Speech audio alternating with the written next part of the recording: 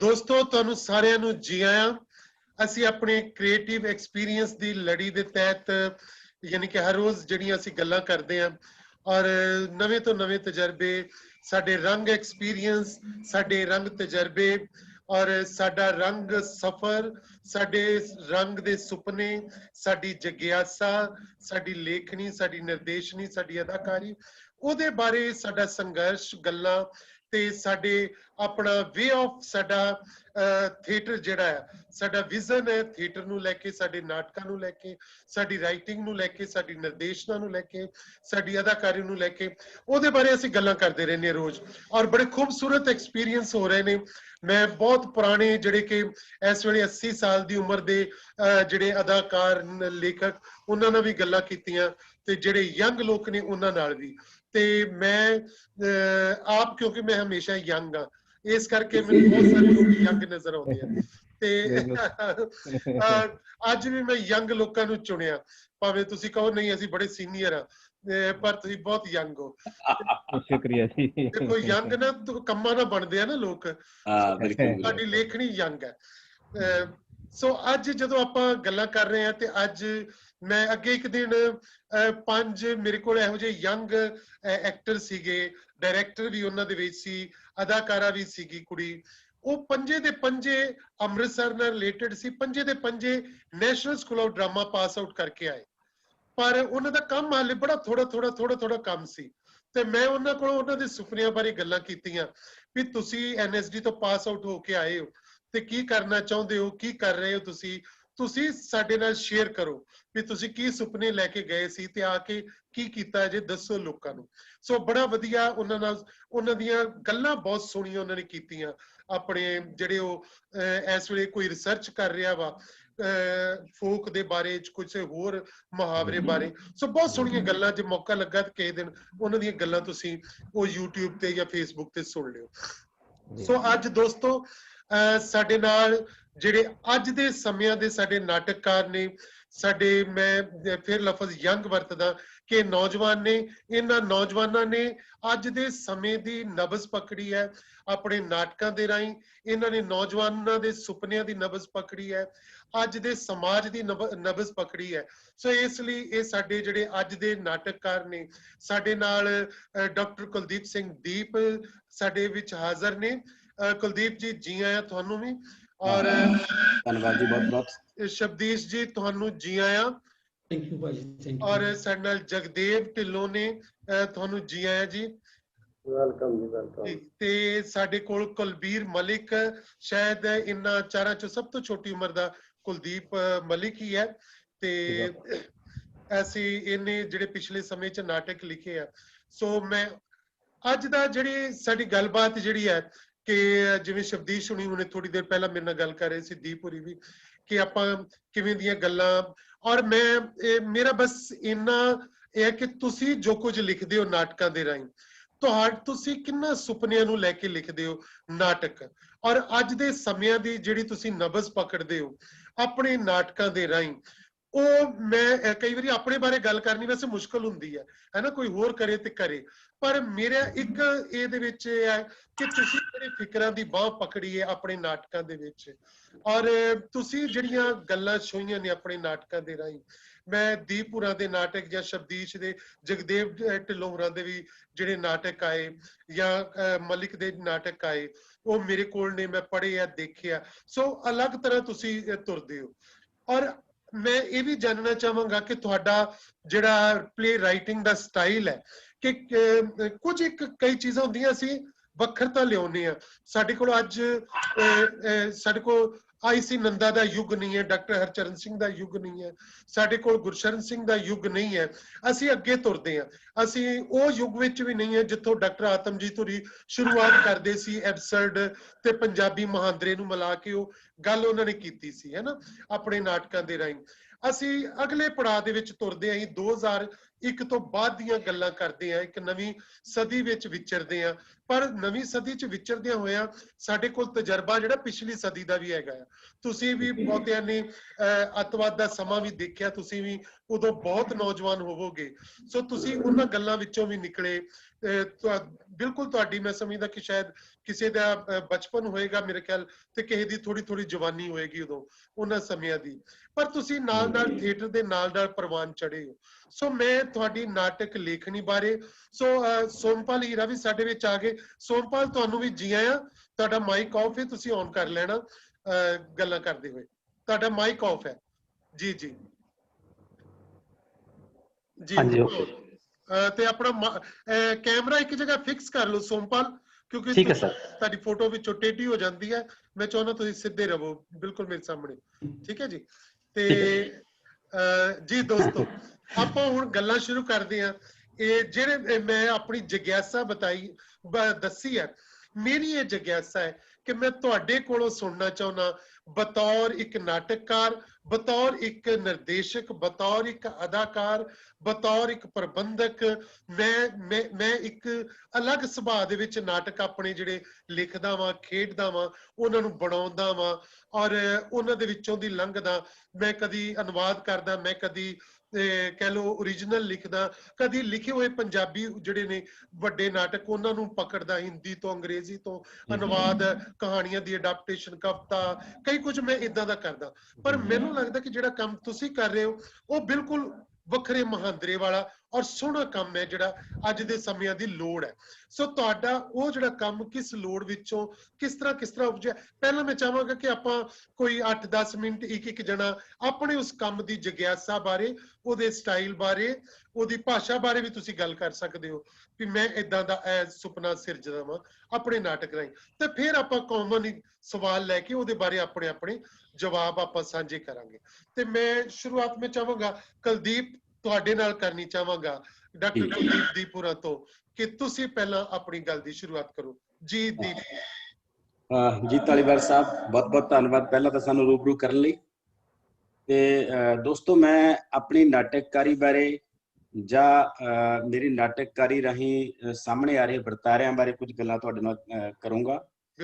ਮੈਂ ਬੇਸਿਕਲੀ ਉਸ ਗਰਾਊਂਡ ਦੇ ਵਿੱਚੋਂ ਪੈਦਾ ਹੋਇਆ ਜਿਸ ਗਰਾਊਂਡ ਦੇ ਵਿੱਚ ਪ੍ਰੋਫੈਸਰ ਔਲਖ ਸਾਹਿਬ ਪੈਦਾ ਹੋਏ, ਤੇ ਜਿੱਥੇ ਉਹਨਾਂ ਨੇ ਬਹੁਤ ਜ਼ਿਆਦਾ ਨਾਟਕ ਲਿਖੇ ਤੇ ਲਗਭਗ ਸਾਡਾ ਦੋਹਾਂ ਦਾ ਜਿਹੜਾ ਪਰਿਵਾਰਕ ਪਿਛੋਕੜ ਹੈ ਉਹ ਇੱਕੋ ਜਿਹੇ ਹਾਲਾਤਾਂ ਦੇ ਵਿੱਚ ਸੀ। ਉਹ ਫਰਕ ਇਹ ਸੀ ਕਿ ਉਹ ਮੇਰੇ ਨਾਲ ਕਾਫੀ ਸਮਾਂ ਪਹਿਲਾਂ ਉਹਨਾਂ ਹਾਲਾਤਾਂ ਦੇ ਵਿੱਚ ਸੀ ਤੇ ਮੈਂ ਲੇਟ ਉਹਨਾਂ ਹਾਲਾਤਾਂ ਦੇ ਵਿੱਚ ਸੀ। ਇਸੇ ਕਰਕੇ ਜਿਹੜਾ ਮੇਰੇ ਮੁੱਢਲੇ ਨਾਟਕਾਂ ਦੇ ਅਨੁਭਵ ਸੀ ਉਹ ਵੀ ਪ੍ਰੋਫੈਸਰ ਔਲਖ ਸਾਹਿਬ ਨਾਲ ਮਿਲਦੇ ਜੁਲਦੇ ਸੀ। ਇਹ ਜੰਗ ਕੌਣ ਲੜੇ ਤੇ ਖੁਦਕੁਸ਼ੀ ਦੇ ਮੋੜ ਤੇ ਜਿਹੜੇ ਮੇਰੇ ਪਲੇ ਸੀ, ਜਿੱਥੋਂ ਔਲਖ ਸਾਹਿਬ ਦੇ ਨਾਟਕ, ਜਿਵੇਂ ਬਗਾਨੇ ਬੋਰਡ ਦੀ ਸ਼ਾਹ ਨਾਟਕ ਸੀ ਔਲਖ ਸਾਹਿਬ ਦਾ, ਜਿੱਥੇ ਜਾ ਕੇ ਔਲਖ ਸਾਹਿਬ ਦੇ ਨਾਟਕ ਮੁੱਕਦੇ ਨੇ, ਮੇਰਾ ਨਾਟਕ ਉੱਥੋਂ ਸ਼ੁਰੂ ਹੁੰਦਾ ਹੈ। ਔਲਖ ਸਾਹਿਬ ਦੇ ਨਾਟਕਾਂ ਦੇ ਵਿੱਚ ਰੋਹ ਬਹਿਕ ਰਿਹਾ, ਮੇਰੇ ਨਾਟਕਾਂ ਦੇ ਵਿੱਚ ਉਹ ਰੋਹ ਖੁਦਕੁਸ਼ੀ ਤੱਕ ਪਹੁੰਚ ਜਾਂਦਾ ਹੈ, ਖੁਦਕੁਸ਼ੀ ਦੇ ਮੋੜ ਤੱਕ ਪਹੁੰਚ ਜਾਂਦਾ ਹੈ। ਜਾਣੀ ਕਹਿਣ ਦਾ ਭਾਵ ਇਹ ਹੈ ਕਿ ਹਰੀ ਕ੍ਰਾਂਤੀ ਦੇ ਜਿਸ ਮੋੜ ਤੇ ਔਲਖ ਸਾਹਿਬ ਦੇ ਨਾਟਕ ਜਾ ਕੇ ਮੁੱਕ ਜਾਂਦੇ ਨੇ, ਮੇਰੇ ਨਾਟਕ ਉੱਥੋਂ ਸ਼ੁਰੂ ਹੁੰਦੇ ਨੇ ਤੇ ਉਸ ਤੋਂ ਅਗਲੇ ਸੰਕਟਾਂ ਦੀ ਜਿਹੜੀ ਬਾਤ ਪਾਉਂਦੇ ਨੇ ਜਿੱਥੋਂ ਮੈਂ ਸ਼ੁਰੂਆਤ ਕੀਤੀ ਹੈ ਮੇਰੇ ਨਾਟਕਾਂ ਦੀ। ਪਰ ਉਸ ਤੋਂ ਬਾਅਦ ਜਦੋਂ ਮੈਂ ਹੋਰ ਅੱਗੇ ਚੱਲਿਆ, ਵੱਖ-ਵੱਖ ਤਰ੍ਹਾਂ ਦੇ ਅਨੁਭਵ ਆਉਂਦੇ ਰਹੇ, ਤਾਂ ਮੈਂ ਉਸ ਖੇਤੀਬਾੜੀ ਦੇ ਨਾਲ ਜੁੜੇ ਜਿਹੜੇ ਵੱਡੇ ਮਸਲੇ ਨੇ, ਕਿਉਂਕਿ ਅੱਜ ਜਿਹੜੀ ਗੱਲ ਮੈਂ ਸਮਝਦਾ ਉਹ ਇਹ ਹੈ ਕਿ ਮਸਲਾ ਚਾਹੇ ਕਿੰਨਾ ਵੀ ਸਥਾਨਕ ਹੈ ਪਰ ਉਹਦੇ ਪਸਾਰ ਜਿਹੜੇ ਹੈਗੇ ਨੇ ਉਹ ਗਲੋਬਲ ਨੇ। ਜਿਵੇਂ ਖੇਤੀਬਾੜੀ ਦੀ ਵੀ ਗੱਲ ਕਰਾਂ ਤਾਂ ਇਸ ਵੇਲੇ ਸੰਕਟ ਭਾਵੇਂ ਸਥਾਨਕ ਪੱਧਰ ਤੇ ਨੇ, ਪਰ ਉਹਨਾਂ ਸੰਕਟਾਂ ਨੂੰ ਪ੍ਰਭਾਵਿਤ ਕਰਨ ਵਾਲੇ ਜਿਹੜੇ ਤੱਥ ਨੇ ਉਹ ਸਾਰੇ ਗਲੋਬਲ ਤੇ ਜਿਹੜਾ ਕਾਰਪੋਰੇਟ ਸੈਕਟਰ ਹੈ ਉਹਦੇ ਰਾਹੀਂ ਡਿਵੈਲਪ ਹੋ ਰਹੇ ਨੇ, ਉਹਦੇ ਰਾਹੀਂ ਫਿਕਸ ਹੋ ਰਹੇ ਨੇ। ਅੱਜ ਦੇ ਦੌਰ ਦੇ ਵਿੱਚ ਮੈਂ ਦੇਖਾਂ ਕਿ ਜਿਵੇਂ 3 ਆਰਡੀਨੈਂਸ ਆ ਰਹੇ ਨੇ, ਹਨਾ, ਇਹ ਇੱਕੋ ਵੇਲੇ ਗਲੋਬਲ ਸਰੋਕਾਰ ਨੇ ਸਾਡੀ ਖੇਤੀ ਦੇ, ਜਿਨ੍ਹਾਂ ਤੋਂ ਸਾਡਾ ਕਿਸਾਨ ਪ੍ਰਭਾਵਿਤ ਹੋਊਗਾ। ਅਗਲੇ ਦੌਰ ਦੇ ਵਿੱਚ ਜਦੋਂ ਮੈਂ ਆਪਣੀ ਨਾਟਕਕਾਰੀ ਸ਼ੁਰੂ ਕੀਤੀ, ਜਿਹਦੇ ਵਿੱਚ ਮੈਂ ਕਿਰਤਾਂ ਨਾਂ ਦਾ ਜਿਹੜਾ ਉਪੇਰਾ ਲਿਖਿਆ, ਉਹਦੇ ਵਿੱਚ ਫਿਰ ਉਹ ਸਾਰੇ ਕੰਸਰਨ ਆਉਂਦੇ ਨੇ ਜਿਹੜੇ ਕੰਸਰਨ ਕਿਸਾਨੀ ਨੂੰ ਇੰਟਰਨੈਸ਼ਨਲ ਲੈਵਲ ਤੇ ਪ੍ਰਭਾਵਿਤ ਕਰ ਰਹੇ ਨੇ। ਕਾਰਪੋਰੇਟ ਸੈਕਟਰ ਕਿਵੇਂ ਪ੍ਰਭਾਵਿਤ ਕਰ ਰਿਹਾ ਸਾਡੀ ਕਿਸਾਨੀ ਦੇ ਮਸਲਿਆਂ ਨੂੰ, ਸਾਡੀ ਮੰਡੀ ਦਾ ਨੇਚਰ ਕਿਵੇਂ ਚੇਂਜ ਹੋ ਰਹੀ ਹੈ, ਤੇ ਉਸ ਮੰਡੀ 'ਚ ਕਿਸਾਨ ਦੇ ਸੁਪਨੇ ਕਿਵੇਂ ਵਿਕਦੇ ਨੇ, ਤੇ ਸਾਡੇ ਸਿਆੜਿਆਂ ਦੇ ਵਿੱਚ ਖੁਦਕੁਸ਼ੀਆਂ ਕਿਵੇਂ ਉਗਦੀਆਂ ਨੇ। ਇਹ ਮੇਰੀ ਨਾਟਕਕਾਰੀ ਦਾ ਇੱਕ ਪੱਖ ਸੀ। ਪਰ ਉਸ ਤੋਂ ਬਾਅਦ ਜਦੋਂ ਮੈਂ ਹੋਰ ਅੱਗੇ ਚੱਲਿਆ, ਜਦੋਂ ਮੈਂ ਖਾਸ ਤੌਰ ਤੇ PhD ਵਾਲੇ ਪਾਸੇ ਆਇਆ, ਮੈਂ ਯੂਨੀਵਰਸਿਟੀ ਨਾਲ ਜੁੜਿਆ, ਪੜ੍ਹਨ ਲਿਖਣ ਨਾਲ ਹੋਰ ਵੱਧ ਜੁੜਿਆ, ਤਾਂ ਮੇਰੀ ਨਾਟਕਕਾਰੀ ਦੀ ਜਿਹੜੀਆਂ ਹੋਰ ਪਰਤਾਂ ਸੀਆਂ ਉਹ ਸਾਹਮਣੇ ਆਈਆਂ, ਜਿਹਦੇ ਵਿੱਚ ਇਸ ਦੌਰ ਦੇ ਜਿਹੜੇ ਯੂਥ ਤੇ ਇੰਟਰਨੈਸ਼ਨਲ ਲੈਵਲ ਦੇ ਵਰਤਾਰੇ ਨੇ, ਜਿਵੇਂ ਮੇਰਾ ਨਾਟਕ ਛੱਲਾ ਖਾਸ ਤੌਰ ਤੇ ਜਦੋਂ ਮੈਂ ਦੇਖਾਂ ਕਿ ਕਿਵੇਂ ਇੱਕ ਪਿੰਡ ਦਾ ਨੌਜਵਾਨ ਜਿਹੜਾ ਇੱਕ ਸੁਪਨੇ ਲੈ ਕੇ ਤੁਰਦਾ ਤੇ ਉਹ ਸੁਪਨੇ ਕਿਵੇਂ ਉਹਦੇ ਅਮਰੀਕਾ ਤੱਕ ਪਹੁੰਚਦੇ ਨੇ ਤੇ ਅਮਰੀਕਾ ਤੋਂ ਪਹੁੰਚਣ ਤੋਂ ਪਹਿਲਾਂ ਹੀ ਇਰਾਕ ਦੇ ਵਿੱਚ ਆ ਕੇ ਅਗਵਾ ਹੋ ਜਾਂਦੇ ਨੇ ਸੁਪਨੇ ਉਹਦੇ, ਤੇ ਉੱਥੇ ਕਿਵੇਂ ਗੁਲਾਮਾਂ ਵਾਲੀ ਜ਼ਿੰਦਗੀ ਜਿਉਂਦਾ ਸਾਡਾ ਨੌਜਵਾਨ। ਇਹਨਾਂ ਮਸਲਿਆਂ ਨੂੰ ਮੈਂ ਨਵੇਂ ਮਸਲਿਆਂ ਨੂੰ ਫੜਨ ਦੀ ਕੋਸ਼ਿਸ਼ ਕੀਤੀ ਤੇ ਇਸੇ ਤਰ੍ਹਾਂ ਹੀ ਔਰਤ ਦੇ ਜਿਹੜੇ ਮਸਲੇ ਸੀ ਅੱਗੇ ਜਾ ਕੇ ਮੇਰੇ ਨਾਟਕਾਂ ਦੇ ਵਿੱਚ ਗੁਸਤਾਖ ਔਰਤਾਂ ਜਿਹੜਾ ਮੇਰਾ ਨਾਟਕ ਹੈ ਉਹਦੇ ਵਿੱਚ ਆਉਂਦੇ ਨੇ ਕਿ ਕਿਵੇਂ ਅੱਜ ਦੇ ਦੌਰ ਦੇ ਵਿੱਚ ਜਿਹੜੀ ਔਰਤ ਹੈ ਇੱਕ ਪਾਸੇ ਆਪਣੇ ਮਸਲਿਆਂ ਨੂੰ ਲੈ ਕੇ ਬਹੁਤ ਬਲੰਟ ਹੋ ਰਹੀ ਹੈ, ਬਹੁਤ ਗੁਸਤਾਖ ਹੋ ਰਹੀ ਹੈ ਕਿ ਕਿਵੇਂ ਜਿਹੜੀਆਂ ਸਮੱਸਿਆਵਾਂ ਨੇ ਉਹਦੇ ਉੱਤੇ ਆ ਰਹੀਆਂ ਨੇ ਤੇ ਆਧੁਨਿਕਤਾ ਤੇ ਫਿਊਡਲ ਸਾਈਕੀ ਦੇ ਵਿਚਕਾਰ ਔਰਤ ਕਿਸ ਰਹੀ ਹੈ ਸਾਡੀ, ਉਹਦੇ ਵਿੱਚੋਂ ਬਾਹਰ ਨਿਕਲਣ ਲਈ ਛਟਪਟਾ ਰਹੀ ਹੈ, ਸੰਘਰਸ਼ ਕਰ ਰਹੀ ਹੈ। ਤੇ ਮੇਰੇ ਗੁਸਤਾਖ ਔਰਤਾਂ ਵਰਗੀ ਨਾਟਕ ਦੇ ਵਿੱਚ ਉਹ ਸਾਰੇ ਜਿਹੜੇ ਮਸਲੇ ਨੇ ਆ ਰਹੇ ਨੇ। ਤੇ ਲੇਟੈਸਟ ਜਿਹੜੀ ਮੈਂ ਗੱਲ ਕਰਾਂ, ਜੇ ਆਪਣੀ ਗੱਲ ਨੂੰ ਕਨਕਲੂਡ ਕਰਾਂ, ਬਾਕੀ ਆਪਾਂ ਗੱਲਾਂ ਬਾਅਦ ਦੇ ਵਿੱਚ ਕਰਾਂਗੇ। ਕਰੋਨਾ ਦੌਰ ਦੇ ਵਿੱਚ ਆ ਕੇ ਜਿਵੇਂ ਕਿਵੇਂ ਸਾਡੇ ਸਰੋਕਾਰ ਚੇਂਜ ਹੁੰਦੇ ਨੇ, ਕਰੋਨਾ ਕਿਵੇਂ ਸਾਡੇ ਮਸਲਿਆਂ ਨੂੰ ਬਦਲ ਰਿਹਾ ਹੈ, ਕਰੋਨਾ ਕਿਵੇਂ ਸਾਡੇ ਏਜੰਡਿਆਂ ਨੂੰ ਬਦਲ ਰਿਹਾ ਹੈ। ਇੱਥੇ ਆ ਕੇ ਜਦੋਂ ਮੈਂ ਬੈਕਡੋਰ ਨਾਟਕ ਲਿਖਦਾ ਤਾਂ ਮੇਰੇ ਸਾਹਮਣੇ ਉੱਤੇ ਜੇ ਮੈਂ ਇੱਕ ਡਾਕਟਰ ਦੀ ਕਹਾਣੀ ਲਿਖ ਰਿਹਾ ਤਾਂ ਇਹ ਨਹੀਂ ਹੈਗਾ ਕਿ ਡਾਕਟਰ ਉਹ ਇਕੱਲੇ ਕਿਸੇ ਕਸਬੇ ਦਾ ਹੈ ਜਾਂ ਇੱਕ ਮਹਾਨਗਰ ਦਾ ਹੈ। ਮੇਰੇ ਵਾਸਤੇ ਉਹ ਡਾਕਟਰ ਦਾ ਨਰਸ ਇੰਟਰਨੈਸ਼ਨਲ ਹੈ। ਹਰ ਥਾਂ ਤੇ ਜਿੱਥੇ ਜਿੱਥੇ ਕਰੋਨਾ ਹੈਗਾ, ਜਿੱਥੇ ਜਿੱਥੇ ਲੋਕ ਮਰ ਰਹੇ ਨੇ, ਜਿੱਥੇ ਜਿੱਥੇ ਲੋਕ ਜੂਝ ਰਹੇ ਨੇ, ਉੱਥੇ ਉੱਥੇ ਮੇਰੇ ਨਾਟਕ ਦਾ ਨਾਇਕ ਉਹਨਾਂ ਦੇ ਨਾਲ ਨਾਲ ਚੱਲ ਰਿਹਾ ਹੈ। ਸੋ ਕਹਿਣ ਦਾ ਭਾਵ ਇਹ ਹੈ ਕਿ ਅਸੀਂ ਸਥਾਨਕਤਾ ਤੋਂ ਲੈ ਕੇ ਸੰਸਾਰਕਤਾ ਤੱਕ ਦੇ ਬਹੁਤ ਸਾਰੇ ਮਸਲਿਆਂ ਨਾਲ ਜੂਝ ਰਹੇ ਹਾਂ ਤੇ ਸਾਡੇ ਨਾਟਕਾਂ ਦੇ ਵਿੱਚ ਉਹ ਸਾਰੇ ਮਸਲੇ ਵਾਰ-ਵਾਰ ਆ ਰਹੇ ਨੇ। ਉਹ ਚਾਹੇ ਕਿਸਾਨੀ ਦੇ ਪ੍ਰਸੰਗ 'ਚ ਆਉਣ, ਉਹ ਚਾਹੇ ਔਰਤ ਦੇ ਪ੍ਰਸੰਗ ਦੇ ਵਿੱਚ ਆਉਣ, ਉਹ ਚਾਹੇ ਯੂਥ ਦੇ ਪ੍ਰਸੰਗ ਦੇ ਵਿੱਚ ਆਉਣ, ਚਾਹੇ ਉਹ ਸਾਡੇ ਜਿਹੜਾ ਨਾਇਕ ਦਾ ਸੰਕਲਪ ਹੈ ਸਾਡੀ ਸਮਾਜ ਦੇ ਵਿੱਚ, ਅਸੀਂ ਨਾਇਕ ਵਿਹੂਣੇ ਦੌਰ ਦੇ ਵਿੱਚ ਵਿਚਰ ਰਹੇ ਹਾਂ। ਇਸ ਦੌਰ ਦੇ ਵਿੱਚ ਸਾਡੇ ਕੋਲੋਂ ਸਾਡੇ ਮੀਡੀਆ ਨੇ, ਸਾਡੀ ਸੱਤਾ ਨੇ ਸਾਡੇ ਕੋਲੋਂ ਸਾਡਾ ਨਾਇਕ ਤਬ ਕਿਸ ਤਰ੍ਹਾਂ ਖੋਹ ਲਿਆ, ਕਿਸ ਤਰ੍ਹਾਂ ਗੈਰ ਹਾਜ਼ਰ ਹੋ ਗਿਆ ਸਾਡੇ ਸਮਿਆਂ ਦੇ ਵਿੱਚ ਸਾਡਾ ਨਾਇਕ, ਉਸ ਨੂੰ ਵੀ ਮੈਂ ਆਪਣੇ ਨਾਟਕਾਂ ਦੇ ਵਿੱਚ ਫੜਨ ਦੀ ਕੋਸ਼ਿਸ਼ ਕੀਤੀ ਹੈ। ਉਹ ਚਾਹੇ ਸਿਲਸਿਲਾ ਨਾਟਕ ਸੀ ਜਿਹਦੇ ਵਿੱਚ ਅੱਜ ਦਾ ਯੂਥ ਕਿਸ ਤਰ੍ਹਾਂ ਨਸ਼ਿਆਂ ਦੇ ਵਿੱਚ ਫਸਿਆ ਹੋਇਆ ਨਾਇਕ ਵਿਹੂਣਾ ਹੋ ਕੇ, ਕਿਸ ਤਰ੍ਹਾਂ ਉਹ ਆਪਣੇ ਰਾਹ ਤੋਂ ਭਟਕਿਆ ਹੋਇਆ, ਕਿਸ ਤਰ੍ਹਾਂ ਏਡਸ ਵਰਗੇ ਮਸਲੇ, ਕਿਸ ਤਰ੍ਹਾਂ ਜਿਹੜੀ ਬੇਸਵਾਗਤੀ ਹੈ ਸਾਡੇ ਸਮਾਜ ਦੇ ਵਿੱਚ ਆਉਂਦੀ ਹੈ, ਉਹ ਉਸ ਖਲਾ ਚੋਂ ਪੈਦਾ ਹੁੰਦੀ ਹੈ ਜਿਸ ਖਲਾ ਦੇ ਵਿੱਚ ਸਾਡਾ ਸਮਾਜ ਨਾਇਕ ਵਿਹੂਣਾ ਸਮਾਜ ਹੋਇਆ ਹੋਇਆ ਹੈ। ਸੋ ਮੈਂ ਸਥਾਨਕਤਾ ਤੋਂ ਚੱਲ ਕੇ ਸੰਸਾਰਕਤਾ ਤੱਕ ਦੀ ਜਿੰਨੀਆਂ ਪਰਤਾਂ ਨੇ ਆਪਣੇ ਨਾਟਕ ਦੇ ਵਿੱਚ ਲਿਆਉਣ ਦੀ ਕੋਸ਼ਿਸ਼ ਕੀਤੀ ਹੈ ਤੇ ਮੈਨੂੰ ਲੱਗਦਾ ਕਿ ਅੱਜ ਦੀ ਨਾਟਕਕਾਰੀ ਦਾ ਰਾਹ ਵੀ ਇਹੋ ਹੀ ਹੈ ਕਿ ਅਸੀਂ ਜਿੱਥੇ ਮਰਜ਼ੀ ਬੈਠੇ ਹੋਈਏ, ਉੱਥੇ ਬੈਠਿਆਂ ਨੂੰ ਹੀ ਸਾਨੂੰ ਸੰਸਾਰ ਪੱਧਰ ਦੇ ਜਿਹੜੇ ਮਸਲੇ ਨੇ, ਸੰਸਾਰ ਪੱਧਰ ਦੇ ਜਿਹੜੇ ਵਰਤਾਰੇ ਨੇ ਉਹ ਪ੍ਰਭਾਵਿਤ ਕਰ ਰਹੇ ਨੇ ਤੇ ਮੈਂ ਆਪਣੇ ਨਾਟਕਾਂ ਦੇ ਵਿੱਚ ਇਹਨਾਂ ਸਾਰੇ ਵਰਤਾਰਿਆਂ ਨਾਲ ਸੰਵਾਦ ਰਚਾਉਣ ਦੀ ਕੋਸ਼ਿਸ਼ ਕੀਤੀ। ਮੈਨੂੰ ਕੁਲਦੀਪ ਇਹ ਗੱਲ ਬਹੁਤ ਅੱਛੀ ਲੱਗੀ ਹੈ ਕਿ ਜਿਹੜੀ ਤੁਸੀਂ ਬਿਗਨਿੰਗ 'ਚ ਕਹੀ ਕਿ ਜਿੱਥੋਂ ਅਜਮੇਰ ਔਲ ਖੁਰਾਂ ਦੇ ਨਾਟਕ ਖਤਮ ਹੁੰਦੇ ਆ, ਮੈਂ ਉਤੋਂ ਅਗਲੀ ਗੱਲ ਸ਼ੁਰੂ ਕਰਦਾ ਵਾਂ। ਇਹ ਬੜੇ ਅੱਛਾ ਕਿ ਇੱਕ ਤੁਸੀਂ ਪਿਛਲੀ ਪੀੜ੍ਹੀ ਤੋਂ ਅਗਲਾ ਇੱਕ ਮਹਾਂਦਰਾ ਸਿਰਜਦੇ ਹੋ, ਹੈ ਨਾ, ਤੇ ਤੁਸੀਂ ਫਿਰ ਜਦੋਂ ਯੂਨੀਵਰਸਿਟੀ 'ਚ ਆਉਂਦੇ ਹੋ, ਪੜ੍ਹਦੇ ਹੋ, ਹੋਰ ਕਿਤਾਬਾਂ ਪੜ੍ਹਦੇ ਹੋ, ਤੁਹਾਨੂੰ ਹੋਰ ਨਵੇਂ ਰਸਤੇ ਔਰ ਨਵੇਂ ਕਨਸੈਪਟ ਮਿਲਦੇ ਹੋ, ਹੈ ਨਾ, ਤੇ ਤੁਹਾਡਾ ਨਵੀਂ ਦੁਨੀਆ ਨਾਲ ਵਾਹ ਪੈਂਦਾ ਵਾ ਔਰ ਉਹ ਨਵੀਂ ਦੁਨੀਆ ਨਾਲ ਵਾਹ ਪੈਂਦਾ ਤੁਹਾਡਾ ਅੱਜ ਦੇ ਸਮਿਆਂ ਤੇ ਕਰੋਨਾ ਵਰਗੇ ਸਮਿਆਂ ਦੇ ਵਿੱਚ, ਸੰਕਟ ਕਾਲ ਦੇ ਵਿੱਚ ਆ ਕੇ ਉਹ ਵਾਹ ਜਿਹੜਾ ਹੋਰ ਜਾਨੀ ਕਿ ਪ੍ਰਚੰਡ ਰੂਪ ਵਿੱਚ ਸਾਨੂੰ ਦੁਨੀਆ ਨਜ਼ਰ ਆਉਣ ਲੱਗ ਪੈਂਦੀ ਹੈ ਔਰ ਉਹਦੇ ਕਿਸ ਤਰ੍ਹਾਂ ਦੇ ਵਰਤਾਰੇ ਆ ਜਿਨ੍ਹਾਂ ਨੂੰ ਤੁਸੀਂ ਹੌਲੀ ਹੌਲੀ ਪਕੜਦੇ ਹੋ ਸਾਰੇ। ਸੋ ਇਦਾਂ ਦੇ ਵਰਤਾਰਿਆਂ ਦੀ ਗੱਲ ਮੈਂ ਪਹਿਲਾਂ ਜਗਦੇਵ ਤੁਹਾਡੇ ਕੋਲੋਂ ਸੁਣਨਾ ਚਾਹਾਂਗਾ ਕਿ ਤੁਸੀਂ ਇਹ ਸਾਰੇ ਵਰਤਾਰਿਆਂ ਦੇ ਨਾਲ ਕਿੱਦਾਂ ਆਪਣੇ ਨਾਟਕਾਂ ਦੇ ਵਿੱਚ ਸਿੱਝਦੇ ਹੋ ਤੁਸੀਂ ਜੀ। ਹਾਂਜੀ, ਮੈਂ ਜਦੋਂ ਨਾਟਕ ਦੀ ਸ਼ੁਰੂਆਤ ਕੀਤੀ ਤਾਂ ਮੈਂ ਇੱਕ ਪੇਂਡੂ ਕਿਸਾਨ ਜੀਵਨ ਦੇ ਵਿੱਚੋਂ ਮੇਰਾ ਸੰਬੰਧ ਹੈਗਾ, ਪੇਂਡੂ ਜੀਵਨ ਨਾਲ ਸੰਬੰਧ ਹੈ ਤੇ ਮੇਰੇ ਨਾਟਕਾਂ ਦੇ ਵਿੱਚ ਕੋਸ਼ਿਸ਼ ਇਹ ਰਹੀ ਹੈ, ਪਹਿਲਾਂ ਤਾਂ ਮੈਂ ਬਤੌਰ ਰੰਗਕਰਮੀ ਕੰਮ ਕਰਦਾ ਰਿਹਾ, ਰੰਗਮੰਚ ਨਾਲ ਜੁੜਿਆ ਸੀਗਾ, ਰੰਗਮੰਚ ਕਰਦਾ ਰਿਹਾ, ਬਤੌਰ ਅਭਿਨੇਤਾ ਦੇ ਤੌਰ ਤੇ ਕੰਮ ਕਰਦਾ ਰਿਹਾ ਤੇ ਪਰ ਬਾਅਦ ਦੇ ਵਿੱਚ ਮੈਂ ਇੱਕ ਅਧਿਆਪਕ ਹੋਣ ਦੇ ਨਾਤੇ ਸਕੂਲ ਦੇ ਵਿੱਚ ਕੰਮ ਕਰਾਉਂਦਾ ਸੀਗਾ, ਵਿਦਿਆਰਥੀਆਂ ਨਾਲ ਜੁੜਿਆ ਤਾਂ ਉੱਥੇ ਮੈਂ ਨਾਟਕ ਲਿਖਣਾ ਸ਼ੁਰੂ ਕੀਤਾ ਤੇ ਜਦੋਂ ਮੈਂ ਪਹਿਲਾ ਨਾਟਕ ਲਿਖਿਆ ਸਿੱਖ ਇਤਿਹਾਸ ਨਾਲ ਸੰਬੰਧਿਤ ਸੀ। ਹਾਲਾਂਕਿ ਜਦੋਂ ਅਜਮੇਰ ਔਲਖ ਨੇ ਮੇਰੀ ਕਿਤਾਬ ਛਾਪੀ ਮਿੱਟੀ 'ਚ ਮਾਇਆ ਉਹਦੇ ਵਿੱਚ ਉਹ ਦਰਜ ਨੀਗਾ ਨਾਟਕ, ਕਹਿੰਦਾ ਤੂੰ ਇਹ ਨਾਟਕ ਨਾ ਛਪਵਾ। ਤੇ ਮੈਂ ਉਹ ਨਾਟਕ ਨਹੀਂ ਛਪਵਾਇਆ। ਪਰ ਉਸ ਤੋਂ ਬਾਅਦ ਮੇਰੇ ਮਨ 'ਚ ਇਹ ਸੀ ਕਿ ਮੈਂ ਜਿੰਨੇ ਵੀ ਨਾਟਕ ਲਿਖਣੇ ਆ ਉਹ ਵੱਖ-ਵੱਖ ਮਸਲਿਆਂ ਨੂੰ ਲੈ ਕੇ ਨਾਟਕ ਲਿਖਣੇ ਆ, ਕੋਈ ਇੱਕ ਵਿਸ਼ੇ ਨੂੰ ਨਹੀਂ। ਤੇ ਜਿੰਨੇ ਵੀ ਮੈਂ ਨਾਟਕ ਲਿਖੇ ਆ ਉਹ ਬਿਲਕੁਲ ਵੱਖਰੀ ਕਿਸਮ ਦੇ ਆ। ਇੱਕ ਵਿਸ਼ਾ ਜਿਹੜਾ ਸ਼ੋਅ ਆ, ਮੁੜ ਕੇ ਦੂਜੇ ਵਿਸ਼ੇ ਤੇ ਨਹੀਂ ਮੈਂ ਕੰਮ ਕੀਤਾ, ਬਿਲਕੁਲ ਅਲੱਗ ਤਰ੍ਹਾਂ ਦੇ ਨਾਟਕ ਲਿਖੇ ਆ। ਜਿਵੇਂ ਜ਼ਿੰਦਗੀ ਪਲੇ ਹੈ, ਹੈਗਾ ਹਾਂ, ਗਾਥਾ ਵਗਦੇ ਪਾਣੀਆਂ ਦੀ ਹੈਗਾ ਪਲੇ, ਬਸ਼ੀਰਾਂ ਹੈਗਾ ਪਲੇ, ਮਾਂ ਦਾ ਬੂਟਾ ਪਲੇ। ਤੇ ਜ਼ਿਆਦਾਤਰ ਕਿਉਂਕਿ ਕਿਸਾਨੀ ਪਰਿਵਾਰ ਨਾਲ ਮੈਂ ਜੁੜਿਆ ਹੋਇਆ ਤੇ ਕਿਸਾਨੀ ਜੀਵਨ ਦੀ ਮੈਨੂੰ ਕਾਫੀ ਸਮਝ ਹੈ। ਜਿੰਨਾ ਕੁ ਮੈਂ ਕਿਉਂਕਿ ਕਲਚਰ ਨਾਲ ਜੁੜਿਆ, ਖੁਦ ਕੰਮ ਕਰਦਾ ਰਿਹਾ, ਖੁਦ ਖੇਤੀ ਕਰਦਾ ਰਿਹਾ, ਖੁਦ ਟਰੱਕ ਵੀ ਚਲਾਉਂਦਾ ਰਿਹਾ, ਤਾਂ ਉਹ ਜੀਵਨ ਜਿਹੜਾ ਹੈਗਾ ਮੇਰੇ ਨਾਟਕਾਂ ਦੇ ਵਿੱਚ ਝਲਕਦਾ ਹੈ। ਜੀਵਨ ਦਾ ਯਥਾਰਥ ਜਿਹੜਾ ਹੈਗਾ, ਯਥਾਰਥ ਜੀਵਨ ਦਾ ਮੇਰੇ ਨਾਟਕਾਂ ਦੇ ਵਿੱਚ ਜਿਹੜਾ ਹੈ, ਯਥਾਰਥਵਾਦੀ ਭਾਵਨਾ ਤੋਂ ਮੈਂ ਨਾਟਕ ਲਿਖੇ ਆ। ਤੇ ਦੂਜੀ ਗੱਲ, ਮੈਂ ਸ਼ਹਿਰੀ ਜੀਵਨ ਨਾਲ ਵੀ ਜੁੜਿਆ ਹੋਇਆ। ਜਿਵੇਂ ਕਿ ਦੀਪ ਨੇ ਕਿਹਾ ਵੀ ਔਲਖ ਦੀ ਗੱਲ ਕੀਤੀ ਹੈ, ਦੀਪ ਨੇ ਵੀ ਜਿੱਥੇ ਔਲਖ ਨੇ ਛੱਡਿਆ ਉੱਥੋਂ ਮੈਂ ਫੜਿਆ। ਤੇ ਮੇਰੇ ਨਾਟਕਾਂ ਦੇ ਵਿੱਚ ਔਲਖ ਤੋਂ ਅੱਗੇ ਦੀ ਗੱਲ ਵੀ ਹੈ ਤੇ ਨਾਲ ਮੇਰੇ ਨਾਟਕਾਂ ਵਿੱਚ ਆਤਮ ਗੀਤ ਦੇ ਨਾਟਕ ਮੈਂ ਕਰਦਾ ਰਿਹਾ ਜ਼ਿੰਦਗੀ ਦੇ ਵਿੱਚ, ਕਿਉਂਕਿ ਪ੍ਰਭਾਵ ਪੈਂਦਾ ਹੈ ਤੁਹਾਡੇ ਤੇ, ਅਜੇ ਤੌਰ ਤੇ ਪ੍ਰਭਾਵ ਪੈ ਜਾਂਦਾ ਹੈ। ਤੇ ਹੁਣ ਮੇਰੇ ਲੇਟੈਸਟ ਨਾਟਕ ਦੇਖਣੇ, ਹੁਣ ਪ੍ਰਵਾਸ ਦਾ ਨਾਟਕ, ਉਹ ਬਿਲਕੁਲ ਵੱਖਰੀ ਸ਼ੈਲੀ ਦਾ ਹੈ।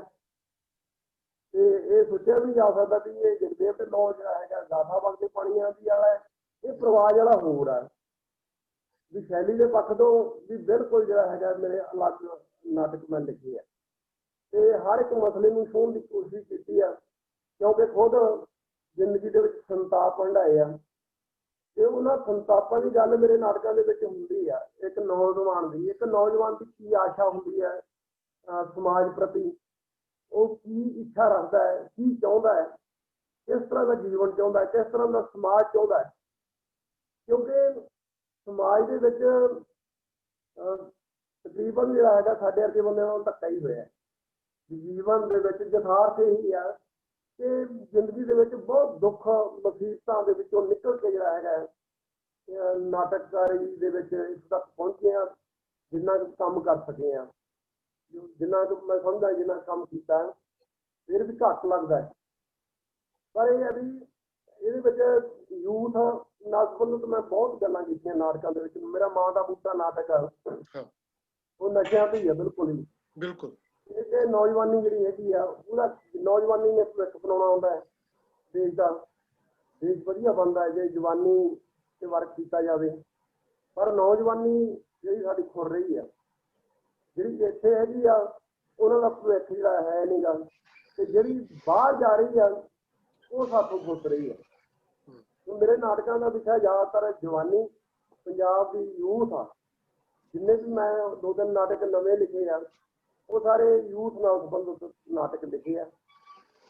ਤੇ ਇਸੇ ਤਰ੍ਹਾਂ ਹੀ ਹੁਣ ਵੀ ਸਫ਼ਰ ਚੱਲ ਰਿਹਾ ਜ਼ਿੰਦਗੀ ਦੇ ਵਿੱਚ ਨਾਟਕਾਂ ਦਾ।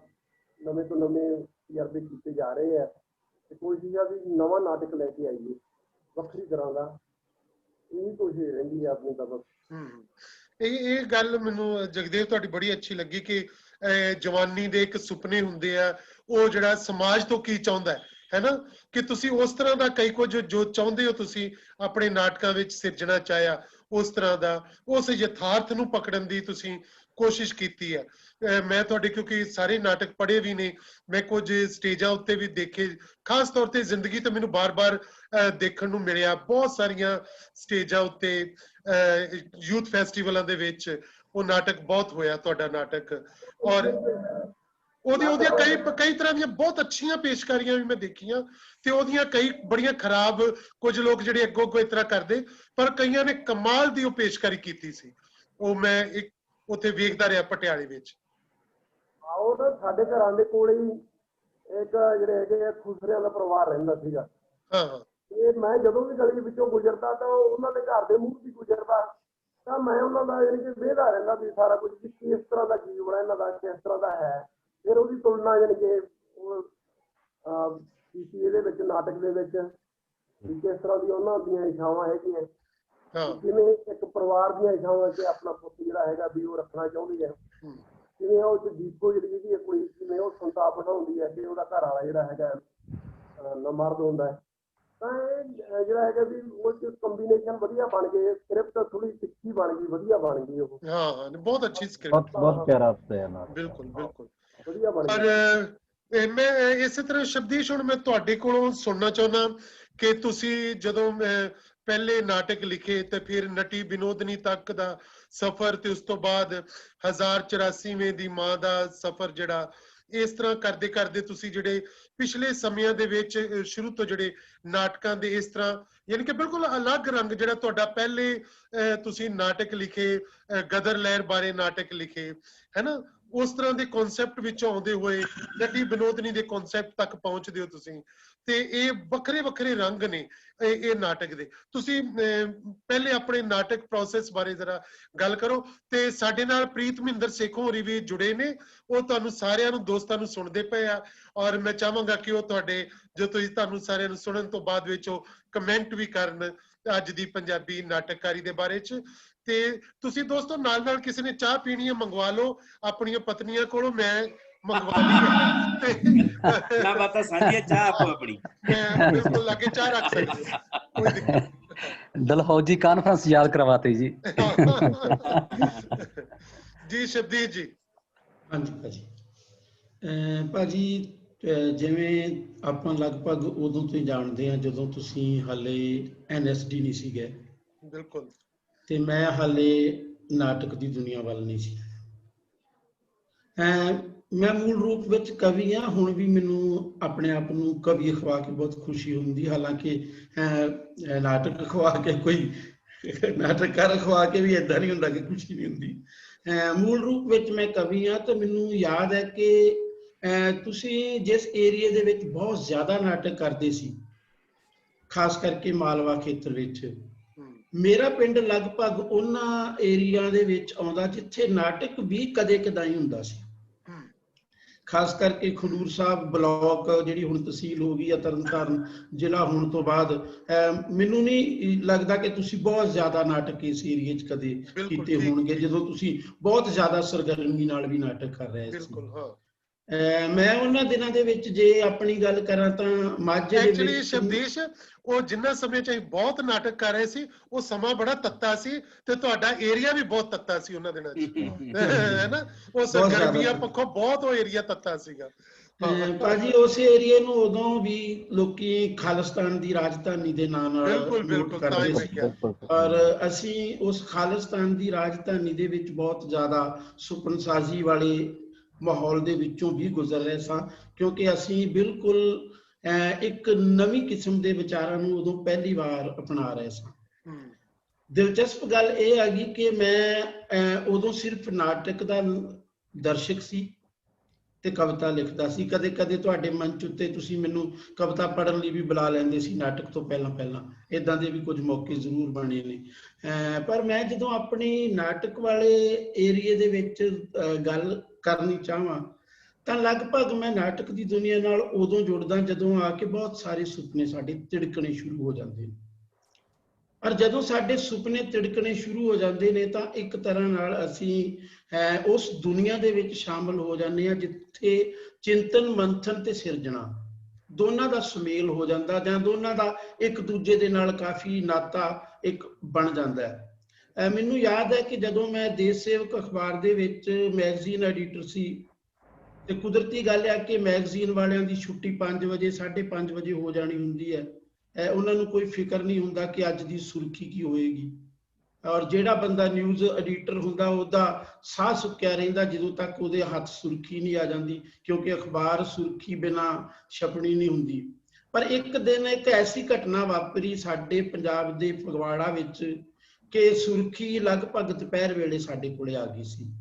ਇੱਕ ਕੁੜੀ ਦਾ ਕਤਲ ਹੋਇਆ, ਔਰ ਉਸ ਕੁੜੀ ਦੇ ਕਤਲ ਦੇ ਸਵਾਲ ਨੇ ਕਾਫੀ ਪਰੇਸ਼ਾਨ ਕੀਤਾ। ਉਸ ਗੱਲ ਬਾਰੇ ਮੈਂ ਜ਼ਿਆਦਾ ਵਿਸਥਾਰ 'ਚ ਗੱਲ ਨਹੀਂ ਕਰਾਂਗਾ, ਪਰ ਮੇਰੇ ਮਨ ਦੇ ਵਿੱਚ ਸ਼ਾਮ ਤੱਕ ਇੱਦਾਂ ਦੀ ਇੱਕ ਤਸਵੀਰ ਬਣਨੀ ਸ਼ੁਰੂ ਹੋ ਗਈ ਕਿ ਇਹਦੇ ਉੱਤੇ ਕੋਈ ਨਾਟਕ ਵੀ ਲਿਖਿਆ ਜਾ ਸਕਦਾ, ਹਾਲਾਂਕਿ ਮੈਂ ਉਸ ਤੋਂ ਪਹਿਲਾਂ ਕਦੇ ਸੋਚਿਆ ਵੀ ਨਹੀਂ ਸੀ ਕਿ ਮੈਂ ਨਾਟਕਕਾਰ ਵੀ ਬਣਨਾ।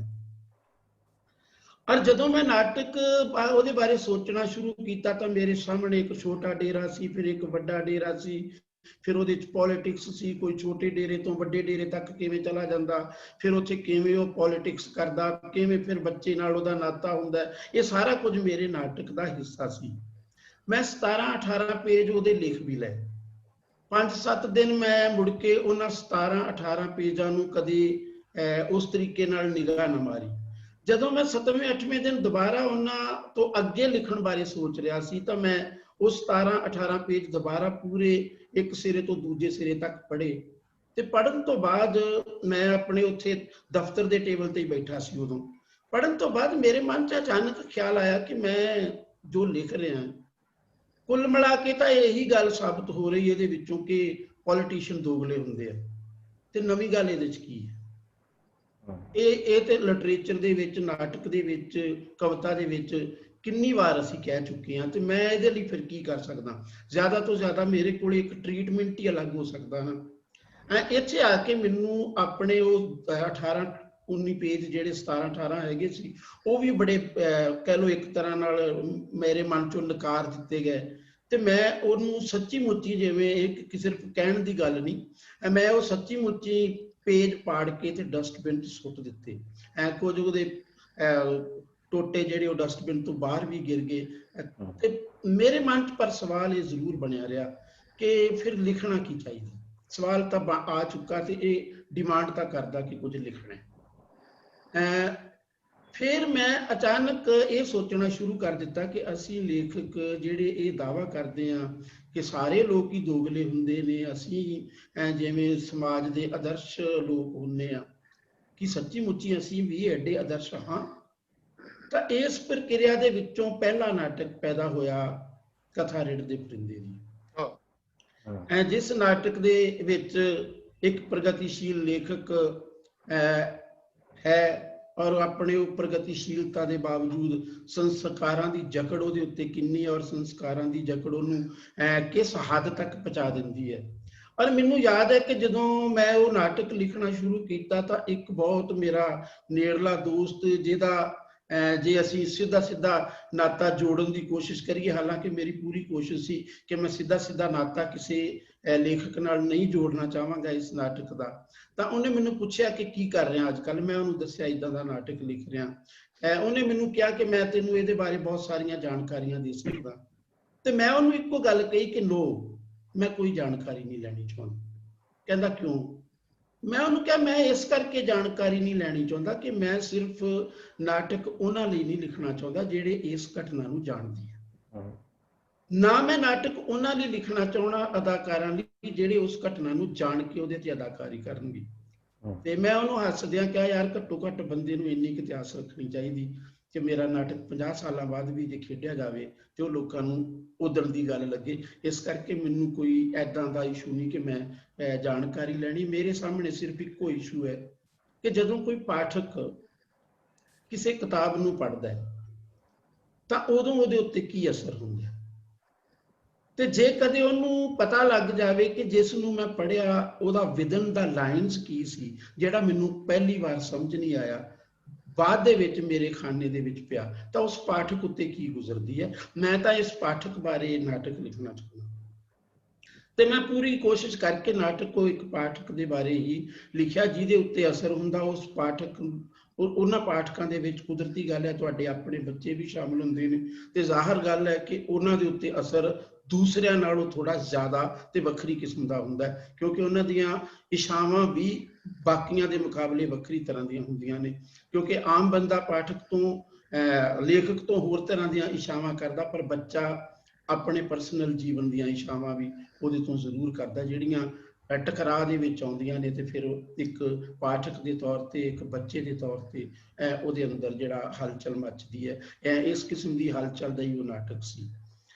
ਜਦੋਂ ਮੈਂ ਪਹਿਲੀ ਵਾਰ ਲਿਖਿਆ ਤੇ ਮੈਨੂੰ ਯਾਦ ਹੈ ਕਿ ਮੈਂ ਜਦੋਂ ਉਹਦਾ ਪਾਠ ਪੰਜਾਬ ਕਲਾ ਭਵਨ ਦੇ ਵਿੱਚ ਬੀਬੀ ਰਮਾ ਰਤਨ ਜੀ ਨੇ ਕਰਵਾਇਆ ਤਾਂ ਬਹੁਤ ਸਾਰੇ ਦੋਸਤ ਮੈਨੂੰ ਇਹ ਕਹਿਣ ਲੱਗੇ ਕਿ ਤੂੰ ਨਾਟਕ ਲਿਖਿਆ ਤੇ ਤੂੰ ਕਹਿ ਰਿਹਾ ਕਿਤਾਬ ਦੇ ਵਿੱਚੋਂ ਕਿਰਦਾਰ ਬਾਹਰ ਆ ਕੇ ਲੜਨਗੇ ਲੇਖਕ ਦੇ ਨਾਲ, ਤੇ ਕਿਤਾਬ ਚੋਂ ਕਿਰਦਾਰ ਕਿੱਦਾਂ ਆ ਜਾਣਗੇ। ਤੇ ਮੈਂ ਉਹਨਾਂ ਨੂੰ ਹੱਸਦਿਆਂ ਕਿਹਾ ਕਿ ਬਈ ਇਹ ਨਾਟਕਕਾਰ ਨਾਲੋਂ ਜ਼ਿਆਦਾ ਕੰਮ ਨਿਰਦੇਸ਼ਕ ਦਾ ਹੈ। ਉਹ ਕੱਢ ਲਏਗਾ, ਮੈਨੂੰ ਪਤਾ ਹੈ ਨਿਕਲ ਆਉਣਗੇ। ਦੂਸਰਾ ਉਹਨਾਂ ਦਾ ਇਹ ਕਿ ਲੇਖਕ ਹੋ ਕੇ ਯਾਰ ਆਪਾਂ ਨੂੰ ਲੇਖਕਾਂ ਬਾਰੇ ਨਹੀਂ ਏਦਾਂ ਲਿਖਣਾ ਚਾਹੀਦਾ। ਮੈਂ ਕਿਹਾ ਨਹੀਂ, ਮੈਂ ਇਹੀ ਲਿਖ ਰਿਹਾ ਕਿ ਲੇਖਕ ਨੂੰ ਏਦਾਂ ਦੇ ਨਹੀਂ ਹੋਣਾ ਚਾਹੀਦਾ। ਮੈਂ ਕੋਈ ਲੇਖਕਾਂ ਦੇ ਖਿਲਾਫ ਨਹੀਂ ਲਿਖ ਰਿਹਾ, ਲੇਖਕ ਨੂੰ ਏਦਾਂ ਦੇ ਨਹੀਂ ਹੋਣਾ ਚਾਹੀਦਾ, ਮੈਂ ਇਹੀ ਲਿਖ ਰਿਹਾ। ਇਸ ਤਰ੍ਹਾਂ ਉਹ ਸਿਲਸਿਲਾ ਮੇਰਾ ਨਾਟਕ ਲਿਖਣ ਵਾਲਾ ਸ਼ੁਰੂ ਹੋ ਗਿਆ। ਤੇ ਜਦੋਂ ਮੈਂ ਅੱਗੇ ਤੋਂ ਅੱਗੇ ਆਉਂਦਾ ਗਿਆ ਤਾਂ ਮੈਨੂੰ ਕੁਝ ਚੀਜ਼ਾਂ ਉਹਨਾਂ ਨੇ ਵੀ ਪ੍ਰਭਾਵਿਤ ਕੀਤਾ, ਜਿਹੜੀਆਂ ਚੀਜ਼ਾਂ ਬਾਰੇ ਮੈਂ ਪਹਿਲਾਂ ਨਹੀਂ ਵੀ ਸੀ ਸੋਚਦਾ। ਕਿਉਂਕਿ ਸਭ ਤੋਂ ਵੱਡਾ ਸਵਾਲ ਇਹ ਆ ਕਿ ਤੁਸੀਂ ਨਾਟਕ ਲਿਖ ਕਿੱਦਾਂ ਦਾ ਰਹੇ ਹੋ। ਮੈਨੂੰ ਯਾਦ ਆ, ਮੈਂ ਬਾਕੀ ਦੋਸਤਾਂ ਨਾਲ ਵੀ ਇਹ ਗੱਲ ਸਾਂਝੀ ਕਰ ਲਵਾਂ। ਦੋਸਤੋ, ਕੇਵਲ ਭਾਅ ਨੂੰ ਇੱਕ ਨਾਟਕ ਅਨੀਤਾ ਨੇ ਭੇਜ ਦਿੱਤਾ ਕਿ ਅਸੀਂ ਉਹ ਨਾਟਕ ਖੇਡਣਾ ਤੇ ਤੁਸੀਂ ਇਹਨੂੰ ਥੋੜਾ ਜਿਹਾ ਇਸ ਨਾਟਕ ਬਾਰੇ ਕੋਈ ਸਾਡੀ ਹੈਲਪ ਕਰੋ। ਸ਼ਾਇਦ ਕਾਸਟਿਊਮ ਬਾਰੇ ਕਿਹਾ ਸੀ ਭਾਜੀ, ਮੈਨੂੰ ਸਹੀ ਤੇ ਕੇਵਲ ਭਾਅ ਨੇ ਅਨੀਤਾ ਨੂੰ ਫੋਨ ਕਰਕੇ ਕਿਹਾ ਵੀ ਇਹਨੂੰ ਕਹਿ ਮਾੜਾ ਮੋਟਾ ਕੁਝ ਨਿਰਦੇਸ਼ਕਾਂ ਲਈ ਵੀ ਸਪੇਸ ਛੱਡਿਆ ਕਰੇ। ਇਹ ਸਾਰੀ ਸਪੇਸ ਆਪਣੇ ਕੋਲੇ ਰੱਖ ਲੈਂਦਾ, ਇਹ ਨਿਰਦੇਸ਼ਕ ਦੀ ਸਪੇਸ ਵੀ ਆਪਣੀ ਲਿਖਤ ਦੇ ਵਿੱਚ ਹੀ ਖਾ ਜਾਂਦਾ ਹੈ। ਤੇ ਮੈਨੂੰ ਇਹ ਗੱਲ ਸਮਝ ਆਈ ਕਿ ਨਿਰਦੇਸ਼ਕ ਦੀ ਸੁਤੰਤਰ ਹੋਂਦ, ਨਾਟਕਕਾਰ ਦੀ ਸੁਤੰਤਰ ਹੋਂਦ, ਇਹ ਦੋ ਬਹੁਤ ਵੱਡੇ ਮਸਲੇ ਨੇ। ਕੀ ਨਾਟਕ ਏਦਾਂ ਦਾ ਹੋ ਸਕਦਾ ਜਿਹਦੇ ਉੱਤੇ ਨਿਰਦੇਸ਼ਕ ਦੀ ਛਾਇਆ ਪੈ ਜਾਵੇ, ਜਾਂ ਕੋਈ ਏਦਾਂ ਦਾ ਨਾਟਕ ਹੋ ਸਕਦਾ ਜਿਹੜਾ ਨਿਰਦੇਸ਼ਕ ਤੋਂ ਬਿਨਾਂ ਵੀ ਖੇਡਿਆ ਜਾ ਸਕੇ? ਆਖਿਰਕਾਰ ਦੋਨਾਂ ਦਾ ਇੱਕ ਤਾਲਮੇਲ ਕਿੱਥੇ ਬਣਦਾ? ਤੇ ਮੈਂ ਅਕਸਰ ਇਹ ਸੋਚਦਾ ਕਿ ਮੇਰਾ ਜਦੋਂ ਮੈਂ ਕੋਈ ਨਾਟਕ ਕਰਾਂ ਤਾਂ ਉਹ ਕਿਸ ਤਰੀਕੇ ਦਾ ਹੋਵੇ। ਹਾਲਾਂਕਿ ਮੈਂ ਖੁਦ ਕੋਈ ਨਿਰਦੇਸ਼ਕ ਨਹੀਂ ਹਾਂ, ਮੈਂ ਆਪਣੀ ਪੂਰੀ ਜ਼ਿੰਦਗੀ 'ਚ ਸਿਰਫ 2 ਨਾਟਕਾਂ ਦਾ ਨਿਰਦੇਸ਼ਕ ਹਾਂ। ਉਹਨਾਂ ਚੋਂ ਇੱਕ ਨਾਟਕ ਪੱਟੀ ਦੇ ਕਾਲਜ ਦੇ ਵਿੱਚ ਭਾਜੀ ਉਹਨਾਂ ਦਿਨਾਂ ਦੇ ਵਿੱਚ ਕੀਤਾ ਸੀ, ਜਿਨ੍ਹਾਂ ਦਿਨਾਂ ਦੇ ਵਿੱਚ ਅਸੀਂ ਤੁਹਾਨੂੰ ਕਾਲਜ 'ਚ ਨਾਟਕ ਕਰਨ ਲਈ ਬੁਲਾਇਆ ਕਰਦੇ ਸੀ ਭਾਜੀ ਦੀ ਟੀਮ 'ਚ। ਤੇ ਮੈਨੂੰ ਬਿਲਕੁਲ ਵੀ ਉਦੋਂ ਪਤਾ ਨਹੀਂ ਸੀ ਅਦਾਕਾਰੀ ਕੀ ਹੁੰਦੀ ਹੈ ਤੇ ਨਿਰਦੇਸ਼ਨ ਕੀ ਹੁੰਦਾ ਹੈ। ਉਹ ਇੱਕ ਬਿਲਕੁਲ ਜਿਹਨਾਂ ਨੂੰ ਕਹਿ ਲਓ ਉਤਸ਼ਾਹ ਦੇ ਦਿਨ ਸੀ ਤੇ ਆਪਣੀ ਗੱਲ ਕਹਿਣ ਦੇ ਦਿਨ ਸੀ ਕਿ ਅਸੀਂ ਆਪਣੀ ਕੋਈ ਗੱਲ ਕਹਿਣੀ ਆ, ਕਿਉਂਕਿ ਸਾਡੇ ਕੋਲੇ ਪਰੰਪਰਾ ਸੀ ਗੱਲ ਕਹਿਣ ਵਾਲੇ ਨਾਟਕ ਦੀ, ਤੇ ਅਸੀਂ ਵੀ ਉਸ ਪਰੰਪਰਾ ਦੇ ਪ੍ਰਭਾਵ ਹੇਠ ਆਪਣੀ ਗੱਲ ਕਹਿਣ ਦੀ ਕੋਸ਼ਿਸ਼ ਕਰ ਰਹੇ ਸੀ।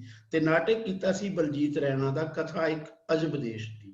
ਬਹੁਤ ਘੱਟ ਹੋਇਆ ਨਾਟਕ, ਪਰ ਤੁਸੀਂ ਇਹ ਤੋਂ ਜ਼ਰੂਰ ਅੰਦਾਜ਼ਾ ਲਾ ਸਕਦੇ ਹੋ ਕਿ ਜਦੋਂ ਮੈਨੂੰ ਬਿਲਕੁਲ ਵੀ ਨਹੀਂ ਸੀ ਪਤਾ ਕਿ ਨਾਟਕ ਕੀ ਹੁੰਦਾ, ਨਿਰਦੇਸ਼ਨ ਕੀ ਹੁੰਦਾ, ਅਦਾਕਾਰੀ ਕਿੱਦਾਂ ਕਰਵਾਈ ਜਾਂਦੀ ਜਾਂ ਕਿੱਦਾਂ ਕੀਤੀ ਜਾਂਦੀ, ਤਾਂ ਮੈਂ ਉਦੋਂ ਵੀ ਇੱਕ ਇਸ ਕਿਸਮ ਦੇ ਨਾਟਕ ਨੂੰ ਹੱਥ ਪਾ ਰਿਹਾ ਸੀ ਜਿਹੜਾ ਬਹੁਤ ਘੱਟ ਖੇਡਿਆ ਗਿਆ ਸੀ। ਔਰ ਮੈਂ ਉਸ ਤੋਂ ਪਹਿਲਾਂ ਜਾਂ ਬਾਅਦ ਦੇ ਵਿੱਚ ਵੀ ਕਦੀ ਉਹਦਾ ਕੋਈ ਸ਼ੋਅ ਨਹੀਂ ਦੇਖਿਆ। ਹੋਏ ਜ਼ਰੂਰ ਹੋਣਗੇ, ਮੇਰੇ ਕੋਲੇ ਉਦਾਂ ਦੀ ਕੋਈ ਸੂਚਨਾ ਵੀ ਨਹੀਂ ਹੈ। ਲੋ ਪਰਚਾ ਉਦੋਂ ਛਪਦਾ ਸੀ, ਉਹ ਉਹਦੇ 'ਚ ਪ੍ਰਕਾਸ਼ਿਤ ਹੋਇਆ ਸੀ। ਤੇ ਉਸ ਤੋਂ ਅੱਗੇ ਆ ਕੇ ਜਦੋਂ ਆਪਾਂ ਗੱਲਾਂ ਕਰਦੇ ਕਰਦੇ ਆਪਾਂ ਗੱਲ ਕਰ ਰਹੇ ਹਾਂ ਤਾਂ ਮੇਰੇ ਸਾਹਮਣੇ ਹਮੇਸ਼ਾ ਨਾਟਕ ਲਿਖਦਿਆਂ ਇੱਕ ਚੀਜ਼ ਰਹਿੰਦੀ ਹੈ ਕਿ ਇੱਕ ਨਾਟਕਕਾਰ ਦੀ ਨਾਟ ਭਾਸ਼ਾ ਕੀ ਹੈ। ਸਭ ਤੋਂ ਉਸ ਤੋਂ ਵੀ ਵੱਡਾ ਸਵਾਲ ਨਾਟ ਭਾਸ਼ਾ ਹੁੰਦੀ ਕੀ ਹੈ। ਕੀ ਗੱਲਬਾਤ ਜਿਹੜੀ ਅਸੀਂ ਘਰਾਂ 'ਚ ਕਰਦੇ ਹਾਂ ਉਹ ਡਾਇਲਾਗ ਬਣ ਸਕਦੀ ਹੈ? ਕਿ ਡਾਇਲਾਗ ਬਣਨ ਲਈ ਉਸ ਗੱਲਬਾਤ ਨੂੰ ਕੋਈ ਇੱਕ ਟੇਢ ਵੀ ਦੇਣੀ ਬਹੁਤ ਜ਼ਰੂਰੀ ਹੈ। ਔਰ ਜੇ ਉਸ ਵਿੱਚ ਕੋਈ ਟੇਢ ਨਹੀਂ ਹੈ ਤਾਂ ਤੁਸੀਂ ਸਿਰਫ ਗੱਲਬਾਤ ਕਰ ਰਹੇ ਹੋ ਤਾਂ ਤੁਹਾਡਾ ਦਰਸ਼ਕ ਉਸ ਗੱਲਬਾਤ ਨੂੰ ਕਿਉਂ ਸੁਣਨ ਆਵੇਗਾ? ਮੰਨ ਲਓ ਤੁਸੀਂ ਬੱਚਿਆਂ ਦੀਆਂ ਗੱਲਾਂ ਸੁਣਾ ਰਹੇ ਹੋ। ਅਸੀਂ ਅਕਸਰ ਆਪਣੇ ਬੱਚਿਆਂ ਦੀਆਂ ਗੱਲਾਂ ਆਂਡੀਆਂ ਗਵਾਂਡੀਆਂ ਨੂੰ, ਦੋਸਤਾਂ ਮਿੱਤਰਾਂ ਨੂੰ ਸੁਣਾਉਂਦੇ ਆ, ਉਹਨਾਂ ਨੂੰ ਅੱਛੀਆਂ ਵੀ ਲੱਗਦੀਆਂ, ਪਰ ਕੀ ਉਹੀ ਗੱਲਾਂ ਹੂਬਹੂ ਨਾਟਕ ਦੇ ਵਿੱਚ ਜੇ ਅਸੀਂ ਚੇਪ ਦਈਏ ਤਾਂ ਕੀ ਦਰਸ਼ਕ ਉਹਨਾਂ ਨੂੰ ਸੁਣਨਾ ਪਸੰਦ ਕਰੇਗਾ? ਉਹ ਸਾਰੀਆਂ ਗੱਲਾਂ ਤਾਂ ਉਹਨਾਂ ਦੇ ਆਪਣੇ ਘਰ ਦੇ ਵਿੱਚ ਵੀ ਵਾਪਰ ਰਹੀਆਂ ਨੇ, ਆਪਣੇ ਬੱਚੇ ਵੀ ਉਦਾਂ ਹੀ ਕਰ ਰਹੇ ਨੇ। ਇਟ ਮੀਨ ਅਸੀਂ ਜੇ ਉਹਨਾਂ ਬੱਚਿਆਂ ਦੇ ਹਵਾਲੇ ਨਾਲ ਵੀ ਕੋਈ ਗੱਲ ਕਰਨੀ ਹੈ ਤਾਂ ਸਾਨੂੰ ਉਹਨੂੰ ਸਮਾਜ ਦੇ ਨਾਲ ਜੋੜਨਾ ਪਵੇਗਾ, ਉਹਦੇ 'ਚ ਕੋਈ ਇੱਕ ਖਾਸ ਕਿਸਮ ਦਾ ਰੰਗ ਭਰਨਾ ਪਵੇਗਾ। ਪਰ ਮੈਂ ਹਮੇਸ਼ਾ ਇਹ ਸੋਚਦਾ ਕਿ ਜਿਹੜਾ ਨਾਟਕਕਾਰ ਹੈ ਉਹ ਮੂਲ ਰੂਪ ਵਿੱਚ ਕਵੀ ਹੁੰਦਾ ਹੈ। ਮੂਲ ਰੂਪ ਵਿੱਚ ਕਵੀ ਹੋਣ ਦਾ ਮਤਲਬ ਮੈਂ ਇਹ ਨਹੀਂ ਕਹਿ ਰਿਹਾ ਕਿ ਉਹਦੀਆਂ ਕਿਤਾਬਾਂ ਕਵਿਤਾ ਦੀਆਂ ਛਪੀਆਂ ਹੁੰਦੀਆਂ ਜਾਂ ਉਹਨੇ ਬਹੁਤ ਸਾਰੀਆਂ ਕਵਿਤਾਵਾਂ ਲਿਖੀਆਂ ਹੁੰਦੀਆਂ।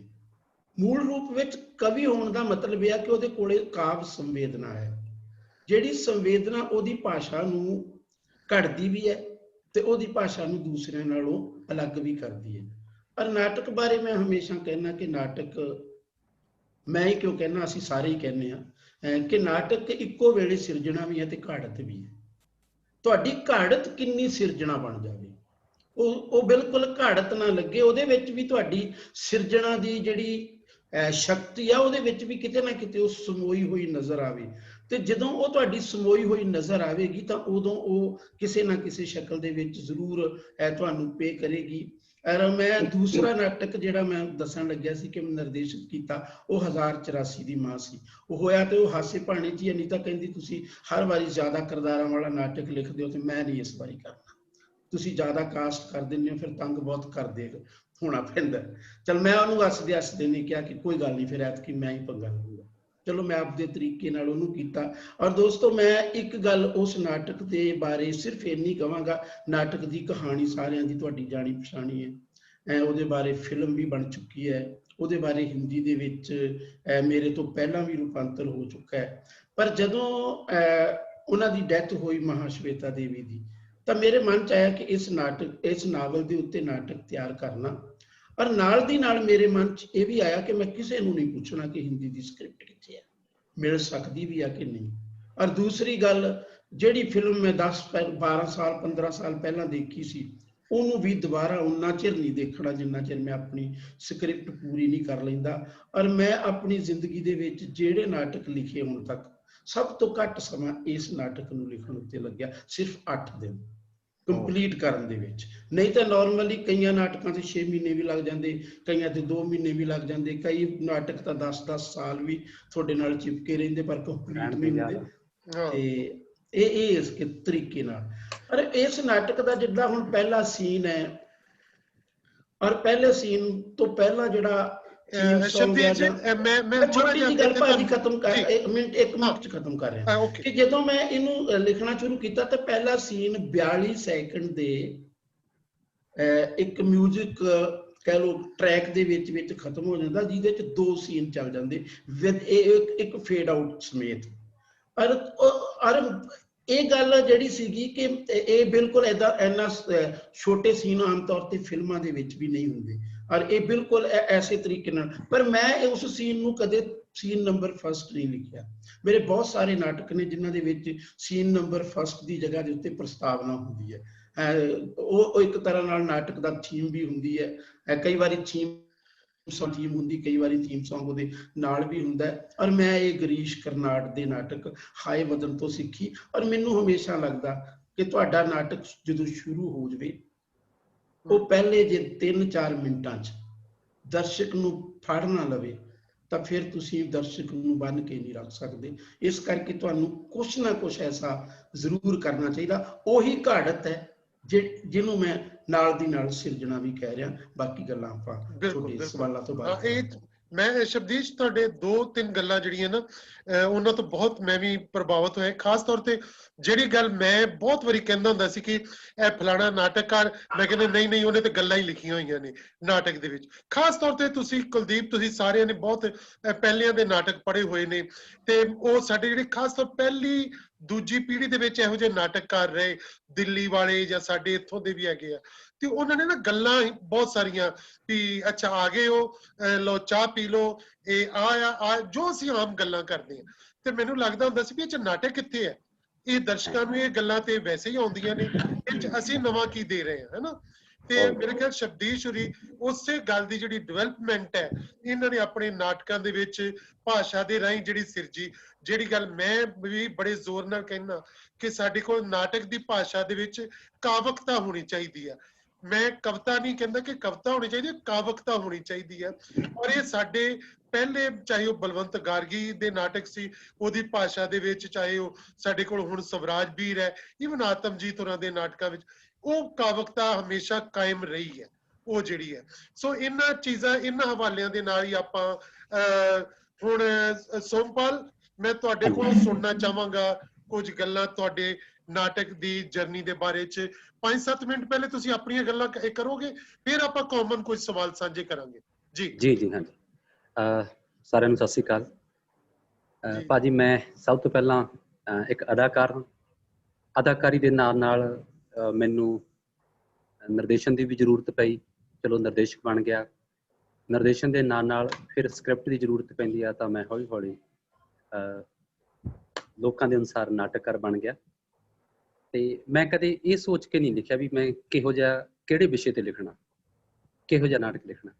ਮੈਨੂੰ ਵਿਸ਼ਾ ਜਿਹੜਾ ਪ੍ਰਭਾਵਿਤ ਕਰਦਾ, ਜਾਂ ਸਮਾਜ ਨੂੰ ਜਿਸ ਵਿਸ਼ੇ ਨੇ ਪ੍ਰਭਾਵਿਤ ਕੀਤਾ, ਕਿਸੇ ਨਾਵਲ ਨੇ, ਕਿਸੇ ਕਹਾਣੀ ਨੇ, ਕਿਸੇ ਜੀਵਨੀ ਨੇ, ਜਿੰਨੇ ਵੀ ਸਮਾਜ ਦੇ ਦੁੱਖਾਂ ਦਰਦਾਂ ਦੀ ਗੱਲ ਕੀਤੀ ਆ, ਸਮਾਜ ਨੂੰ ਪ੍ਰਭਾਵਿਤ ਕੀਤਾ, ਮੈਂ ਉਹਦੇ ਤੇ ਨਾਟਕ ਲਿਖਿਆ।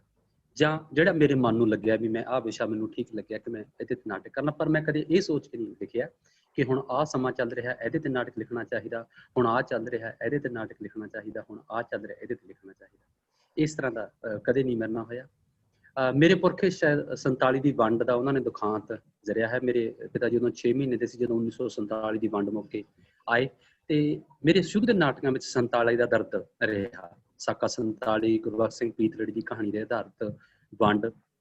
ਫਿਰ ਜਦੋਂ ਥੋੜ੍ਹੀ ਸੁਰਤ ਸੰਭਲਦਿਆਂ ਤਾਂ ਮੇਰਾ ਪਰਿਵਾਰ ਭੂਤਾਂ ਪ੍ਰੀਤਾਂ ਦੇ ਚੱਕਰ 'ਚ ਕਾਫੀ ਰਿਹਾ। ਮੇਰੇ ਵੱਡੇ ਭਰਾ ਦੇ ਵਿੱਚ ਭੂਤਾਂ ਹੁੰਦੀਆਂ ਸੀ, ਤੇ ਫਿਰ ਮੇਰੇ ਨਾਟਕਾਂ ਦਾ ਵਿਸ਼ਾ ਬਣਦਾ ਵਿਆਹ ਦਾ ਭੂਤ, ਤਰਕਸ਼ੀਲਤਾ ਨੂੰ ਮੈਂ ਲਿਆ। ਤੇ ਉਸ ਤੋਂ ਬਾਅਦ ਫਿਰ ਤਿਰਸਕਾਰੀਆਂ ਧੀਆਂ, ਕਥਾ ਰੁੱਖਾਂ ਤੇ ਕੁੱਖਾਂ ਦੀ, 84, ਬਾਬਰੀ ਮਸਜਿਦ, ਇਸ ਤਰ੍ਹਾਂ ਦੇ ਵਿਸ਼ੇ ਆਏ। ਜਿਵੇਂ ਜਿਵੇਂ ਸੁਰਤ ਸੰਭਲਦੇ ਗਏ, ਸਮਾਜ ਵਿੱਚ ਉਹ ਘਟਨਾਵਾਂ ਵਾਪਰਦੀਆਂ ਗਈਆਂ ਤੇ ਉਹ ਮੇਰੇ ਨਾਟਕਾਂ ਦਾ ਹਿੱਸਾ ਬਣਦੀਆਂ ਰਹੀਆਂ। ਜਿਵੇਂ ਸਾਕਾ 47 ਤੋਂ ਬਾਅਦ ਮੈਂ 1984 ਦੇ ਉੱਤੇ ਅਗਨ ਕਥਾ ਨਾਟਕ ਲਿਖਦਾ, ਤੇ ਜਦੋਂ ਰੁੱਖਾਂ ਤੇ ਦੀ ਗੱਲ ਹੁੰਦੀ ਹੈ ਜਾਂ ਕੁੱਖਾਂ ਦੀ ਗੱਲ ਹੁੰਦੀ ਹੈ ਤੇ ਕਥਾ ਰੁੱਖਾਂ ਤੇ ਕੁੱਖਾਂ ਦੀ ਮੈਂ ਨਾਟਕ ਲਿਖਦਾ। ਫਿਰ ਇਹ ਸੋਲੋ ਨਾਟਕਾਂ ਦੇ ਵਿੱਚ ਮੈਂ ਥੋੜ੍ਹਾ ਵੱਖਰਾ ਕਰਨ ਦੀ ਕੋਸ਼ਿਸ਼ ਕੀਤੀ। ਮੈਂ 6 ਸੋਲੋ ਨਾਟਕ ਲਿਖੇ, ਦਾਸਤਾਨੇ ਦਿਲ, ਲੱਜਾ, ਤਾਵਾਰੀਖੇ ਅਮਨ, ਇੱਕ ਰੰਗ ਕਰਮੀ ਦੀ ਡਾਇਰੀ। ਫਿਰ ਜਦੋਂ ਸਮਾਜ 'ਚ ਵਿਚਰਿਆ, ਰੰਗ ਕਰਮੀਆਂ ਬਾਰੇ ਪਤਾ ਲੱਗਦਾ, ਲੋਕਾਂ ਦੇ ਚਰਿੱਤਰਾਂ ਬਾਰੇ ਪਤਾ ਲੱਗਾ, ਪਰਤਾਂ ਉਹਨਾਂ ਦੀਆਂ ਚਰਿੱਤਰ ਸਾਹਮਣੇ ਖੁੱਲ੍ਹਦੇ ਆਏ, ਤਾਂ ਫਿਰ ਮੈਂ ਨਾਟਕ ਲਿਖਿਆ ਇੱਕ ਰੰਗ ਕਰਮੀ ਦੀ ਡਾਇਰੀ। ਤੇ ਉਹ ਇੱਕ ਤਰ੍ਹਾਂ ਦੀ ਪੜ੍ਹਾਸ ਸੀ, ਜਿਸ ਤਰ੍ਹਾਂ ਦੀ ਸਾਡੇ ਪੰਜਾਬ ਦੇ ਰੰਗ ਕਰਮੀਆਂ ਵਿੱਚ, ਨਾਟਕਕਾਰਾਂ ਵਿੱਚ, ਨਾਟਕ ਗਰੁੱਪਾਂ ਵਿੱਚ ਫੈਲੇ ਹੋਏ ਸੀ, ਤੇ ਉਹ ਮੇਰੇ ਉਹ ਨਾਟਕ ਰਾਹੀਂ ਆਈ। ਤੇ ਫਿਰ ਉਸ ਤੋਂ ਬਾਅਦ ਜਦੋਂ ਅੱਜ ਦਾ ਜਿਹੜਾ ਦੌਰ ਚੱਲਦਾ, ਤਾਂ ਮੈਂ ਕੱਲ੍ਹ ਫਿਰ ਭਾਰਤ ਬੰਦ ਰਹੇਗਾ, ਜਿਸ ਤਰ੍ਹਾਂ ਦੀ ਦੇਸ਼ ਵਿੱਚ ਅਸਹਿਣਸ਼ੀਲਤਾ ਦੀ ਲਹਿਰ ਆ ਜਾਂ ਦੇਸ਼ ਧਰੋਹੀ ਸ਼ਬਦਾਂ ਦੀ ਲਹਿਰ ਆ, ਜਿਸ ਤਰ੍ਹਾਂ ਦਾ ਜੋ ਚੱਲ ਰਿਹਾ ਹੁਣ, ਉਹ ਫਿਰ ਕੱਲ੍ਹ ਫਿਰ ਭਾਰਤ ਬੰਦ ਰਹੇਗਾ, ਉਹ ਨਾਟਕ ਰਾਹੀਂ ਆਇਆ। ਫਿਰ ਮੇਰਾ digital India, we will never visit India, ਇਹਨਾਂ ਮੁੰਡਿਆਂ ਜਲਦੀ ਮਰ ਜਾਣਾ, ਇਹ ਅੱਜ ਦੇ ਮਾਹੌਲ ਨੂੰ ਲੈ ਕੇ। ਤੇ ਅੱਜ ਜਦੋਂ ਜਿਸ ਦੌਰ ਵਿੱਚ ਹੁਣ ਲੰਘ ਰਹੇ ਹਾਂ, ਤੇ ਉਹਨਾਂ ਦੇ ਵਿੱਚੋਂ ਫਿਰ ਕਰੋਨਾ ਵਰਗਾ ਵੀ ਨਾਟਕ ਲਿਖਣ ਦੀ ਲੋੜ ਲੱਗੀ। ਮੈਂ ਨਾਟਕ ਲਿਖਦਾ ਨਹੀਂ, ਸ਼ਾਇਦ ਮੇਰੇ ਤੋਂ ਨਾਟਕ ਬਣਾਏ ਜਾਂਦੇ ਨੇ, ਬਣ ਜਾਂਦੇ ਨੇ। ਮਤਲਬ ਨਾਟਕ ਦਾ ਵਿਸ਼ਾ ਆਹ ਹੋਣਾ ਚਾਹੀਦਾ, ਨਾਟਕ ਵਿਸ਼ਾ ਇਸ ਤਰ੍ਹਾਂ ਹੋਣਾ ਚਾਹੀਦਾ, ਮੇਰੇ ਤੋਂ ਆਏ ਨਹੀਂ ਹੁੰਦਾ। ਮੈਨੂੰ ਹੁੰਦਾ ਵੀ ਉਹਦਾ ਨਿਰਦੇਸ਼ਨ ਪੱਖ ਕਿੰਨਾ ਖੂਬਸੂਰਤ ਬਣ ਸਕਦਾ, ਉਹ ਮੰਚ ਦੇ ਉੱਤੇ ਕਿੰਨੀ ਖੂਬਸੂਰਤੀ ਨਾਲ ਖੇਡਿਆ ਜਾ ਸਕਦਾ। ਤੇ ਬਸ ਇੰਨਾ ਕੁ ਹੈ ਮੇਰਾ। ਅੱਛਾ, ਤੁਹਾਡੇ ਸੋਮਪਾਲ 2-3 ਚੀਜ਼ਾਂ ਇਹ ਤੁਹਾਡੀ ਗੱਲਬਾਤ ਦੇ ਵਿੱਚ ਹੈਗੀਆਂ। ਮੈਂ ਹੁਣੇ ਵਾਪਸ ਉਸ ਸਵਾਲ ਤੇ ਆਵਾਂਗਾ, ਸਿਰਫ ਮੈਂ ਕੁਲਬੀਰ ਨੂੰ ਸੁਣ ਲਵਾਂ ਪਹਿਲੇ। ਕੁਲਬੀਰ ਮਲਿਕ ਸਾਡਾ ਨੌਜਵਾਨ ਨਾਟਕਕਾਰ, ਔਰ ਜਿਹਦੇ ਕਿ ਪਿਛਲੇ ਸਮੇਂ ਦੇ ਵਿੱਚ ਮੇਰੇ ਖਿਆਲ 2 ਕਿਤਾਬਾਂ ਵੀ ਆ ਗਿਆ, ਇੱਕ ਬੱਚਿਆਂ ਦੇ ਨਾਟਕਾਂ ਦੀ ਵੀ ਆ ਗਈ। ਇਹਨੇ ਬੱਚਿਆਂ ਨਾਲ ਵੀ ਕਾਫੀ ਕੰਮ ਕੀਤਾ ਤੇ ਵੱਡਿਆਂ ਦੇ ਨਾਟਕ ਵੀ ਕੁਲਬੀਰ ਦੇ ਆਏ ਨੇ। ਸੋ ਕੁਲਬੀਰ, ਤੁਸੀਂ ਆਪਣੀ ਇਸ ਰੰਗ ਜਿਹੜੀ ਨਾਟ ਲੇਖਣੀ ਹੈ, ਇਹਦੇ ਮੈਂ ਚਾਹਾਂਗਾ ਸਫ਼ਰ ਬਾਰੇ, ਇਹਨਾਂ ਦੇ ਵਿਸ਼ਿਆਂ ਬਾਰੇ ਕੋਈ ਸਾਡੇ ਨਾਲ ਗੱਲਾਂ ਸਾਂਝੀਆਂ ਕਰੋ। ਜੀ ਭਾਜੀ, ਸ਼ੁਕਰੀਆ। ਮੰਚ ਰੰਗਮੰਚ, ਕੇਵਲ ਭਾਜੀ ਤੇ ਮੇਰੇ ਸਮਕਾਲੀ ਨਾਟਕਕਾਰ ਸਾਰਿਆਂ ਨੂੰ ਇੱਕ ਵਾਰੀ ਫਿਰ ਅਦਬ ਨਾਲ ਸਤਿ ਸ਼੍ਰੀ ਅਕਾਲ। ਮੇਰਾ ਰੰਗਮੰਚ ਦਾ ਜਿਹੜਾ ਸਫ਼ਰ ਹੈ, ਉਹ ਅਭਿਨੇਤਾ ਦੇ ਤੌਰ ਤੇ ਬਾਲ ਕਲਾਕਾਰ ਦੇ ਰੂਪ ਦੇ ਵਿੱਚ ਹੀ ਜਿਹੜਾ ਹੈਗਾ ਉਹ ਸ਼ੁਰੂ ਹੋ ਗਿਆ ਸੀਗਾ, ਜਦੋਂ ਮੈਂ 4ਵੀਂ-5ਵੀਂ ਕਲਾਸ ਦਾ ਵਿਦਿਆਰਥੀ ਸੀਗਾ। ਇਸ ਤੋਂ ਬਾਅਦ ਅਗਲਾ ਜਿਹੜਾ ਹੈ ਪੜਾਅ, ਉਹ 6th ਤੋਂ 7th ਦੇ ਵਿੱਚ ਜਦੋਂ ਮੈਂ ਪਹੁੰਚਿਆ, ਤਾਂ ਜਗਦੇਵ ਢਿੱਲੋਂ ਸਾਡੇ ਨਾਲ ਅੱਜ ਸ਼ਾਮਲ ਨੇ ਇਸ ਚਰਚਾ ਦੇ ਵਿੱਚ। ਉਹ ਬਤੌਰ ਅਧਿਆਪਕ ਸਾਡੇ ਪਿੰਡ ਦੇ ਵਿੱਚ ਇਹਨਾਂ ਦੀ ਪੋਸਟਿੰਗ ਜਿਹੜੀ ਹੈਗੀ ਹੋਈ ਸੀ, ਤੇ ਇਹਨਾਂ ਦੇ ਨਾਲ ਲਘੂ ਨਾਟਕਾਂ ਤੇ ਸਕਿੱਟਾਂ ਤੋਂ ਫਿਰ ਜਿਹੜਾ ਹੈਗਾ ਹੋਰ ਅੱਗੇ ਤੋਰਿਆ ਆਪਣੇ ਕਾਰਜ ਨੂੰ। ਤੇ ਲਗਭਗ 10th ਤੱਕ ਮੈਂ ਇਹਨਾਂ ਦੇ ਨਾਲ ਜਿਹੜਾ ਹੈ ਉਹ ਇਹਨਾਂ ਦੇ ਗਰੁੱਪ ਦੇ ਨਾਲ ਵੀ, ਸਕੂਲ ਪੱਧਰ ਤੇ ਵੀ ਜਿਹੜਾ ਹੈਗਾ ਉਹ ਕੰਮ ਕੀਤਾ। ਇਸ ਤੋਂ ਬਾਅਦ ਜਿਹੜਾ ਹੈ ਉਹ ਕੀਰਤੀ ਭਾਜੀ ਹੋਰਾਂ ਨਾਲ ਮਿਲ ਕੇ ਵੀ ਜਿਹੜਾ ਹੈਗਾ ਉਹ ਕੰਮ ਕੀਤਾ, ਕਿਉਂਕਿ ਜਗਦੇਵ ਪੀਤੀ ਨਾਟਿਅਮ ਜੋ ਹੈ ਉਹ ਇਕੱਠੇ ਕੰਮ ਕਰਦੇ ਸੀ। ਤੇ ਫਿਰ ਮੇਰਾ ਅਸਲ ਦੇ ਵਿੱਚ ਪਿੰਡ ਦੇ ਵਿੱਚ, ਮੇਰਾ ਸ਼ਹਿਰ ਵੱਲ ਜਿਹੜਾ ਹੈਗਾ ਉਹ ਇਹ ਪਹਿਲੇ ਕਦਮ ਸੀ, ਜਦੋਂ ਮੈਂ, ਕਿਉਂਕਿ ਮੈਂ ਨਿਰੋਲ ਬਿਲਕੁਲ ਪੇਂਡੂ, ਬਿਲਕੁਲ ਆਮ ਘਰ ਦੇ ਵਿੱਚ ਪੈਦਾ ਹੋਇਆ ਬੱਚਾ ਸੀ। ਮੇਰੇ ਹਿਸਾਬ ਨਾਲ ਉਹ ਕਦੇ ਦਾਦਾ ਜੀ ਕਿਤੇ ਬੂਟ ਬਾਟ ਪਾਉਣ ਲੈ ਜਾਂਦੇ ਸੀਗੇ ਸ਼ਹਿਰ ਬਹੁਤਾ ਵੇਖਿਆ ਹੀ ਨਹੀਂ ਸੀ। ਤੇ ਨਾਟਕ ਨੇ ਸਭ ਤੋਂ ਪਹਿਲਾਂ ਤੇ ਕਿ ਨਾਟਕ ਨੇ ਇੱਕ ਉਸ ਜ਼ੋਨ ਚੋਂ ਬਾਹਰ ਕੱਢਿਆ, ਇੱਕ ਕੰਫਰਟ ਜ਼ੋਨ 'ਚ ਲੈ ਕੇ ਆਂਦਾ। ਉੱਥੇ ਜਿਹੜਾ ਹੈ ਮੇਰੀ ਪੜ੍ਹਾਈ ਵੀ ਮੈਂ ਕਹਿਣਾ ਜਿਹੜੀ ਹੈਗੀ ਹੈ ਉਹ ਮਤਲਬ ਹੈ ਨਾਟਕ 'ਤੇ ਮੇਰੀ PhD ਹੈ, ਤੇ ਇਹਦਾ ਸਿਹਰਾ ਵੀ ਮੈਂ ਨਾਟਕ ਤੇ ਰੰਗਮੰਚ ਨੂੰ ਹੀ ਦਿੰਦਾ। ਜੇ ਮੈਂ ਇਸ ਖੇਤਰ ਨਾਲ ਨਾ ਜੁੜਿਆ ਹੁੰਦਾ ਤਾਂ ਸ਼ਾਇਦ ਜਿਹੜੇ ਹਿਸਾਬ ਨਾਲ ਮੇਰੇ ਪਰਿਵਾਰਕ ਹਾਲਾਤ ਸੀਗੇ ਉਹਦੇ ਹਿਸਾਬ ਨਾਲ ਮੇਰੀ ਲਾਈਨ ਸ਼ਾਇਦ ਕੋਈ ਹੋਰ ਹੋਣੀ ਸੀ। ਮੈਂ ਕੋਈ ਕਾਰ ਮਕੈਨਿਕ ਜਾਂ ਹੁਣ ਵਧੀਆ ਗੈਰੇਜ ਗੂਰਜ ਖੋਲ੍ਹਿਆ ਹੋਣਾ, ਤੇ ਪਰ ਇਹ ਨਾਟਕ ਦੀ ਬਦੌਲਤ ਹੀ ਜਿਹੜਾ ਹੈਗਾ ਇੱਥੇ ਤੱਕ ਪਹੁੰਚਿਆ। ਬਤੌਰ ਅਭਿਨੇਤਾ ਮੈਂ ਲਗਭਗ BA 1 ਤੱਕ ਕੰਮ ਕੀਤਾ। BA 1 ਦੇ ਵਿੱਚ ਯੂਥ ਫੈਸਟੀਵਲ ਦੇ ਪ੍ਰਸੰਗ ਦੇ ਨਾਲ ਵੀ ਜੁੜ ਗਏ, ਤੇ ਉੱਥੋਂ ਨਾਟਕ ਦੇਖਣਾ ਤੇ ਨਾਟਕ ਦੀਆਂ ਜਿਹੜੀਆਂ ਪਰਤਾਂ ਨੇ ਉਹ ਵੀ ਦੇਖੀਆਂ ਕਿ ਕਿਸ ਤਰ੍ਹਾਂ ਦਾ ਨਾਟਕ ਜਿਹੜਾ ਹੈਗਾ ਹੋ ਰਿਹਾ। ਫਿਰ ਨਾਟਕ ਦੇਖਣ ਦਾ ਵੀ ਚਾਅ ਪੈਦਾ ਹੋਇਆ, ਨਾਟਕ ਦੇਖਣਗੇ। ਤੇ ਫਿਰ ਜਿਹੜਾ ਹੈ ਉਹ 2002 ਦੇ ਵਿੱਚ NST ਦੀ ਵਰਕਸ਼ਾਪ ਤੇ ਮੈਂ ਕੇਵਲ ਧਾਲੀਵਾਲ ਤੋਂ ਵੀ ਜਿਹੜੇ ਹੈਗੇ ਉਹ ਕੰਨ ਖਿਚਵਾਏ ਜਾ ਕੇ 1.5 ਮਹੀਨਾ। ਤੇ ਉਹਦੇ ਨਾਲ ਫਿਰ ਮੇਰੀ ਜਿਹੜੀ ਹੈਗੀ ਹੈ ਮੇਰੇ ਅੰਦਰ ਪਹਿਲੇ ਤਾਂ ਨਿਸ਼ਚਾ ਬਣ ਗਈ ਕਿ ਮੈਂ ਜੇ ਕਰਨਾ ਹੈ ਤਾਂ ਨਾਟਕ ਹੀ ਕਰਨਾ, ਬਤੌਰ ਅਭਿਨੇਤਾ ਕਰਨਾ ਹੈ। ਨਿਰਦੇਸ਼ਕ ਦੇ ਤੌਰ ਤੇ ਜਾਂ ਰਾਈਟਰ ਦੇ ਤੌਰ ਤੇ ਮੇਰੇ ਅੰਦਰ ਹਜੇ ਉਸ ਤਰ੍ਹਾਂ ਦੀ ਮਤਲਬ ਕੋਈ ਗੱਲਬਾਤ ਨਹੀਂ। ਫਿਰ ਪੜ੍ਹਨ ਦਾ ਮੈਨੂੰ ਰੁਝਾਨ ਸੀ, ਕਿਤਾਬਾਂ ਮੈਂ ਪੜ੍ਹਦਾ ਸੀ ਕਾਫੀ, ਤੇ ਬਹੁਤ ਸਾਰੇ ਨਾਟਕ ਜਦੋਂ ਪੜ੍ਹੇ ਤੇ ਜਿਹੜਾ ਹੈਗਾ ਨਾਟਕ ਪੜ੍ਹਨ ਤੋਂ ਬਾਅਦ ਮੈਨੂੰ ਲੱਗਿਆ ਕਿ ਮੈਂ ਕਵਿਤਾ ਲਿਖਦਾ ਸੀ ਪਹਿਲਾਂ। ਮੈਨੂੰ ਲੱਗਿਆ ਕਿ ਯਾਰ ਇਹ ਲਿਖਣਾ ਵੀ ਬੜਾ ਪਿਆਰਾ ਜਿਹਾ ਹੈ, ਜਿਹੜਾ ਹੈਗਾ ਉਹ ਇੱਕ ਸਮੱਸਿਆ ਨੂੰ, ਇੱਕ ਲੋਕਾਂ ਦੀ ਗੱਲ ਨੂੰ ਜਿਹੜਾ ਹੈ ਉਹ ਤੁਸੀਂ ਆਪਣੀ ਜਿਹੜੀ ਹੈਗੀ ਹੈ ਸਮਝ ਦੇ ਅਨੁਸਾਰ ਤੇ ਇੱਕ ਖੂਬਸੂਰਤ ਛੋਟੇ ਛੋਟੇ ਡਾਇਲੋਗਾਂ ਨਾਲ ਤੇ ਤੁਸੀਂ ਕਿਵੇਂ ਗੱਲ ਨੂੰ ਜਿਹੜੀ ਹੈਗੀ ਉਹਦੇ ਮੂਹਰੇ ਮਤਲਬ ਇੱਕ ਨਾਟਕ ਕਰ ਰੱਖਦਾ। ਤੇ ਮੈਨੂੰ ਇਹ ਵਰਤਾਰਾ ਬੜਾ ਚੰਗਾ ਲੱਗਿਆ। ਤੇ ਉਹਨਾਂ ਦਿਨਾਂ ਦੇ ਵਿੱਚ ਫਿਰ ਮੈਂ ਏਦਾਂ ਮੈਂ MA ਦੇ ਵਿੱਚ ਜਿਹੜਾ ਹੈਗਾ ਉਹ MA ਪੰਜਾਬੀ ਕਰਨ ਲੱਗ ਪਿਆ, ਤੇ ਕਵਿਤਾ ਲਿਖਦਾ। ਤੇ ਕਵਿਤਾ 'ਚ ਮੇਰੀ ਕਵਿਤਾ ਮੇਰੇ ਦੋਸਤਾਂ ਨੂੰ ਜਾਂ ਕੰਧ ਮੈਗਜ਼ੀਨ ਲੱਗਦਾ ਸੀ ਉੱਥੇ ਸ਼ਾਬਦੀ, ਤੇ ਮੇਰੇ ਦੋਸਤ ਮੈਨੂੰ ਕਹਿੰਦੇ ਤੇਰੀ ਕਵਿਤਾ ਐ ਹੁੰਦੀ ਜਿਵੇਂ ਡਾਇਲਾਗ ਹੁੰਦੇ, ਤੂੰ ਕਵਿਤਾ ਨਾਟਕ ਵਾਂਗੂ ਲਿਖਦਾ। ਮੈਂ ਉਸ ਗੱਲ ਨੂੰ ਫਿਰ ਸਮਝਣਾ ਸ਼ੁਰੂ ਕੀਤਾ ਕਿ ਸ਼ਾਇਦ ਇਹ ਜੋ ਕਵਿਤਾ ਜਾਂ ਜਿਹੜੀ ਮੇਰੀ ਭਾਸ਼ਾ ਹੈ ਜਾਂ ਜਿਹੜੀ ਮੇਰੇ ਅੰਦਰ ਦੀ ਭਾਸ਼ਾ ਹੈ, ਜਿਹੜੀ ਮੇਰੇ ਮਨ ਦੀ ਭਾਸ਼ਾ ਹੈ, ਇਹਦੇ ਵਿੱਚ ਨਾਟਕ ਦਾ ਜਿਹੜਾ ਹੈਗਾ ਉਹ ਨਾਟਕ ਦੇ ਬੀਜ ਪਏ ਨੇ। ਤੇ ਉਦੋਂ ਤੱਕ MA ਤੱਕ ਪਹੁੰਚਦੇ ਹਾਂ ਅਸੀਂ ਥੋੜਾ ਜਿਹਾ ਚਿੰਤਨਸ਼ੀਲ ਵੀ ਹੋ ਜਾਂਦੇ ਹਾਂ, ਅਸੀਂ ਸਮਝਣ ਵੀ ਲੱਗ ਪੈਂਦੇ ਹਾਂ ਕਿ ਸਾਡੇ ਅੰਦਰ ਕਿਹੜੀ ਚੀਜ਼ ਜ਼ਿਆਦਾ। ਤੇ ਇੱਕ ਮੈਂ ਹੋਰ ਗੱਲ ਕੋਰ ਕਰਾਂਗਾ, ਮੈਂ ਨਾਲ BA ਦੇ ਵਿੱਚ ਮਿਊਜ਼ਿਕ ਦਾ ਵਿਦਿਆਰਥੀ ਵਿੱਚ ਮਿਊਜ਼ਿਕ ਦਾ ਵਿਦਿਆਰਥੀ ਸੀ। ਤੇ ਮੈਨੂੰ ਚੰਗੀ ਤਰ੍ਹਾਂ ਯਾਦ ਹੈ ਡਾਕਟਰ ਰਾਜੇਸ਼ ਮੋਹਨ ਵੱਡੀ ਪਰਸਨੈਲਿਟੀ ਨੇ ਸੰਗੀਤ ਦੇ ਵਿੱਚ, ਤੇ ਉਹਨਾਂ ਨੇ ਮੈਨੂੰ ਇੱਕ ਦਿਨ ਮੈਂ BA ਫਾਈਨਲ ਕਰ ਰਿਹਾ ਸੀ, ਮੈਨੂੰ ਉਹਨਾਂ ਨੇ ਬੁਲਾਇਆ, ਕਹਿੰਦੇ ਕੁਲਬੀਰ ਦੋ ਰਾਹਾਂ ਤੇ ਨਹੀਂ ਤੁਰੀਦਾ ਹੁੰਦਾ। ਮੈਂ ਕਿਹਾ ਉਸਤਾਦ ਜੀ ਕੀ ਗੁਸਤਾਖੀ ਕੀ ਹੋਈ? ਕਹਿੰਦੇ ਦੇਖ ਤੂੰ ਜ਼ਿਆਦਾ ਟਾਈਮ ਤਾਂ ਨਾਟਕ ਖੇਡਣ ਨੂੰ ਦਿੰਦਾ ਤੇ ਮਿਊਜ਼ਿਕ ਦੀ ਤੂੰ ਕਲਾਸ ਲਾ ਕੇ ਭੱਜ ਜਾਣਾ, ਤੂੰ ਐਕਸਟਰਾ ਟਾਈਮ ਨਹੀਂ ਦਿੰਦਾ, ਜ਼ਿਆਦਾ ਨਾਟਕ ਖੇਡ ਲੈ ਤੇ ਜਾਂ ਮਿਊਜ਼ਿਕ ਕਰ। ਮੇਰੇ ਵਾਸਤੇ ਬੜਾ ਵੱਡਾ ਸੀ ਇਹ ਸੋਚਣਾ। ਮਿਊਜ਼ਿਕ ਨੂੰ ਵੀ ਮੈਂ ਪਿਆਰ ਕਰਦਾ ਸੀ ਤੇ ਸ਼ਾਇਦ ਨਾਟਕ ਨਾਲ ਜ਼ਿਆਦਾ ਪਿਆਰ ਸੀ ਕਹਿ ਸਕਦੇ ਹਾਂ। ਤੇ ਮੈਂ ਫਿਰ ਉਹ ਰਾਹ ਚੁਣਿਆ ਕਿ ਮੈਂ ਨਾਟਕ ਹੀ ਜਿਹੜਾ ਹੈਗਾ ਉਹ ਕਰਾਂਗਾ ਤੇ ਨਾਟਕ ਲਿਖਣ ਦੀ ਕੋਸ਼ਿਸ਼ ਵੀ ਕਰਾਂਗਾ। ਫਿਰ ਮੈਂ ਪਹਿਲਾ ਨਾਟਕ ਲਿਖਿਆ, ਬੇਸ਼ੱਕ ਉਹ ਬਹੁਤ ਸਾਰੇ ਨਾਟਕਕਾਰਾਂ ਤੋਂ ਪ੍ਰਭਾਵ ਜਿਹੜੇ ਮੈਂ ਉਹਨਾਂ ਸਮਿਆਂ ਦੇ ਵਿੱਚ ਪੜ੍ਹੇ ਸੀ, ਡਾਕਟਰ ਆਤਮਜੀਤ ਹੋਰਾਂ ਨੂੰ ਪੜ੍ਹਿਆ ਸੀ, ਪਾਲੀ ਹੋਰਾਂ ਨੂੰ ਪੜ੍ਹਿਆ ਸੀ, ਤੁਹਾਡੇ ਕੁਛ ਮੈਂ ਬਾਲ ਨਾਟਕ ਤੁਹਾਡੇ ਛਪੇ ਸੀਗੇ ਉਹ ਮੈਂ ਪੜ੍ਹੇ ਹੋਏ ਸੀ, ਸ਼ਾਇਦ 10 ਬਾਲ ਨਾਟਕ ਉਹਦਾ ਨਾਮ ਸੀ ਕਿਤਾਬ ਦਾ, ਉਹ ਮੈਂ ਪੜ੍ਹੀ ਹੋਈ ਸੀ ਕਿਤਾਬ। ਤੇ ਹੋਰ ਵੀ ਕੁਛ ਜਿਹੜੀਆਂ ਹੈਗੀਆਂ ਆਪਣਾ ਔਲਖ ਸਾਹਿਬ ਦੇ ਤਾਂ ਲਗਭਗ ਮੇਰੇ ਹਿਸਾਬ ਨਾਲ 4-5 ਤੇ ਮੈਂ ਪੜ੍ਹੇ ਸੀ, ਬਾਕੀ ਤਾਂ ਇੱਕਾ ਦੁੱਕਾ ਪਲੇ ਪੜ੍ਹੇ। ਤੇ ਮੈਨੂੰ ਸਾਰਿਆਂ ਦਾ ਹੀ ਅਸਲ ਦੇ ਵਿੱਚ ਮਤਲਬ ਜਿਹੜੀ ਉਹਨਾਂ ਦੀ ਜਿਹਨੂੰ ਆਪਣਾ ਤੁਸੀਂ ਸਦੀਸ਼ ਹੋਰਾਂ ਨੇ ਕਿਹਾ ਕਿ ਨਾਟ ਭਾਸ਼ਾ ਜਿਹੜੀ ਹੈ, ਮੈਨੂੰ ਸਾਰਿਆਂ ਦੀ ਨਾਟ ਭਾਸ਼ਾ ਜਿਹੜੇ ਮੈਂ ਜਿਹਨੂੰ ਪੜ੍ਹਦਾ ਸੀ ਮੈਨੂੰ ਸਾਰਿਆਂ ਦੀ ਨਾਟ ਭਾਸ਼ਾ ਟੁੰਬਦੀ ਸੀ। ਔਲਖ ਸਾਹਿਬ ਨੂੰ ਪੜ੍ਹਦਾ ਸੀ ਤਾਂ ਬੜਾ ਹੈਰਾਨ ਹੁੰਦੇ ਵੀ ਉਹ ਬੜੀ ਸਿੱਧ ਪੱਧਰੇ ਤਰੀਕੇ ਨਾਲ ਕਿੱਡੀ ਵੱਡੀ ਗੱਲ ਕਹਿ ਜਾਂਦੇ, ਕਮਾਲ ਕਰ ਜਾਂਦੇ ਆ ਵੀ ਇਹ ਆਲੇ ਦੁਆਲੇ ਦੀਆਂ ਘਟਨਾਵਾਂ ਨੂੰ ਇਹੋ ਜਿਹੀ ਨਾਟ ਭਾਸ਼ਾ ਦਿੰਦੇ ਆ। ਬਿਲਕੁਲ ਉਹ ਤਾਂ ਸਾਡੇ ਘਰਾਂ ਦੀਆਂ, ਤੇ ਜਿਵੇਂ ਮੇਰਾ ਪਿਛੋਕੜ ਪੇਂਡੂ ਸੀ ਤੇ ਉਹ ਇੰਨੀ ਹੈਲਦੀ ਗੱਲ ਬਣਾ ਕੇ ਕਿਵੇਂ ਜਿਹੜੀ ਹੈਗੀ ਉਹ ਪੇਸ਼ ਕਰ ਲੈਂਦੇ ਆ। ਮੈਨੂੰ ਇਸ ਚੀਜ਼ ਨੇ ਬਹੁਤ ਜਿਹੜਾ ਹੈਗਾ ਪ੍ਰਭਾਵਿਤ ਕੀਤਾ। ਫਿਰ ਆਤਮਜੀਤ ਹੋਰਾਂ ਤੋਂ ਵੀ ਮੈਂ ਕਾਫੀ ਪ੍ਰਭਾਵਿਤ ਰਿਹਾ, ਸਵਰਾਜਵੀਰ ਤੋਂ ਮੈਂ ਬਹੁਤ ਪ੍ਰਭਾਵਿਤ ਰਿਹਾ। ਮੇਰਾ MPhil ਦਾ ਕੰਮ ਹੀ ਮੈਂ ਸੋਚਿਆ ਕਿ ਮੈਂ ਉਹਨਾਂ ਦੀ ਕਰਨਾ। ਮੈਂ ਉਹਨਾਂ ਦੇ ਨਾਟਕ ਕ੍ਰਿਸ਼ਨ, ਮੇਦਨੀ ਤੇ ਧਰਮ ਗੁਰੂ ਤੇ ਇਹਨਾਂ ਦੇ ਉੱਪਰ ਮੈਂ MPhil ਦਾ ਜਿਹੜਾ ਕਾਰਜ ਕੀਤਾ।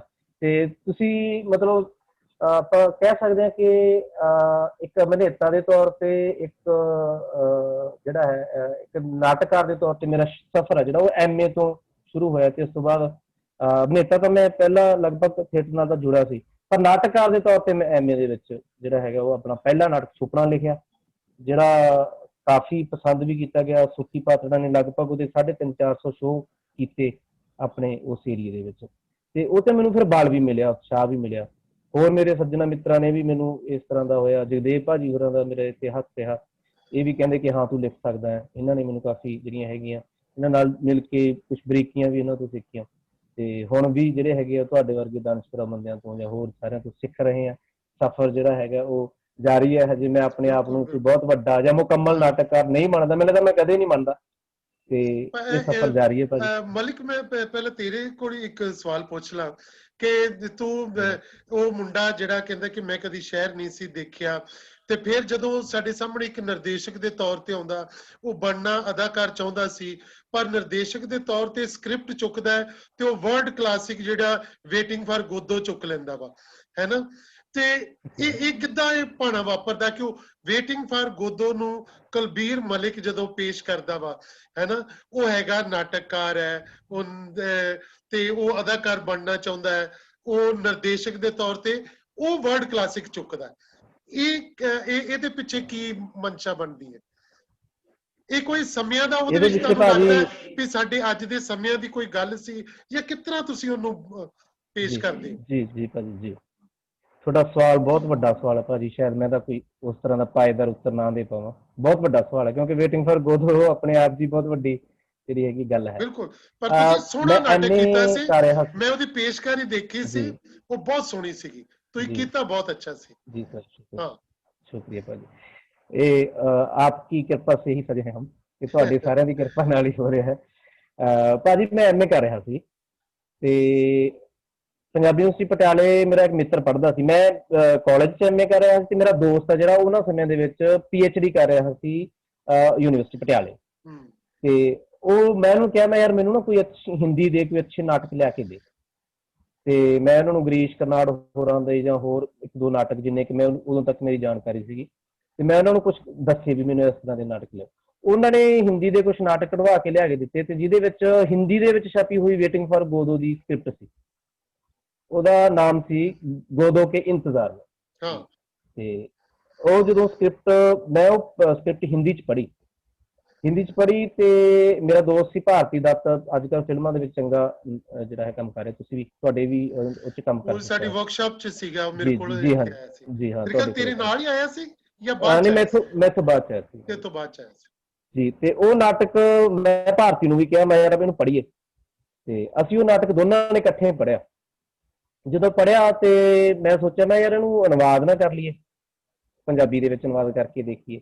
ਹਾਲਾਂਕਿ ਸ਼ਾਇਦ ਬਰਨਾਮ ਹੋਰਾਂ ਨੇ ਉਦੋਂ ਅਨੁਵਾਦ ਨਹੀਂ ਕੀਤਾ, ਉਹਨਾਂ ਨੇ ਉਦੋਂ ਬਾਅਦ 'ਚ ਅਨੁਵਾਦ। ਅਸੀਂ ਆਪ ਦਾ ਜਿੰਨਾ ਕੁ ਮਤਲਬ ਨਿਆਣੀ ਮਤ ਲਾ ਲਓ, ਤੁਸੀਂ ਕਹਿ ਲਓ, ਕਿ ਅਸੀਂ ਉਹਨੂੰ ਅਨੁਵਾਦ ਕਰਨਾ ਸ਼ੁਰੂ ਕਰ ਲਿਆ। ਐਡਾ ਵੱਡਾ ਨਾਟਕ, ਸਾਨੂੰ ਉਹ ਐਡਾ ਵੱਡਾ ਨਾਟਕ ਹੈ, ਸਾਨੂੰ ਬਾਅਦ 'ਚ ਪਤਾ ਲੱਗਦਾ ਜਦੋਂ ਅਸੀਂ ਅਨੁਵਾਦ ਕਰ ਲੈਂਦੇ ਹਾਂ ਤੇ ਉਹਦੇ ਬਾਰੇ ਪੜ੍ਹਦੇ ਹਾਂ।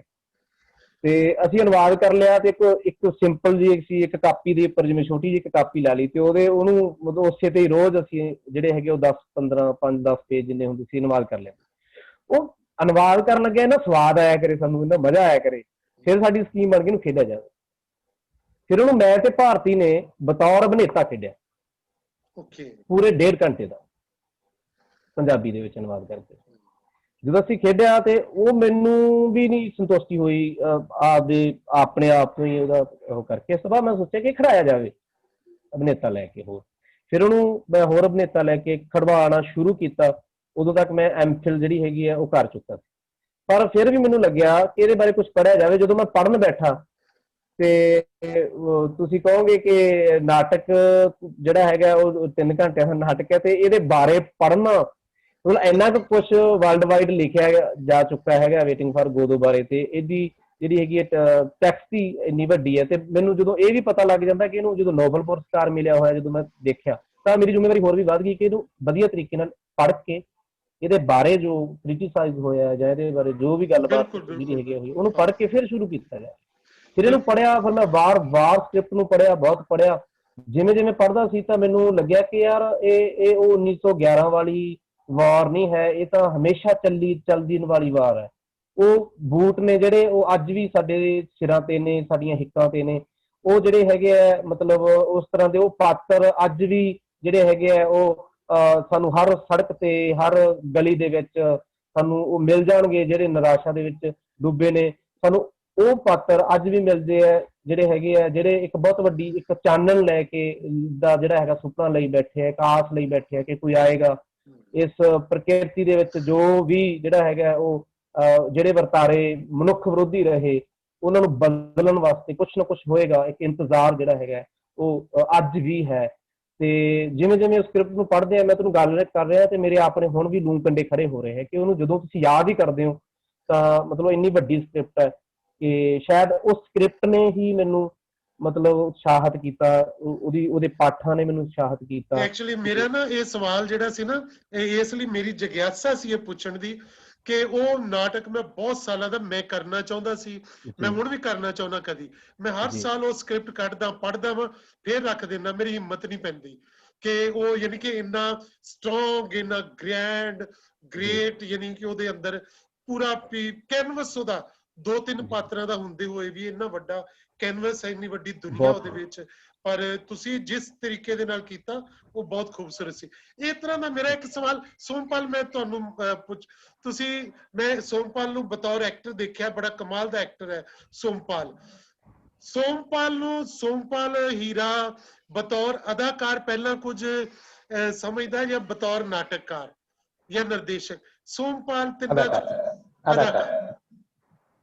ਅਦਾਕਾਰ ਬਹੁਤ ਸਟਰੋਂਗ ਹੈ ਨਾ? ਹਾਂ, ਨਿਰਦੇਸ਼ਕ ਫਿਰ ਲੋੜ ਬਣੀ, ਨਾਟਕਕਾਰ ਫਿਰ ਲੋੜ ਚੋਂ ਨਿਕਲਿਆ ਜੀ, ਅਦਾਕਾਰ ਹਾਂ ਜੀ। ਏਦਾਂ ਮੈਂ ਕੁਲਦੀਪ, ਮੈਂ ਤੁਹਾਡੇ ਸਾਰਿਆਂ ਨਾਲ ਹੀ, ਤੁਸੀਂ ਸਾਰਿਆਂ ਨਾਲ ਮੇਰੇ ਇੱਕ ਸਵਾਲ ਹੈ ਕਿ ਅਸੀਂ ਅਕਸਰ, ਕਿਉਂਕਿ ਵਰਲਡ ਕਲਾਸਿਕ ਦੀ ਜਿਵੇਂ ਹੁਣੇ ਗੱਲ ਕੀਤੀ ਆ, ਮੈਂ ਤਾਂ ਹੀ ਗੱਲ ਛੇੜੀ ਸੀ ਵੀ ਅਸੀਂ ਕਿਸੇ ਵਰਲਡ ਕਲਾਸਿਕ ਬਾਰੇ ਗੱਲ ਕਰੀਏ। ਹੁਣ ਤੁਸੀਂ ਜਦੋਂ ਕਾਫੀ ਸਾਲਾਂ ਤੋਂ, ਲਗਭਗ ਕੋਈ 15-20 ਸਾਲਾਂ ਤੋਂ ਤੁਸੀਂ ਆਲਮੋਸਟ ਸਾਰੇ ਹੀ ਰਾਈਟਿੰਗ ਦੇ ਵਿੱਚ ਹੋ, ਕਿ ਅਸੀਂ ਕੋਈ ਇਦਾਂ ਦੀ ਉਮੀਦ ਜਾਂ ਕੋਈ ਇਦਾਂ ਦਾ ਕੋਈ ਕਨਸੈਪਟ ਸਿਰਜ ਸਕਦੇ ਹਾਂ ਜਾਂ ਕੋਈ ਬਣਾ ਸਕਦੇ ਹਾਂ, ਜਾਂ ਕੋਈ ਸਾਡੇ ਕੋਲ ਪੰਜਾਬੀ ਵਿੱਚ ਅਸੀਂ ਇਦਾਂ ਦਾ ਮੁਹਾਂਦਰਾ ਦੇਖਦੇ ਹਾਂ ਕਿ ਸਾਡੇ ਕੋਲ ਕੋਈ ਤੁਗਲਕ ਵਾਂਗੂ ਕੋਈ ਪਲੇ, ਕੋਈ ਅੰਧਾ ਯੁੱਗ ਵਾਂਗੂ, ਕੋਈ ਵੇਟਿੰਗ ਫਾਰ ਗੋਦੋ ਵਾਂਗੂ ਕੋਈ ਵਰਲਡ ਕਲਾਸਿਕ ਜਿਹੜੀ ਕਿ ਜਿਹਨੂੰ ਅਸੀਂ ਕਹੀਏ ਕਿ ਇਹ ਇਦਾਂ ਦੀ ਇੱਕ ਰਚਨਾ ਹੈ ਨਾ, ਕਿ ਇਹ ਸਾਡੀ ਆਉਣ ਵਾਲੇ ਸਮਿਆਂ ਦੇ ਵਿੱਚ ਏਦਾਂ ਜ਼ਿੰਦਾ ਵੀ ਰਹੇਗੀ, ਪ੍ਰਭਾਵਿਤ ਵੀ ਕਰੇਗੀ, ਜਾਂ ਇਹਨੂੰ ਅਸੀਂ ਬਤੌਰ ਮਾਡਲ ਇੱਕ ਪੇਸ਼ ਕਰ ਸਕਦੇ ਹਾਂ? ਇਹ ਯਾਨੀ ਕਿ ਮੈਂ ਤਾਂ ਤੁਹਾਡੇ ਤੋਂ ਬਹੁਤ ਉਮੀਦ ਕਰਦਾ ਕਿ ਮੈਂ ਤਾਂ ਹੀ ਅੱਜ ਤੁਹਾਡੇ ਨਾਲ ਗੱਲਾਂ ਕਰ ਰਿਹਾ ਕਿ ਤੁਸੀਂ ਏਦਾਂ ਦਾ ਕੋਈ ਸਿਰਜੋਗੇ। ਤੁਸੀਂ ਇਸ ਕਨਸੈਪਟ ਦੇ ਬਾਰੇ ਚ ਕਿੱਦਾਂ ਸੋਚਦੇ ਹੋ? ਇਹ ਸਵਾਲ ਮੇਰਾ ਦੋ ਗੱਲਾਂ ਦੇ ਵਿੱਚੋਂ ਆ।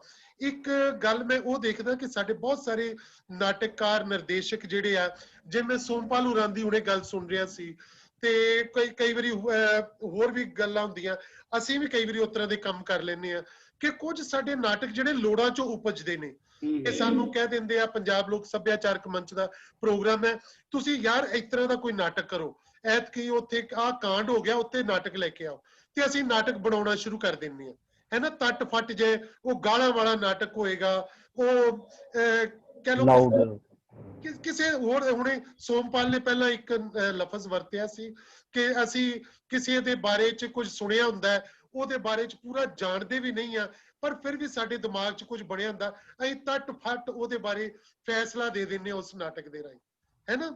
ਇਹ ਦੋ ਤਰ੍ਹਾਂ ਦੀਆਂ ਗੱਲਾਂ ਮੈਂ ਕੀਤੀਆਂ ਨੇ ਆਪਣੇ ਸਵਾਲ ਦੇ ਵਿੱਚ।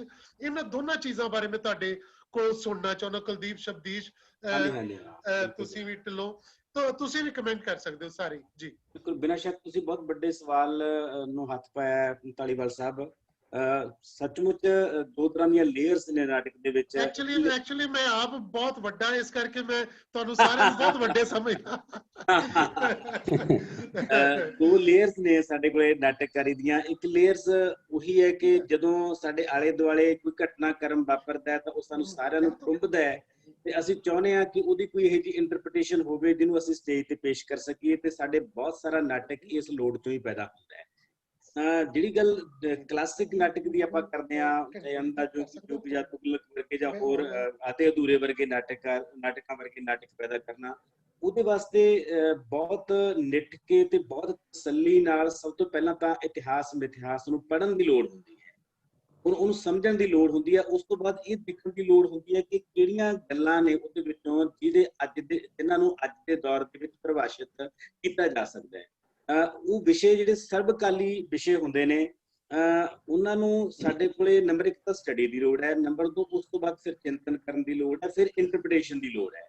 ਜਦੋਂ ਅਸੀਂ ਜਿਹੜੇ ਤਤਕਾਲੀ ਜਾਂ ਸਮਕਾਲੀ ਵਿਸ਼ਿਆਂ ਦੇ ਉੱਤੇ ਨਾਟਕ ਲਿਖਦੇ ਹਾਂ ਤਾਂ ਇਹਦੇ ਨਾਲ ਉਹ ਸਾਰੇ ਏਜੰਡੇ ਨਾ ਕਿਤੇ ਪਿੱਛੇ ਪੈਂਦੇ ਜਾਂਦੇ ਨੇ।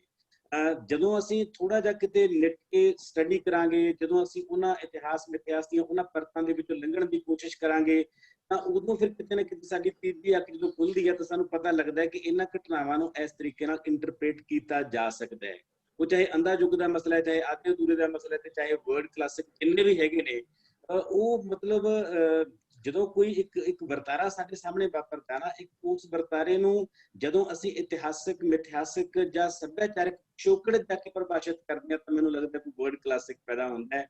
ਸੱਚਮੁੱਚ ਮੈਂ ਵੀ ਬਹੁਤ ਵਾਰੀ ਸੋਚਦਾ ਹੁੰਦਾ ਇਸ ਐਂਗਲ ਤੋਂ ਕਿ ਅਜੇ ਬਹੁਤ ਕੁਝ ਨਾ ਡਿੱਟ ਕੇ ਪੜ੍ਹਨ ਦੀ ਜ਼ਰੂਰਤ ਹੈ, ਤੇ ਬਹੁਤ ਕੁਝ ਉਸ ਪੜ੍ਹੇ ਹੋਏ ਦੇ ਵਿੱਚੋਂ ਹੰਗਾਲਣ ਦੀ ਜ਼ਰੂਰਤ ਹੈ, ਚਿੰਤਨ ਕਰਨ ਦੀ ਜ਼ਰੂਰਤ ਹੈ, ਤੇ ਫਿਰ ਨਾਟਕਕਾਰੀ ਦੇ ਕੁਝ ਨਵੇਂ ਆयाम ਨੇ ਜਿਹੜੇ ਉਹਨਾਂ ਤੇ ਵਰਕ ਕਰਨ ਦੀ ਜ਼ਰੂਰਤ ਹੈ, ਤੇ ਉਹ ਚੀਜ਼ਾਂ ਦੀ ਲੋੜ ਵੀ ਹੈ ਤੇ ਉਹ ਚੀਜ਼ਾਂ ਹੋਣੀਆਂ ਵੀ ਚਾਹੀਦੀਆਂ ਨੇ।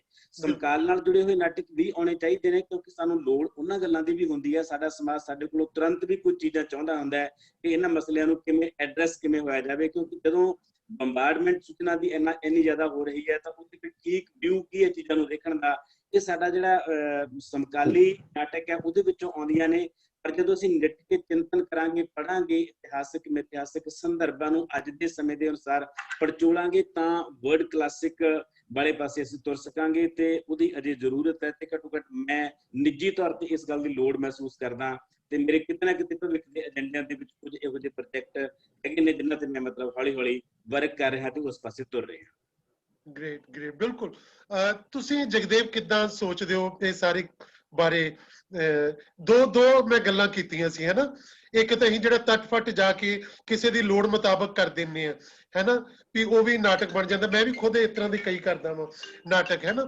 ਤੇ ਕੋਈ ਹੋਰ ਵੀ ਬਹੁਤ ਸਾਰੇ ਜਿਹੜੇ ਅਸੀਂ ਚਾਹੇ ਗਦਰੀ ਬਾਬਿਆਂ ਦੇ ਮੇਲੇ ਤੇ ਕਰੀਏ, ਪਲਸ ਮੰਚਲੀ ਕਰੀਏ, ਕੁਝ ਹੋਰ ਵੀ ਇਸ ਤਰ੍ਹਾਂ ਦੇ ਮਸਲੇ ਹੁੰਦੇ ਆ ਉਹ ਜਿਹੜੇ। ਸੋ ਇਹਨਾਂ ਬਾਰੇ ਤੁਸੀਂ ਕਿਵੇਂ ਸੋਚਦੇ ਹੋ? ਜ਼ਿਆਦਾਤਰ ਜਿਹੜੇ ਮੈਂ ਕਾਨੂੰਨੀ ਨਾਟਕ ਲਿਖੇ ਆ ਤਾਂ ਉਹ ਨਾਟਕ ਜ਼ਿਆਦਾਤਰ ਯੂਥ ਫੈਸਟੀਵਲਾਂ ਦੀ ਦੇਣ ਹੈਗੇ ਆ। ਯੂਥ ਫੈਸਟੀਵਲਾਂ ਦੇ ਵਿੱਚੋਂ ਨਿਕਲੇ, ਉਹ ਲੋੜ ਦੇ ਵਿੱਚੋਂ ਨਿਕਲੇ ਹੋਏ ਨਾਟਕ। ਤਤਕਾਲ ਦਾ ਨਾਟਕ ਹੀ ਹੈ ਉਸ ਹਾਂ। ਤੇ ਲੇਖਕ ਕੁਛ ਇੰਡੀਵਿਜੂਅਲੀ ਤੌਰ ਤੇ, ਵਿਅਕਤੀਗਤ ਤੌਰ ਤੇ ਵੀ ਸੋਚਦਾ ਵੀ ਮੈਂ ਇਸ ਤੋਂ ਹਟ ਕੇ ਕੁਛ ਨਵਾਂ ਕਰਾਂ। ਕੋਸ਼ਿਸ਼ ਕਰੀਦੀ ਹੈ, ਕਿਉਂਕਿ ਹਰ ਇੱਕ ਲੇਖਕ ਚਾਹੁੰਦਾ ਕਿ ਬਿਹਤਰ ਲਿਖੇ। ਹਰ ਇੱਕ ਕਲਮ ਇਹੀ ਚਾਹੁੰਦੀ ਹੈ ਕਿ ਮੈਂ ਅੱਛੇ ਤੋਂ ਅੱਛਾ ਲਿਖਾਂ ਤੇ ਅੰਤਰਰਾਸ਼ਟਰੀ ਪੱਧਰ ਦਾ ਲਿਖਾਂ, ਤੇ ਕੋਸ਼ਿਸ਼ ਕਰ ਰਹੇ ਆ। ਨਵੇਂ ਪ੍ਰੋਜੈਕਟ ਹੈਗੇ ਆ, ਉਹਨਾਂ ਤੇ ਧਿਆਨ ਹੈਗਾ, ਤੇ ਆਉਣ ਵਾਲੇ ਸਾਲਾਂ 'ਚ ਬਿਹਤਰ ਨਾਟਕ ਲਿਖਾਂਗੇ, ਜ਼ਰੂਰ ਲਿਖਾਂਗੇ। ਤੇ ਉਮੀਦ ਹੈਗੀ ਆ, ਆਸ ਹੈਗੀ ਆ ਕਿ ਨਾਟਕ ਨੂੰ ਲੈ ਕੇ ਜਾਵਾਂਗੇ, ਅੱਗੇ ਤੱਕ ਲੈ ਕੇ ਜਾਵਾਂਗੇ। ਬਸ ਇਹੀ ਆ ਵੀ ਲੱਗੇ ਰਹੀਦਾ, ਮਿਹਨਤ ਕਰਦੇ ਰਹੀਦਾ, ਨਵੇਂ ਜਿਹੜੇ ਹੈਗੇ ਤਲਾਸ਼ ਕਰੀਦੇ ਆਵਾਮ। ਤੇ ਇਹਦੇ ਵਿੱਚ ਹੀ ਹੁਣ ਵੇਲ ਮਿਲੀ ਸੀਗੀ, ਹੁਣ ਇਹਨਾਂ ਦਿਨਾਂ ਦੇ ਵਿੱਚ ਹੀ ਵਰਕ ਕਾਫੀ ਕੀਤਾ ਮੈਂ, ਕਿਉਂਕਿ ਬੜੇ ਸਮੇਂ ਤੋਂ ਬਾਅਦ ਮੈਨੂੰ ਇਕੱਲੇ ਬੈਠਣ ਦਾ ਮੌਕਾ ਮਿਲਿਆ, ਤੇ ਇਹਦੇ ਵਿੱਚ ਕਾਫੀ ਕੰਮ ਕੀਤਾ ਮੈਂ। ਪਰ ਇਹ ਨਹੀਂ ਆਪਾਂ ਕਹਿ ਸਕਦੇ ਵੀ ਉਸ ਪੱਧਰ ਦਾ ਆਪਾਂ ਕਹਿ ਸਕਦੇ ਹਾਂ। ਉਹਦੇ ਲਈ ਅਜੇ ਮਿਹਨਤ ਕਰਨੀ ਪਊਗੀ, ਕਾਫੀ ਮਿਹਨਤ ਕਰਨੀ ਪਊਗੀ, ਪੜ੍ਹਨਾ ਪਊਗਾ, ਕਾਫੀ ਪੜ੍ਹਨਾ ਪਊਗਾ। ਪਰ ਇਹ ਹੋ ਸਕਦਾ ਵੀ ਇਹ ਨਹੀਂ ਵੀ ਹੋ ਨਹੀਂ ਸਕਦਾ, ਲਿਖਿਆ ਨਹੀਂ ਜਾ ਸਕਦਾ। ਮੈਂ ਆਸ਼ਾਵਾਦੀ ਹਾਂ ਕੋਸ਼ਿਸ਼ ਕਰੂੰਗਾ, ਮੈਂ ਲਿਖੂੰਗਾ, ਭਾਵੇਂ 1-2 ਨਾਟਕ ਹੀ ਲਿਖੀਏ, ਪਰ ਲਿਖਾਂਗੇ ਜ਼ਰੂਰ। ਨਹੀਂ, ਬਿਲਕੁਲ ਜ਼ਰੂਰ। ਮੇਰੇ ਖਿਆਲ ਇੱਕ ਤੁਹਾਡਾ ਬਾਅਦ ਵਿੱਚ ਹੋਰ ਸੀਰੀ ਕਿਹੜਾ ਪਲੇ ਆਇਆ ਸੀ? ਸੀਰੀ ਪਲੇ ਦਾ ਕਲਚਰ ਤੁਸੀਂ ਦੇਖੋ ਕਿੰਨਾ ਪਿਆਰਾ ਕਲਚਰ ਆਉਂਦਾ। ਮਿੱਠਾ ਪਲੇ ਹੈ ਜਿਹੜਾ ਹੈਗਾ, ਪਰ ਨਾਲ ਚੋਟ ਕਰਦਾ ਹੈ। ਬਿਲਕੁਲ, ਉਹ ਬੜਾ ਮੈਂ ਸਮਝਦਾ, ਮੈਂ ਤਾਂ ਉਹਦਾ ਜ਼ਿਕਰ ਕੀਤਾ ਕਿ ਉਹ ਸੀਰੀ ਮੈਂ ਪੜ੍ਹਿਆ ਸੀਗਾ ਤੇ ਉਹ ਬਹੁਤ ਕਮਾਲ ਦਾ ਪਲੇ ਹੈ ਤੁਹਾਡਾ, ਬਹੁਤ ਵਧੀਆ ਪਲੇ ਹੈ ਤੁਹਾਡੇ, ਯਾਨੀ ਕਹਿ ਲਓ ਕਿ ਬੈਸਟ ਪਲੇਅਰ ਚੋਂ ਇੱਕ ਹੈ ਉਹ ਤੁਹਾਡੇ। ਇਸ ਤੋਂ ਅੱਗੇ ਮੈਂ ਕੰਮ ਕਰ ਰਿਹਾ, ਵਿਹੜੇ ਤੇ ਕੰਮ ਕਰ ਰਿਹਾ ਪਲੇ ਤੇ। ਹਾਂ ਉਹਦੇ ਵਿੱਚ ਉਦੋਂ ਜ਼ਿਆਦਾ ਸਾਰ ਹੁੰਦਾ ਪਲੇ ਦਾ, ਤੇ ਬਾਕੀ ਇੱਕ ਬੀਜ਼ਕ ਪਲੇ ਆ, ਉਹ ਨਵਾਂ ਤਜਰਬਾ ਹੋਊਗਾ। ਓਕੇ, ਬੀਜ਼ਕ ਪਲੇ ਉਹ ਜਿਹੜੀ ਕਿ ਸਮੱਸਿਆ ਬਹੁਤ ਵੱਡੀ ਹੈ ਜਿਹੜੀ ਹੈ, ਉਹ ਤੇ ਵਰਕ ਕਰ ਰਿਹਾ ਮੈਂ ਪਲੇ ਤੇ। ਜੀ ਜੀ, ਪਲੇ ਮਾਂ ਦਾ ਬੂਟਾ ਜਿਹੜਾ ਹੈਗਾ ਬਹੁਤ ਵਧੀਆ ਪਲੇ ਚੱਲਿਆ ਇਹ ਪਲੇ। ਬਲਜੀਤ ਮੁੱਗੇ ਨੇ ਕਾਫੀ ਖੇਡਿਆ ਨੇ, ਹਾਂ 1.5 ਘੰਟੇ ਨਾਟਕ ਦੀ। ਤੇ ਇਸੇ ਤਰ੍ਹਾਂ ਪ੍ਰਵਾਜ਼ ਪਲੇ ਆ, ਪ੍ਰਵਾਜ਼ ਪਲੇ ਅਜੇ ਤੱਕ ਮੈਨੂੰ ਲੱਗਦਾ ਪੰਜਾਬੀ ਯੂਨੀਵਰਸਿਟੀ ਦੇ ਵਿੱਚ ਡਰਾਮਾ ਡਿਪਾਰਟਮੈਂਟ ਨੇ ਖੇਡਿਆ ਸੀਗਾ ਇਸ ਪਲੇ। ਅੱਛਾ, ਉਹਦੇ ਵਿੱਚ ਕਾਫੀ ਨਵੀਆਂ ਗੱਲਾਂ ਹੈਗੀਆਂ ਜੀ, ਉਹ ਵੀ ਕਾਫੀ ਮਿਹਨਤ ਨਾਲ ਲਿਖਿਆ ਸੀ ਪਲੇ ਮੈਂ। ਇਸੇ ਤਰ੍ਹਾਂ ਅਜੇ ਤਾਂ ਯਾਨੀ ਕਿ ਜਿਵੇਂ ਜਿਵੇਂ ਚੇਤਨਾ ਵੱਧਦੀ ਜਾਂਦੀ ਆ, ਆਉਂਦੀ ਜਾਂਦੀ ਆ, ਅਕਲ ਆਉਂਦੀ ਆ, ਫਿਰ ਉਹਦਾ ਦੌੜ 'ਚ ਲੱਗੇ ਰਹਿੰਦੇ ਆਪਾਂ। ਦੌੜ ਦੇ ਵਿੱਚ ਸਿਰਫ ਦੌੜਿਆ ਹੀ ਜਾਂਦਾ ਹੈ ਤੇ ਲਿਖਿਆ ਨਹੀਂ ਜਾਂਦਾ ਗਾ। ਤੇ ਹੁਣ ਕੋਸ਼ਿਸ਼ ਕਰਦੇ ਆ ਆਪਦੇ ਆਪ ਨੂੰ ਕੇਂਦਰਿਤ ਕਰਨ ਦੀ, ਆਪਦੇ ਆਪ ਤੇ ਤੇ ਅੱਗੇ ਵਧੀਆ ਪਲੇ ਦੇ। ਬਿਲਕੁਲ ਬਿਲਕੁਲ, ਇਹ ਜਦੋਂ ਤੁਸੀਂ ਕੰਮ ਕਰ ਰਹੇ ਹੁੰਦੇ ਨਾ, ਜਿਹੜੀ ਤੁਸੀਂ ਕਹਿੰਦੇ ਹੁਣ ਅਕਲ ਆਉਣ ਲੱਗੀ ਹੈ, ਉਹ ਵਾਕਈ ਸਾਨੂੰ ਵੀ ਕਈ ਵਾਰੀ ਲੱਗਦਾ ਹੁੰਦਾ ਕਿ ਅਸੀਂ ਜਦੋਂ ਪਿਛਲੇ ਝਾਤ ਮਾਰਦੇ, ਜੇ ਮੈਂ 20 ਸਾਲ 30 ਸਾਲ ਪਹਿਲਾਂ ਕੀਤਾ ਹੋਇਆ ਕੰਮ ਦੇਖਦਾ, ਤਾਂ ਹੁਣ ਮੈਂ ਦੇਖਦਾ ਕਿ ਇਹਨੂੰ ਮੈਂ ਜੇ ਅੱਜ ਕਰਾਂਗਾ ਤੇ ਅੱਜ ਇਹ ਕੁਝ ਹੋਰ ਹੋਏਗਾ, ਅੱਜ ਹੋਰ ਬਿਹਤਰ ਹੋਏਗਾ, ਜ਼ਿਆਦਾ ਅੱਛੇ ਤਰੀਕੇ ਨਾਲ ਮੈਨੂੰ ਡਾਇਰੈਕਟ ਕਰ ਸਕਦਾ। ਸ਼ਾਇਦ ਉਦੋਂ ਕੋਈ ਇਹ ਕਮੀ ਰਹਿ ਗਈ ਸੀਗੀ। ਇਹਨਾਂ ਚੀਜ਼ਾਂ ਨੂੰ ਅਸੀਂ ਜਦੋਂ ਸੈਲਫ ਐਨਾਲਿਸਿਸ ਕਰਦੇ ਹਾਂ ਤੇ ਸਾਡੇ ਸਾਹਮਣੇ ਬੜੀਆਂ ਚੀਜ਼ਾਂ ਕਲੀਅਰ ਹੁੰਦੀਆਂ ਨੇ ਉਹਦੇ ਵਿੱਚ। ਸ਼ਬਦੀਸ਼, ਮੈਂ ਤੁਹਾਡੇ ਕੋਲੋਂ ਇਹਦੇ ਬਾਰੇ ਸੁਣਨਾ ਚਾਹੁੰਦਾ। ਭਾਜੀ ਪਹਿਲੀ ਗੱਲ ਤਾਂ ਮੈਂ ਇਹੀ ਕਹਿਣੀ ਚਾਹੁੰਦਾ ਕਿ ਕਲਾਸਿਕ ਸੋਚ ਕੇ ਨਹੀਂ ਲਿਖੇ ਜਾਂਦੇ। ਬਿਲਕੁਲ, ਹਾਂ, ਪਤਾ ਨਹੀਂ ਸਾਡੇ ਚੋਂ ਕੌਣ ਆ ਕਲਾਸਿਕ ਸ਼ਾਇਦ ਲਿਖ ਚੁੱਕਾ, ਖਰੇ ਮੈਂ ਹੀ ਲਿਖ ਚੁੱਕਿਆ ਜਾਂ ਤੁਸੀਂ ਕ੍ਰੀਏਟ ਕਰ ਚੁੱਕੇ ਹੋ ਸਕਦਾ ਸਾਡੀ ਜਗ੍ਹਾ ਦੇ ਉੱਤੇ ਜਿਹੜਾ ਅੱਜ ਗੱਲ ਨਹੀਂ ਕਰ ਰਿਹਾ, ਕੋਈ ਇੱਕ ਕਲਾਸਿਕ ਕ੍ਰੀਏਟ ਕਰ ਚੁੱਕਾ। ਇਹ ਕਲਾਸਿਕ ਕਿਉਂਕਿ ਅਸੀਂ ਨਹੀਂ ਤੈਅ ਕਰਦੇ, ਕਲਾਸਿਕ ਨੂੰ ਹਮੇਸ਼ਾ ਸਮਾਂ ਤੈਅ ਕਰਦਾ ਕਿ ਕਿਸ ਰਚਨਾ ਨੇ ਕਲਾਸਿਕ ਹੋ ਜਾਣਾ। ਪਰ ਤੁਸੀਂ ਇੱਕ ਗੱਲ ਜ਼ਰੂਰ ਤੈਅ ਕਰ ਸਕਦੇ ਹੋ ਕਿ ਮੇਰਾ ਨਾਟਕ ਘੱਟੋ ਘੱਟ ਕਿੰਨੀ ਏਜ ਵਾਲਾ ਹੋ ਸਕਦਾ, ਕਿ ਉਹ 1 2 3 ਸ਼ੋਅ ਤੋਂ ਬਾਅਦ ਕਿਹਾ ਜਾਏਗਾ ਕਿ ਇਹਦੀ ਹੁਣ ਜ਼ਰੂਰਤ ਨਹੀਂ ਹੈ। ਮੈਂ ਹਮੇਸ਼ਾ ਇਹ ਸੋਚ ਕੇ ਚੱਲਦਾ ਕਿ ਮੈਂ ਕੋਈ ਐਸਾ ਨਾਟਕ ਨਹੀਂ ਲਿਖਣਾ ਜਿਹਦੇ ਬਾਰੇ ਕਿ ਕਿਹਾ ਜਾਵੇ ਕਿ ਇਹਦੀ ਹੁਣ ਜ਼ਰੂਰਤ ਨਹੀਂ। ਜੇ ਆਪਾਂ ਇਹ ਗੱਲ ਕਰੀਏ ਕਿ ਜਿਹੜੇ ਨਾਟਕ ਸਾਨੂੰ ਲਿਖਣੇ ਪੈ ਜਾਂਦੇ ਸਿਚੁਏਸ਼ਨ ਮੁਤਾਬਕ ਔਨ ਡਿਮਾਂਡ, ਤਾਂ ਮੈਂ 2 ਨਾਟਕਾਂ ਦੀ ਗੱਲ ਕਰਦਾ ਜਿਹੜੇ ਮੈਂ ਲਿਖੇ ਨੇ। ਪਰ ਇੰਟਰਸਟਿੰਗ ਗੱਲ ਹੈ ਕਿ ਉਹਨਾਂ ਦੇ ਵਿੱਚ ਇੱਕ ਨਾਟਕ ਉਹ ਵੀ ਹੈ ਜਿਹੜਾ ਚਿੜੀ ਦੀ ਅੰਬਰ ਵੱਲ ਉਡਾਨ, ਜਿਹਦੇ 100 ਤੋਂ ਵੀ ਜ਼ਿਆਦਾ ਸ਼ੋਅ ਕੀਤੇ ਨੇ ਸੋਲੋ। ਔਰ ਉਹ ਕਵਿਤਾ ਦੇ ਨਾਲ ਇੱਕ ਤਰ੍ਹਾਂ ਨਾਲ ਅਨੁਭਵ ਸੀ ਕਿ ਕਵਿਤਾ ਨੂੰ ਕਿਵੇਂ ਤੁਸੀਂ ਮੰਚਨ ਕਰ ਸਕਦੇ ਹੋ, ਔਰ ਉਹਦਾ ਮੰਚਨ ਦੇ ਵਿੱਚ ਤੁਸੀਂ ਇੱਕ ਕਵੀ ਦੇ ਨਾਲ ਆਪਣੀਆਂ ਕਿੰਨੀਆਂ ਕਵਿਤਾਵਾਂ ਜੋੜ ਸਕਦੇ ਹੋ, ਜਿਨ੍ਹਾਂ ਦੇ ਨਾਲ ਇਹ ਵੀ ਨਾ ਪਤਾ ਲੱਗੇ ਕਿ ਹੁਣ ਇੱਥੇ ਕਿਹੜੀ ਮੇਰੀ ਕਵਿਤਾ ਤੇ ਕਿਹੜੀ ਮੈਡਮ ਗੁਰਮਿੰਦਰ ਸਿੱਧੂ ਦੀ ਕਵਿਤਾ, ਔਰ ਦੇਖਣ ਵਾਲਾ ਕਦੀ ਇਹ ਫੀਲ ਵੀ ਨਾ ਕਰ ਸਕੇ ਕਿ 2 ਕਵੀਆਂ ਦੀ ਕਵਿਤਾ ਹੈ। ਔਰ ਮੈਨੂੰ ਨਹੀਂ ਪਤਾ ਕਿ ਉਹ ਜਦੋਂ ਮੈਂ ਲਿਖਿਆ ਮੈਨੂੰ ਵੀ ਨਹੀਂ ਸੀ ਪਤਾ ਕਿ ਮੈਂ ਏਦਾਂ ਦਾ ਨਾਟਕ ਲਿਖਣ ਦੀ ਕੋਸ਼ਿਸ਼ ਕਰ ਰਿਹਾ। ਇਸੇ ਤਰ੍ਹਾਂ ਜਦੋਂ ਸੁਲਗ ਦੇ ਸੁਪਨੇ ਗਦਰ ਦਾ ਕੀਤਾ, ਉਹ ਬੇਸ਼ੱਕ ਇਸ ਗੱਲ ਦੇ ਵਿੱਚ ਪੈਦਾ ਹੋਇਆ ਕਿ ਮੈਨੂੰ ਕੈਨੇਡਾ ਤੋਂ ਸੱਦਾ ਆ ਗਿਆ, ਨਾਲ ਸੱਦੇ ਦੇ ਵਿੱਚ ਇਹ ਵੀ ਗੱਲ ਸ਼ਾਮਲ ਹੈ ਕਿ ਤੁਸੀਂ ਗਦਰ ਪਾਰਟੀ ਬਾਰੇ ਹੀ ਨਾਟਕ ਕਰਨਾ। ਤਾਂ ਇਹਦੇ ਬਾਵਜੂਦ ਮੈਂ ਏਦਾਂ ਸੋਚ ਕੇ ਨਹੀਂ ਲਿਖਿਆ ਕਿ ਮੈਂ ਸਿਰਫ 1 ਸ਼ੋਅ ਲਈ ਜਾਂ 2 ਸ਼ੋਆਂ ਲਈ ਜਾਂ ਸਿਰਫ ਮੈਂ ਕੈਨੇਡਾ ਲਈ ਨਾਟਕ ਲਿਖ ਰਿਹਾ। ਮੈਂ ਇਹ ਸੋਚ ਕੇ ਹੀ ਨਾਟਕ ਦੀ ਸਕ੍ਰਿਪਟ ਤਿਆਰ ਕੀਤੀ ਕਿ ਇਹ ਦੁਬਾਰਾ ਕਦੇ ਵੀ ਕੰਮ ਆ ਸਕਦੀ ਹੈ। ਪਰ ਜਿਸ ਨਾਟਕ ਨੂੰ ਮੈਂ ਹਾਲੇ ਵੀ ਸੋਚਦਾ ਕਿ ਮੈਂ ਜ਼ਰੂਰ ਇੱਕ ਤਰ੍ਹਾਂ ਨਾਲ ਰੀਰਾਈਟ ਕਰਨਾ, ਤੇ ਉਹ ਨਾਟਕ ਹੀ ਹੈ ਸੁਲਗ ਦੇ ਸੁਪਨੇ ਗਦਰ ਦੇ। ਅਜੇ ਮੈਂ ਆਪਣੇ ਨਾਟਕ ਦੀ ਗੱਲ ਕਰਾਂ ਤਾਂ ਮੈਨੂੰ ਹਮੇਸ਼ਾ ਇਤਿਹਾਸ ਪ੍ਰੇਰਿਤ ਕਰਦਾ ਹੈ। ਕਈਆਂ ਨੂੰ ਮਿਥਿਹਾਸ ਪ੍ਰੇਰਿਤ ਕਰਦਾ ਹੈ ਔਰ ਕਈਆਂ ਨੂੰ ਇਤਿਹਾਸ ਪ੍ਰੇਰਿਤ ਕਰਦਾ ਹੈ। ਔਰ ਮੈਂ ਇਹ ਨਹੀਂ ਕਹਿੰਦਾ ਕਿ ਇਤਿਹਾਸ ਹਮੇਸ਼ਾ ਬਹੁਤ ਦੂਰ ਦਾ ਹੀ ਤੁਹਾਨੂੰ ਪ੍ਰੇਰਿਤ ਕਰਦਾ, ਕਈ ਵਾਰੀ ਤੁਹਾਡਾ ਬਹੁਤ ਨੇੜਲਾ ਇਤਿਹਾਸ ਵੀ ਤੁਹਾਨੂੰ ਪ੍ਰੇਰਿਤ ਕਰਦਾ ਹੈ। ਔਰ ਤੁਸੀਂ ਜਦੋਂ ਕੋਈ ਚੀਜ਼ ਲਿਖਣ ਲੱਗਦੇ ਹੋ ਤਾਂ ਤੁਸੀਂ ਉਹਦੇ 'ਚ ਆਪਣੇ ਕੋਲੋਂ ਕੀ ਪਾਉਂਦੇ ਹੋ, ਕਿੱਦਾਂ ਦਾ ਪਾਉਂਦੇ ਹੋ। ਮੰਨ ਲਓ 1084 ਦੀ ਮਾਂ ਬਾਰੇ ਆਪਾਂ ਪਹਿਲਾਂ ਵੀ ਗੱਲ ਕੀਤੀ, ਪਰ ਮੇਰੇ ਸਾਹਮਣੇ ਸਵਾਲ ਇਹ ਨਹੀਂ ਸੀ ਕਿ ਉਹ 70ਵਿਆਂ 'ਚ ਚੱਲੀ ਨਕਸਲੀ ਲਹਿਰ ਦਾ ਨਾਵਲ ਹੈ ਤੇ ਮੈਂ ਉਸ ਕਿਸਮ ਦਾ ਨਾਟਕ ਲਿਖਣਾ। ਮੇਰੇ ਸਾਹਮਣੇ ਸਵਾਲ ਇਹ ਸੀ ਕਿ ਦੁਨੀਆ ਦੇ ਕਿਸੇ ਵੀ ਸ਼ਹਿਰ ਦੇ ਵਿੱਚ, ਕਿਸੇ ਵੀ ਕੋਨੇ ਦੇ ਵਿੱਚ ਜਿੱਥੇ ਕੁਝ ਲੋਕ ਲੜੇ ਹੋਣ, ਲੜਨ ਤੋਂ ਬਾਅਦ ਬਹੁਤ ਸਾਰੇ ਲੋਕ ਸ਼ਹਾਦਤ ਦੇ ਗਏ ਹੋਣ, ਪਰ 1-2 ਸਾਲਾਂ ਬਾਅਦ ਹੀ ਜਦੋਂ ਤੁਸੀਂ ਜੇਲ੍ਹ ਤੋਂ ਰਿਹਾ ਹੋ ਤੇ ਤੁਹਾਨੂੰ ਇੰਜ ਲੱਗੇ ਕਿ ਉਹ ਕਿੱਥੇ ਸ਼ਹਿਰ ਗਿਆ ਜਿਹੜੇ ਵਿੱਚ ਅਸੀਂ ਕੁਰਬਾਨੀਆਂ ਕਰ ਰਹੇ ਸੀ। ਮੈਂ ਇਸ ਕਿਸਮ ਦਾ ਨਾਟਕ ਲਿਖਣ ਦੀ ਕੋਸ਼ਿਸ਼ ਕੀਤੀ ਹੈ। ਮੈਂ ਇਸ ਕਿਸਮ ਦਾ ਨਾਟਕ ਲਿਖਣ ਦੀ ਕੋਸ਼ਿਸ਼ ਨਹੀਂ ਕੀਤੀ ਕਿ ਅਸੀਂ ਬਹੁਤ ਕੁਰਬਾਨੀਆਂ ਕੀਤੀਆਂ ਸੀ। ਮੈਂ ਇਸ ਕਿਸਮ ਦਾ ਨਾਟਕ ਹੀ ਲਿਖਣ ਦੀ ਕੋਸ਼ਿਸ਼ ਕੀਤੀ ਕਿ ਸਾਡੀਆਂ ਕੁਰਬਾਨੀਆਂ ਦਾ ਬਣਿਆ ਕੀ, ਖਾਸ ਕਰਕੇ ਜਿਨ੍ਹਾਂ ਤੋਂ ਅਸੀਂ ਤਵੱਕੋ ਰੱਖਦੇ ਹਾਂ ਕਿ ਉਹ ਸਾਡੇ ਨੇ, ਉਹਨਾਂ ਨੇ ਵੀ ਇਹਦੇ ਬਾਰੇ ਕਿੰਨਾ ਕੁ ਸੋਚਿਆ। ਇਹ ਇਸ ਤਰੀਕੇ ਦੇ ਨਾਲ ਮੈਂ ਲਿਖਣ ਦੀ ਕੋਸ਼ਿਸ਼ ਕੀਤੀ। ਫਿਰ ਮੈਂ ਮੇਰੇ ਬਹੁਤ ਸਾਰੇ ਨਾਟਕਾਂ ਦੇ ਨਾਂ ਤੁਸੀਂ ਦੇਖੋਗੇ, ਲੰਮੇ ਵੀ ਨੇ ਤੇ ਕਵਿਤਾ ਵਰਗੇ ਵੀ ਨੇ। ਲੜਕੀ ਜਿਸ ਨੂੰ ਰੋਣਾ ਨਹੀਂ ਆਉਂਦਾ, ਤੇ ਇੱਕ ਇਹ ਵੀ ਇੱਕ ਐਸਾ ਨਾਟਕ ਹੈ ਜਿਹਦੇ ਬਾਰੇ ਮੈਂ ਹਮੇਸ਼ਾ ਸੋਚਦਾ ਕਿ ਮੈਨੂੰ ਇਹਦੇ ਤੇ ਦੁਬਾਰਾ ਕੰਮ ਕਰਨ ਦੀ ਜ਼ਰੂਰਤ ਹੈ। ਉਹ ਇਸ ਕਰਕੇ ਵੀ ਕਿ ਉਸ ਨਾਟਕ ਦੇ ਵਿੱਚ ਕੁੜੀ ਚਿੜੀਆਂ ਨਾਲ ਗੱਲਾਂ ਕਰਦੀ, ਬਨੇਰੇ ਤੇ ਬੈਠੀਆਂ ਚਿੜੀਆਂ ਨਾਲ, ਤੇ ਦਾਦੀ ਨੂੰ ਖੇਜ ਆਉਂਦੀ ਕਿਉਂਕਿ ਦਾਦੀ ਨੂੰ ਨਹੀਂ ਲੱਗਦਾ ਕਿ ਚਿੜੀਆਂ ਨਾਲ ਗੱਲਾਂ ਕੀਤੀਆਂ ਜਾ ਸਕਦੀਆਂ। ਕਿ ਮੈਂ ਇਸ ਚਿੜੀਆਂ ਨਾਲ ਗੱਲਾਂ ਕਰਨ ਨੂੰ, ਉਸ ਕੁੜੀ ਨੂੰ ਜਿਹਨੂੰ ਕਦੇ ਰੋਣਾ ਨਹੀਂ ਆਉਂਦਾ, ਕਿਉਂਕਿ ਕੁੜੀਆਂ ਬਾਰੇ ਤਾਂ ਇਹੀ ਮੰਨਿਆ ਜਾਂਦਾ ਨਾ, ਉਹਨਾਂ ਨੂੰ ਹਮੇਸ਼ਾ ਰੋਣਾ ਹੀ ਆਉਂਦਾ, ਤੇ ਮੈਂ ਉਹ ਜਿਹੜੀ ਰੋਣਾ ਨਹੀਂ ਚਾਹੁੰਦੀ, ਉਹ ਚਿੜੀਆਂ ਨਾਲ ਕਿਵੇਂ ਦਿਲ ਪਰਚਾਉਣਾ ਚਾਹੁੰਦੀ, ਜਾਂ ਉਹ ਚਿੜੀਆਂ ਨਾਲ ਗੱਲਾਂ ਕਰਦੀ ਆਪਣੇ ਸਮਾਜ ਨੂੰ ਕੀ ਕਹਿਣਾ ਚਾਹੁੰਦੀ। ਕਿ ਇਸ ਕਰਕੇ ਮੈਨੂੰ ਹਮੇਸ਼ਾ ਇਹ ਲੱਗਦਾ ਕਿ ਮੇਰਾ ਉਹ ਨਾਟਕ ਇਸ ਕਰਕੇ ਬਹੁਤ ਡਿਮਾਂਡ ਰੱਖਦਾ ਕਿ ਮੈਂ ਚਿੜੀਆਂ, ਕੁੜੀ ਤੇ ਦਾਦੀ, ਉਹਨਾਂ ਤਿੰਨਾਂ ਨੂੰ ਕਿਵੇਂ ਦੁਬਾਰਾ ਰੀਰਾਈਟ ਕਰ ਸਕਦਾ ਪਹਿਲਾਂ ਦੇ ਨਾਲੋਂ ਵਧੀਆ ਤਰੀਕੇ ਦੇ ਨਾਲ, ਕਿਉਂਕਿ ਉਦੋਂ ਤੋਂ ਇੱਕ ਤਰ੍ਹਾਂ ਨਾਲ ਕਾਲਜ ਦੇ ਕੰਪੀਟੀਸ਼ਨ ਲਈ ਤਿਆਰ ਕੀਤਾ ਗਿਆ ਨਾਟਕ ਸੀ। ਔਰ ਬਹੁਤ ਸਾਰੇ ਕੰਪੀਟੀਸ਼ਨਾਂ ਲਈ ਕੀਤੇ ਤਿਆਰ ਨਾਟਕ ਜ਼ਰੂਰੀ ਨਹੀਂ ਕਿ ਤੁਹਾਡੇ ਲਈ ਹਮੇਸ਼ਾ ਰੱਖਣ ਯੋਗ ਵੀ ਹੋਣ। ਹਾਂ, ਅੱਛੀਆਂ ਪ੍ਰੋਡਕਸ਼ਨਾਂ ਹੋਣ ਦੇ ਬਾਵਜੂਦ ਵੀ ਅਸੀਂ ਕਹਿ ਸਕਦੇ ਹਾਂ ਕਿ ਉਹ ਸਾਰੇ ਤੁਹਾਡੇ ਕੰਮ ਦੇ ਨਹੀਂ ਹੁੰਦੇ। ਮੰਨ ਲਓ ਮੈਂ 17 ਨਾਟਕ ਕੀਤੇ ਨੇ, ਪਰ ਜੇ ਮੈਨੂੰ ਛਾਪਣ ਦੀ ਗੱਲ ਕਰੇ ਤੇ ਮੈਨੂੰ ਮੇਰੇ ਖਿਆਲ ਸ਼ਾਇਦ 8 ਕੀ ਨਿਕਲਣਗੇ, ਬਾਕੀਆਂ ਨੂੰ ਮੈਂ ਸ਼ਾਇਦ ਨਹੀਂ ਛਾਪਣੇ ਚਾਹਾਂਗਾ।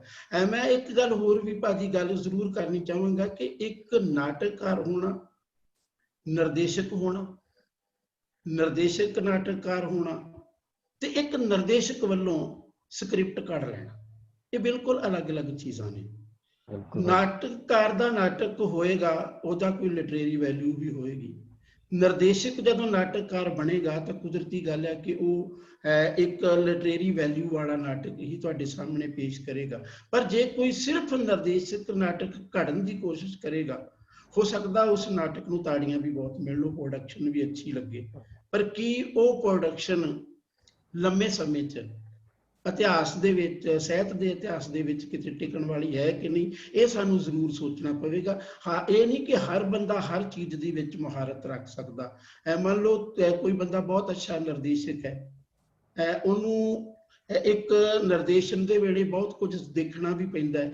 ਮੈਂ ਹਮੇਸ਼ਾ ਇਹ ਸੋਚਦਾ ਕਿ ਜਿਹੜਾ ਨਾਵਲਕਾਰ ਹੈ ਉਹ ਬਹੁਤ ਸਾਰੇ ਬਿਊਰੇ ਵੇਰਵੇ ਤੁਹਾਨੂੰ ਦੇ ਕੇ ਜਾਂਦਾ ਹੈ, ਔਰ ਜਿਹੜਾ ਨਾਟਕਕਾਰ ਆ ਉਹ ਤੁਹਾਨੂੰ ਸਿਰਫ ਸੰਵਾਦ ਦਿੰਦਾ, ਬਹੁਤ ਥੋੜਾ ਬ੍ਰੈਕਟਾਂ ਦੇ ਵਿੱਚ ਵੀ ਹੁੰਦਾ ਹੈ। ਪਰ ਨਾਟਕ ਨੂੰ ਨਿਰਦੇਸ਼ਿਤ ਉਹੀ ਕਰ ਸਕਦਾ ਬੰਦਾ ਜਿਹੜਾ ਉਸ ਨਾਟਕ ਨੂੰ ਨਾਵਲ ਦੇ ਵਿਸਥਾਰ ਵਾਂਗ ਪੜ੍ਹ ਸਕਦਾ ਹੋ, ਉਹਦੇ ਬਾਰੇ ਸੋਚ ਸਕਦਾ ਹੋਵੇ ਕਿ ਹਾਂ ਇੱਥੇ ਇਹ ਚੀਜ਼ ਹੋ ਸਕਦੀ, ਇੱਥੇ ਆਹ ਚੀਜ਼ ਹੋ ਸਕਦੀ। ਉਹ ਨਾਵਲੀ ਵਿਸਥਾਰ ਉਹ ਆਪਦੇ ਮਾਈਂਡ 'ਚ ਦੇ ਸਕਦਾ ਹੋਵੇ, ਔਰ ਉਹਨੂੰ ਮੁੜ ਕੇ ਉਸ ਸਟੇਜ ਦੇ ਉੱਤੇ ਲਾਈਟਸ ਦੇ ਨਾਲ, ਕਾਸਟਿਊਮ ਦੇ ਨਾਲ, ਸੈੱਟ ਦੇ ਨਾਲ, ਸਾਰੀਆਂ ਚੀਜ਼ਾਂ ਦੇ ਨਾਲ ਜੋੜ ਕੇ ਇਹ ਤੁਹਾਡੇ ਸਾਹਮਣੇ ਪੇਸ਼ ਕਰ ਸਕਦਾ ਹੋਵੇ।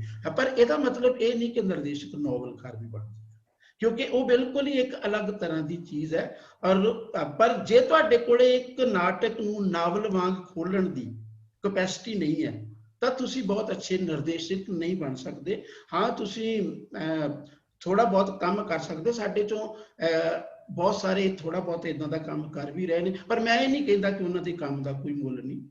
ਉਹਨਾਂ ਦੇ ਕੰਮ ਦਾ ਆਪਣਾ ਇੱਕ ਮੁੱਲ ਹੈ, ਕਿਉਂਕਿ ਅਸੀਂ ਜਦੋਂ ਨਾਟਕ ਕਰ ਰਹੇ ਹਾਂ, ਮੰਨ ਲਓ ਮੈਂ ਕੋਈ ਨਾਟਕ ਲਿਖ ਰਿਹਾ ਤਾਂ ਮੈਨੂੰ ਅਹਿਸਾਸ ਹੈ ਕਿ ਮੇਰਾ ਰੰਗਮੰਚ ਕਿੰਨਾ ਉੱਚਾ ਹੋ ਚੁੱਕਿਆ ਤੇ ਮੈਂ ਉਸ ਰੰਗਮੰਚ ਦੇ ਹਵਾਲੇ ਨਾਲ ਕਿਵੇਂ ਆਪਣੇ ਨਾਟਕ ਨੂੰ ਉੱਪਰ ਲੈ ਕੇ ਜਾਣਾ। ਹੋ ਸਕਦਾ ਕੋਈ ਨਾਟਕ ਐਸਾ ਵੀ ਹੋਵੇ ਜਿਹੜਾ ਰੰਗਮੰਚ ਨੂੰ ਵੀ ਥੋੜਾ ਹੋਰ ਉੱਪਰ ਉਠਾਏ ਜਾਣ ਦੇ ਵਿੱਚ ਤੁਹਾਨੂੰ ਕਹਿ ਲਓ ਹੈਲਪ ਕਰੇ। ਮੈਂ ਗੱਲ ਭਾਜੀ ਕਰਾਂਗਾ, ਤੁਸੀਂ ਨਟੀ ਵਿਨੋਦਨੀ ਦੀ ਗੱਲ ਕੀਤੀ, ਮੈਨੂੰ ਯਾਦ ਹੈ ਤੁਸੀਂ ਇੱਕ ਵਾਰੀ ਨਟੀ ਵਿਨੋਦਨੀ ਦੀ ਮੇਰੇ ਕੋਲੋਂ ਸਕ੍ਰਿਪਟ ਮੰਗਵਾਈ ਕੁਦਰਤੀ ਗੱਲ ਹੈ ਕਿ ਤੁਸੀਂ ਖੇਡਣ ਲਈ ਹੀ ਮੰਗਵਾਈ ਸੀ ਉਹ ਵਾਲੀ ਸਕ੍ਰਿਪਟ, ਜਿਹੜੀ ਚਿਤਰੰਜਨ ਘੋਸ਼ ਵਾਲੀ, ਜਿਹੜੀ ਮੂਲ ਰੂਪ ਦੇ ਵਿੱਚ ਪਹਿਲੀ ਵਾਰ ਮੇਰੇ ਕੋਲ ਆਈ। ਜਦੋਂ ਮੈਂ ਤੁਹਾਨੂੰ ਸਕ੍ਰਿਪਟ ਦੀ ਫੋਟੋ ਕਾਪੀ ਭੇਜ ਰਿਹਾ ਸੀ ਤਾਂ ਨਾਲ ਦੀ ਨਾਲ ਮੈਂ ਉਸ ਨਾਟਕ ਦਾ ਪੰਜਾਬੀ ਰੂਪਾਂਤਰ ਵੀ ਤਿਆਰ ਕਰ ਰਿਹਾ ਸੀ, ਤੇ ਮੇਰੇ ਸਾਹਮਣੇ ਇੱਕ ਚੁਣੌਤੀ ਆਪਣੇ ਆਪ ਖੜੀ ਹੋ ਗਈ ਕਿ ਹੁਣ ਕੇਵਲ ਭਾ ਇਸ ਨਾਟਕ ਨੂੰ ਖੇਡਣ ਜਾ ਰਹੇ ਨੇ, ਤੇ ਮੈਂ ਜਦੋਂ ਇਸ ਨਾਟਕ ਦੀ ਸਕ੍ਰਿਪਟ ਕਰੂੰਗਾ ਤਾਂ ਮੈਂ ਕੀ ਕਰਨਾ? ਕੀ ਮੈਂ ਫਿਰ ਚਿਤਰੰਜਨ ਘੋਸ਼ ਵਾਲੇ ਨਾਟਕ ਦਾ ਪੰਜਾਬੀ ਰੂਪਾਂਤਰ ਕਰਾਂਗਾ ਜਾਂ ਮੈਨੂੰ ਕੁਝ ਹੋਰ ਕਰਨਾ ਪਵੇਗਾ? ਤੇ ਮੈਂ ਮੁੜ ਕੇ ਉਸ ਨਾਟਕ ਨਾਲੋਂ ਜ਼ਿਆਦਾ ਜ਼ੋਰ ਇਸ ਗੱਲ ਦੇ ਉੱਤੇ ਦਿੱਤਾ ਕਿ ਮੈਂ ਨਟੀ ਵਿਨੋਦਨੀ ਬਾਰੇ ਹੋਰ ਕਿੰਨਾ ਜਾਣ ਸਕਦਾ। ਮੈਂ ਉਹਦੀ ਸਵੈ ਜੀਵਨੀ ਨੂੰ ਬੇਸ ਰੱਖ ਕੇ ਆਪਣੇ ਨਾਟਕ ਨੂੰ ਉਸਾਰਨ ਦਾ ਯਤਨ ਕੀਤਾ। ਉਹਦੇ ਪਿਛੋਕੜ ਦੇ ਵਿੱਚ ਬੇਸ਼ੱਕ ਚਿਤਰੰਜਨ ਘੋਸ਼ ਵਾਲਾ ਨਾਟਕ ਪਿਆ ਹੀ ਹੋਇਆ ਸੀ, ਪਰ ਤੁਹਾਨੂੰ ਪਤਾ ਕਿ ਉਹ ਬਿਲਕੁਲ ਬੰਗਾਲੀ ਅੰਦਾਜ਼ ਦੇ ਵਿੱਚ ਲਿਖਿਆ ਨਾਟਕ ਹੈ, ਔਰ ਪੰਜਾਬੀ ਬੰਦਾ ਉਸ ਕਿਸਮ ਦੇ ਨਾਟਕ ਨੂੰ, ਖਾਸ ਕਰਕੇ ਉਸ ਕਿਸਮ ਦੇ ਸਲੋ ਤੇ ਲੰਮੇ ਨਾਟਕ ਨੂੰ, ਜਿਸ 'ਚ ਇੱਕ ਇੰਟਰਵਲ ਵੀ ਆਉਣਾ ਹੈ, ਉਸ ਨਾਟਕ ਨੂੰ ਸਾਡੇ ਹਜੇ ਉਸ ਤਰੀਕੇ ਦਾ ਕਲਚਰ ਨਹੀਂ ਹੈ, ਔਰ ਸਾਨੂੰ ਆਪਣੀ ਸਕ੍ਰਿਪਟ ਆਪਣੇ ਪੰਜਾਬੀ ਸੁਭਾਅ ਦੇ ਮੁਤਾਬਕ ਕਰਨੀ ਪਏਗੀ, ਜਿਹੜੀ ਲਾਜ਼ਮੀ ਤੌਰ ਤੇ ਸਾਡੇ ਦਰਸ਼ਕ ਨੂੰ ਰੋਕ ਕੇ ਰੱਖ ਸਕੇ। ਔਰ ਮੈਨੂੰ ਲੱਗਦਾ ਕਿ ਤੁਹਾਨੂੰ ਚੁਣੌਤੀ ਹਰ ਵੇਲੇ ਕਬੂਲ ਕਰਦੇ ਰਹਿਣਾ ਪਵੇਗਾ। ਉਹ ਚੁਣੌਤੀ ਸਮੇਂ ਦੀ ਹੋ ਸਕਦੀ ਹੈ, ਕਲਾ ਦੀ ਹੋ ਸਕਦੀ ਹੈ, ਇਤਿਹਾਸ ਦੀ ਹੋ ਸਕਦੀ ਹੈ, ਔਰ ਚੁਣੌਤੀਆਂ ਕਬੂਲ ਕੀਤੇ ਬਿਨਾਂ ਤੁਸੀਂ ਨਾ ਚੰਗਾ ਲਿਖ ਸਕਦੇ ਹੋ, ਨਾ ਚੰਗਾ ਤੁਸੀਂ ਕ੍ਰੀਏਟ ਕਰ ਸਕਦੇ ਹੋ। ਬਾਕੀ ਔਸਤਨ ਕੰਮ ਵੀ ਮੈਂ ਨਹੀਂ ਕਹਿੰਦਾ ਕਿ ਹਮੇਸ਼ਾ ਮਾੜਾ ਹੁੰਦਾ, ਉਹਨਾਂ ਦਾ ਵੀ ਇੱਕ ਯੋਗਦਾਨ ਹੁੰਦਾ। ਕੁਝ ਲੋਕ ਪਾਠਕ ਪੈਦਾ ਕਰਦੇ ਨੇ, ਕੁਝ ਲੋਕ ਫਿਰ ਬਹੁਤ ਸੰਵੇਦਨਸ਼ੀਲ ਪਾਠਕ ਵੀ ਪੈਦਾ ਕਰਦੇ ਨੇ। ਏਦਾਂ ਹੀ ਨਾਟਕ ਦੀ ਦੁਨੀਆ ਦੇ ਵਿੱਚ ਵੀ ਕੁਝ ਲੋਕ ਮਿਆਰ ਨੂੰ ਉਚੇਰਾ ਲੈ ਕੇ ਜਾਣ ਲਈ ਕੰਮ ਕਰਦੇ ਨੇ, ਪਰ ਕੁਝ ਲੋਕਾਂ ਦੀ ਸਰਗਰਮੀ ਕਰਕੇ ਤੁਹਾਡਾ ਰੰਗਮੰਚ ਜਿਉਂਦਾ ਵੀ ਰਹਿੰਦਾ। ਇਹ ਵੀ ਆਪਣੇ ਆਪ ਦੇ ਵਿੱਚ ਬਹੁਤ ਮਹੱਤਵਪੂਰਨ ਗੱਲ ਹੈ। ਬਿਲਕੁਲ। ਮੈਂ ਜਿਹੜਾ ਐਕਚੁਅਲੀ ਅਗਲਾ ਸਵਾਲ ਕਰਨਾ ਸੀਗਾ ਤੁਹਾਡੇ ਸਾਰਿਆਂ ਲਈ, ਸ਼ਬਦੀਸ਼ ਨੇ ਆਪਣੇ ਹਿੱਸੇ ਦੇ ਉਹਦੇ ਵਿੱਚ ਜਵਾਬ ਬਹੁਤ ਸਾਰੇ ਦੇ ਦਿੱਤੇ। ਉਹ ਇਹੀ ਮੈਂ ਪੁੱਛਣਾ ਚਾਹੁੰਦਾ ਸਾਰਿਆਂ ਕੋਲੋਂ, ਜਿਹੜਾ ਕਿ ਸਾਡੇ ਤੁਸੀਂ ਜਦੋਂ ਬਤੌਰ ਨਾਟਕਕਾਰ ਅੱਜ ਆਪਣੀ ਸਿਰਜਣਾ ਕਰਦੇ ਹੋ ਤੇ ਤੁਹਾਡੇ ਆਲੇ ਦੁਆਲੇ ਇੱਕ ਜੋ ਕੁਝ ਨਾਟਕ ਹੋ ਰਿਹਾ, ਜੋ ਪੰਜਾਬੀ ਵਿੱਚ ਰੰਗਮੰਚ ਹੋ ਰਿਹਾ, ਮੈਂ ਚਾਹੁੰਦਾ ਕਿ ਉਸ ਸਾਰੇ ਰੰਗਮੰਚ, ਉਸ ਨਾਟਕ ਦੀ ਨਾਟਕਕਾਰੀ ਬਾਰੇ ਵੀ ਤੁਸੀਂ ਕਿਸ ਤਰ੍ਹਾਂ ਦਾ ਸੋਚਦੇ ਹੋ, ਕਿਸ ਤਰ੍ਹਾਂ ਉਹਦੇ ਤੋਂ ਗ੍ਰਹਿਣ ਕਰਦੇ ਹੋ, ਜਾਂ ਉਹਦੇ ਬਾਰੇ ਕੁਝ ਕਮੈਂਟ ਤੁਸੀਂ ਕਰਨਾ ਚਾਹੋ, ਤਾਂ ਕਿ ਮੈਂ ਉਸ ਤੋਂ ਬਾਅਦ ਮੈਂ ਜਿਹੜੇ ਸਾਡੇ ਦੂਜੇ ਸਾਥੀ ਹੈ ਮੈਂ ਉਹਨਾਂ ਦੇ ਵੀ ਕਮੈਂਟ ਫਿਰ ਮੈਂ ਲੈ ਸਕਾਂਗਾ। ਤੁਸੀਂ ਕੋਈ ਵੀ ਸ਼ੁਰੂ ਕਰ ਸਕਦੇ ਹੋ। ਕੋਈ ਹਾਂਜੀ, ਮੇਰੇ ਥੋੜਾ ਜਿਹਾ ਰਹਿ ਗਿਆ ਸੀ ਗੱਲ ਅਜੇ। ਹਾਂ ਕਰੋ। ਜਿਵੇਂ ਨਾ ਸਾਨੂੰ ਦੂਸਰੀ ਥਾਲੀ ਵਿੱਚ ਨਾ ਲੱਡੂ ਵੱਡਾ ਦਿਸਦਾ ਹੁੰਦਾ ਆਪਦੀ ਨਾਲ, ਹਾਂ, ਹਨਾ। ਜਿਵੇਂ ਇਤਿਹਾਸ ਦੇ ਸਫ਼ੇ ਤੇ ਤੁਹਾਡਾ ਨਾਟਕ ਕ੍ਰਿਸ਼ਨ, ਧਰਮ ਗੁਰੂ, ਝਾਨਾ ਦੇ ਪਾਣੀ, ਸੱਤ ਬਗਾਨੇ, ਅਸੀਂ ਉਹਨੂੰ ਕਿਹੜੇ ਖਾਨੇ 'ਚ ਰੱਖਾਂਗੇ ਨਾ। ਮਤਲਬ ਸਾਨੂੰ, ਮੈਨੂੰ ਲੱਗਦਾ ਵੀ ਇਹ ਇੱਕ ਵੱਡੀਆਂ ਨਾ ਪੇਸ਼ਕਾਰੀਆਂ ਜਾਂ ਵੱਡੀਆਂ ਰਚਨਾਵਾਂ ਨੇ। ਜਿਵੇਂ ਕਣਕ ਦੀ ਬੱਲੀ ਅੱਜ ਵੀ ਹੋ ਰਿਹਾ ਹੈ, 20 ਸਾਲ ਹੋ ਗਏ ਨਰੂਲਾ ਦਾ ਨਕਸ਼ਾ ਹੋ ਰਿਹਾ, ਲਗਾਤਾਰ 20 ਸਾਲਾਂ ਤੋਂ ਉਹ ਨਾਟਕ ਕਰੀ ਕਿਸ ਤਰ੍ਹਾਂ ਦੀ ਗੱਲ ਹੈ। ਮੈਂ ਕ੍ਰਿਸ਼ਨ, ਧਰਮ ਗੁਰੂ, ਸੱਤ ਬਗਾਨੇ, ਕਣਕ ਦੀ ਬੱਲੀ ਦੀ ਜ਼ਰੂਰ ਗੱਲ ਕਰਾਂਗਾ ਨਾ, ਵੀ ਉਹ ਕਿਹੜੇ ਖਾਤੇ ਰੱਖਾਂਗੇ ਅਸੀਂ। ਬਸ ਇੰਨੀ ਕੀ ਗੱਲ ਸੀ ਮੇਰੀ। ਹਾਂ, ਤੁਸੀਂ ਪਹਿਲੇ ਜਿਹੜੇ ਸਵਾਲ ਦੇ ਜਵਾਬ। ਹਾਂ, ਕੁਲਬੀਰ। ਹਾਂਜੀ ਭਾਜੀ ਜੀ। ਮੈਂ ਥੋੜਾ ਦੋਨਾਂ ਗੱਲਾਂ ਤੇ ਭਾਜੀ ਚਰਚਾ ਕਰਾਂਗਾ। ਇੱਕ ਤਾਂ ਇਹ ਕਿ ਜਿਹੜਾ ਕਲਾਸਿਕ ਨਾਟਕ ਜਿਹੜਾ ਹੈ, ਸਰਦੀਸ਼ ਹੋਰਾਂ ਨੇ ਵੀ ਆਪਣੇ ਤਰੀਕੇ ਨਾਲ ਵਧੀਆ ਗੱਲ ਕਰੀ ਹੈ।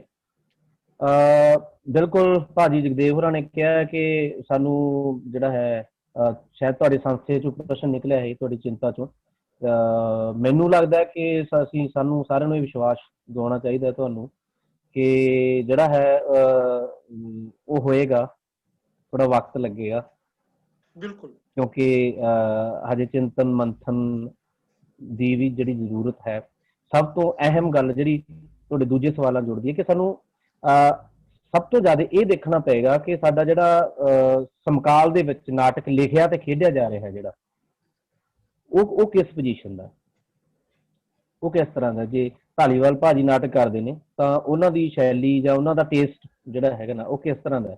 ਜੇ ਸੁੱਖੀ ਕਰੀ ਜਾਂਦਾ, ਸੁੱਖੀ ਕਿਸ ਤਰ੍ਹਾਂ ਦਾ ਕਰਦਾ, ਜਾਂ ਜਗਦੇਵ ਭਾਜੀ ਕਰਦੇ ਆ ਕਿਸ ਤਰ੍ਹਾਂ ਦਾ ਕਰਦਾ, ਜਾਂ ਅਨੀਤਾ ਕਰ ਰਹੀ ਹੈ, ਜਾਂ ਜਿਹੜਾ ਹੈਗਾ ਉਹ ਆਤਮਜੀਤ ਹੋਰੀ ਕਰ ਰਹੇ ਹੈ, ਜਾਂ ਸਾਹਿਬ ਸਿੰਘ ਕਰ ਰਿਹਾ, ਕਿ ਕਿਸ ਤਰ੍ਹਾਂ ਦਾ ਹੈ। ਮੈਨੂੰ ਲੱਗਦਾ ਇਹਨਾਂ ਸਾਰਿਆਂ ਦੇ ਇੱਕ ਅਧਿਐਨ ਦੇ ਵਿੱਚੋਂ ਹੀ ਜਿਹੜਾ ਹੈ ਇਹ ਸਾਰੀਆਂ ਸ਼ੈਲੀਆਂ ਨੂੰ ਸਮਝਣ ਤੋਂ ਬਾਅਦ ਹੀ, ਚਾਹੇ ਉਹ ਨੰਦਾ ਤੋਂ ਲੈ ਕੇ ਆਤਮਜੀਤ ਹੋਰਾਂ ਤੱਕ ਜੇ ਆਪਾਂ ਗੱਲ ਕਰੀਏ, ਜਾਂ ਪਾਲੀ ਦਾ ਆਪਣਾ ਸਟਾਈਲ ਹੈ ਉਹਨਾਂ ਦੀ ਗੱਲ ਕਰੀਏ, ਉਹ ਸਾਰੇ ਚਿੰਤਨ ਮੰਥਨ ਦੇ ਵਿੱਚੋਂ ਜਿਹੜਾ ਹੈਗਾ ਉਹ ਮੈਨੂੰ ਲੱਗਦਾ ਕਿ ਇੱਕ ਵਿਧਾ ਦੇ ਪੱਖ ਤੋਂ ਵੀ ਇੱਕ ਨਿਵੇਕਲਾ ਨਾਟਕ ਹਜੇ ਆਊਗਾ, ਤੇ ਵਿਸ਼ੇ ਦੇ ਪੱਖ ਤੋਂ ਵੀ ਜਿਹੜਾ ਹੈਗਾ, ਜਿਹੜੇ ਕਲਾਸਿਕ ਨਾਟਕ ਦੀ ਤੁਸੀਂ ਉਡੀਕ ਕਰਦੇ ਹੋ, ਕਿਉਂਕਿ ਇਹ ਉਡੀਕ ਮੇਰੇ ਹਿਸਾਬ ਨਾਲ ਪਿਛਲੇ ਲੰਬੇ 5-6 ਸਾਲਾਂ ਤੋਂ ਹੋ ਰਹੀ ਹੈ ਜ਼ਿਆਦਾ ਫਿਕਰ 'ਚ ਇਹ, ਤੇ ਮੈਨੂੰ ਲੱਗਦਾ ਕਿ ਅਸੀਂ ਇਸ ਚੀਜ਼ ਦਾ ਵਿਸ਼ਵਾਸ ਦਿਵਾਵਾਂਗੇ ਤੁਹਾਨੂੰ ਕਿ ਹੋਏਗਾ ਅੱਛਾ ਨਾਟਕ ਪੰਜਾਬੀ ਦੇ ਵਿੱਚ ਆਏਗਾ। ਸਾਨੂੰ ਥੋੜਾ ਜਿਹਾ ਵਕਤ ਜਿਹੜਾ ਹੈ, ਕਹਿ ਰਿਹਾ ਕਿ ਪੰਜਾਬੀ 'ਚ ਅੱਛਾ ਨਾਟਕ, ਪੰਜਾਬੀ 'ਚ ਅੱਛਾ ਨਾਟਕ ਹੈ, ਮੈਂ ਪਰ ਉਸ ਵਰਗਾ ਹੋਰ ਦੀ ਗੱਲ ਕਰ ਰਿਹਾ ਸੀਗਾ ਵੀ ਉਸ ਤਰ੍ਹਾਂ ਦਾ ਕੋਈ ਵਰਤਾਰਾ ਤੁਸੀਂ ਦੇਖਦੇ ਹੋ ਜਾਂ ਤੁਸੀਂ ਆਪ ਸਿਰਜ ਸਕਦੇ ਹੋ ਜਾਂ ਕਿਵੇਂ ਦਾ, ਉਹਦੇ ਵਿੱਚੋਂ ਕੁਝ ਉਹ ਕੋਈ ਬਹੁਤ ਭਾਜੀ ਬਹੁਤ ਸੰਭਾਵਨਾਵਾਂ ਪਈਆਂ ਨੇ, ਬਹੁਤ ਪਈਆਂ ਨੇ। ਅਸੀਂ ਬਿਲਕੁਲ ਨਿਰਾਸ਼ ਨਹੀਂ ਹੈਗੇ ਇਸ ਵਿਸ਼ੇ ਤੇ, ਸਾਡੇ ਕੋਲੇ ਜਿਹੜੇ ਹੈਗੇ ਨਿਰਾਸ਼ ਨਹੀਂ ਹੋਇਆ। ਹਾਂ ਬਿਲਕੁਲ, ਮੈਂ ਕਦੀ ਅੱਗੇ ਥੀਏਟਰ ਕਰ ਹੀ ਨਾ ਸਕਾਂ। ਕੁਲਬੀਰ ਦੀ ਗੱਲ ਦੇ ਨਾਲ ਇੱਕ ਗੱਲ ਜੋੜਨਾ ਚਾਹੁੰਦਾ, ਕਿ ਤੁਹਾਡੀ ਤੁਸੀਂ ਜਿਹੜੀ ਗੱਲ ਸ਼ੁਰੂ ਕੀਤੀ ਸੀ ਕਿ ਜਿਹੜਾ ਸਮਕਾਲ ਦਾ ਨਾਟਕਕਾਰ ਆ ਸਾਨੂੰ ਕਿਵੇਂ ਪ੍ਰਭਾਵਿਤ ਕਰਦਾ ਹੈ। ਹਾਂ ਬਿਲਕੁਲ। ਮੈਨੂੰ ਇਹ ਲੱਗਦਾ ਕਿ ਜਦੋਂ ਵੀ ਕੋਈ ਨਵੀਂ ਸਕ੍ਰਿਪਟ ਜਾਂ ਨਵਾਂ ਨਾਟਕ ਆਉਂਦਾ ਹੈ, ਉਹ ਨਾਟਕ ਸਾਨੂੰ ਕਿਤੇ ਨਾ ਕਿਤੇ ਸਪਲੀਮੈਂਟ ਵੀ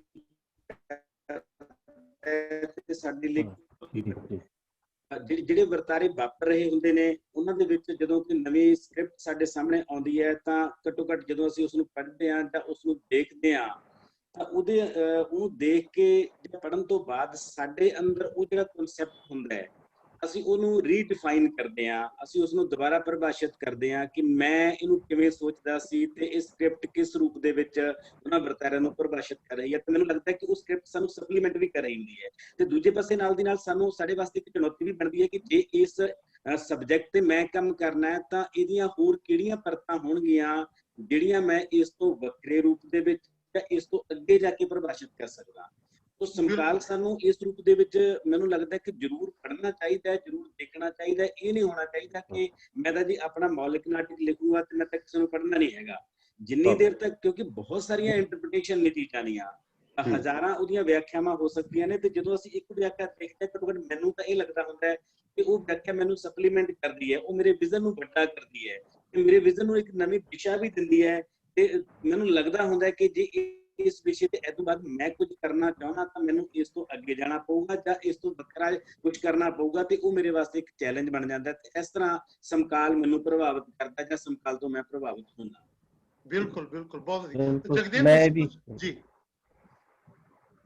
ਜਗਦੇਵ ਤੁਹਾਡੀ ਆਵਾਜ਼ ਮਾਈਕ ਬੰਦ ਹੋ ਗਿਆ ਹੈ, ਤੁਹਾਡਾ ਮਾਈਕ ਬੰਦ ਹੈ, ਤੁਸੀਂ ਆਪਣਾ ਜਿਵੇਂ ਜੀ ਆਪਣੇ ਪ੍ਰਿੰਸ ਦਾ ਨਾਟਕ ਸੀਗਾ ਇੱਕ ਪਾਣੀ,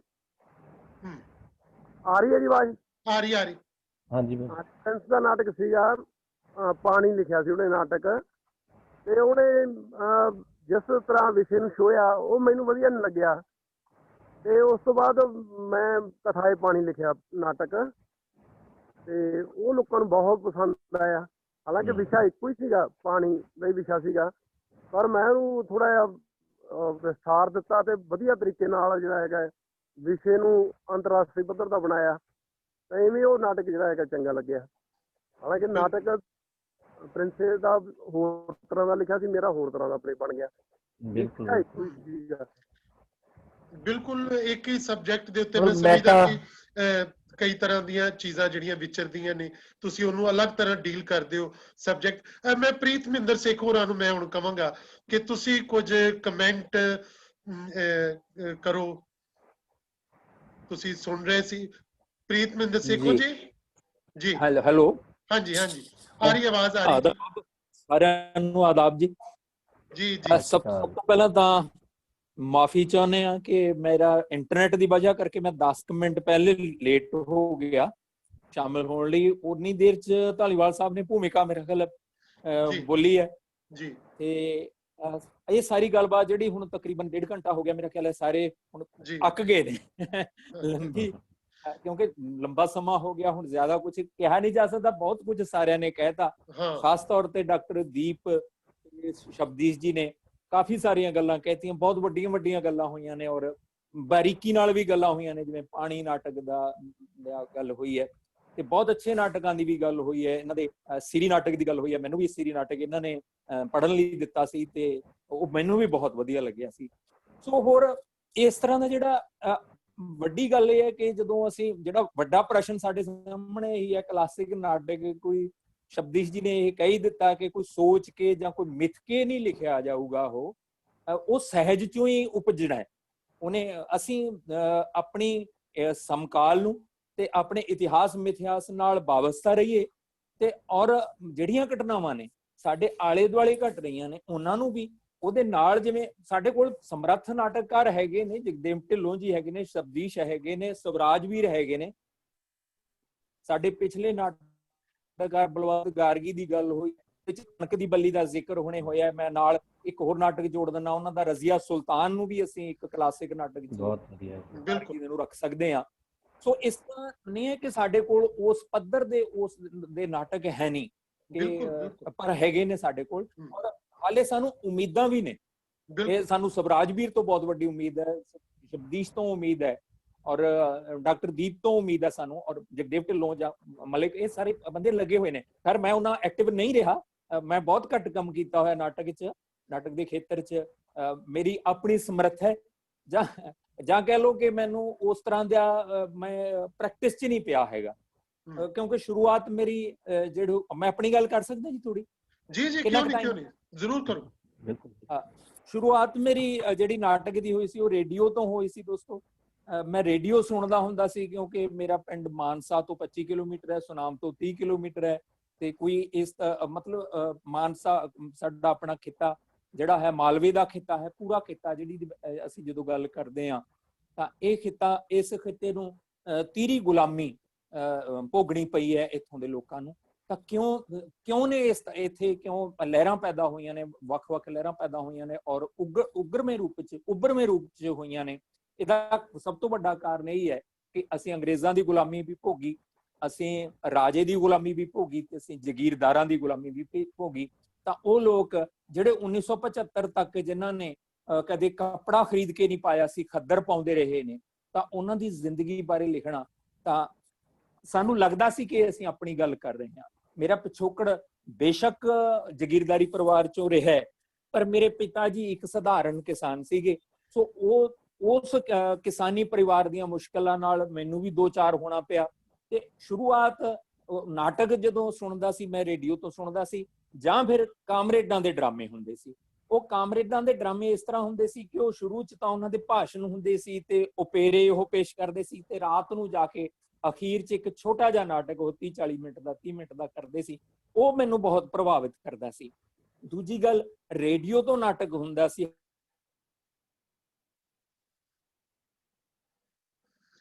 ਤੁਹਾਡੀ ਆਵਾਜ਼ ਲਿਖੀਆਂ ਹੁਣ ਬੋਲੋ। ਹਾਂਜੀ ਜੀ ਬੋਲੋ। ਹਾਂ, ਤਾਂ ਉਹ ਕਹਾਣੀਆਂ ਜਦੋਂ ਮੈਂ ਭੇਜੀਆਂ, ਉਹਨਾਂ ਨੇ ਮੰਗੀਆਂ, ਕਹਾਣੀਆਂ ਮੰਗਦੇ ਸੀ ਰੇਡੀਓ ਵਾਲੇ ਕਿ ਜੇ ਤੁਸੀਂ ਕਹਾਣੀ ਲਿਖਦੇ ਹੋ ਤਾਂ ਉਹ ਤੁਸੀਂ ਸਾਨੂੰ ਭੇਜੋ, ਅਸੀਂ ਕਹਾਣੀ ਤੁਹਾਡੀ ਬ੍ਰਾਡਕਾਸਟ ਕਰਾਂਗੇ। ਤਾਂ ਮੈਂ ਕਹਾਣੀਆਂ ਲਿਖੀਆਂ, ਤਾਂ ਉਹ ਮੇਰੀਆਂ ਵਾਪਸ ਆ ਗਈਆਂ।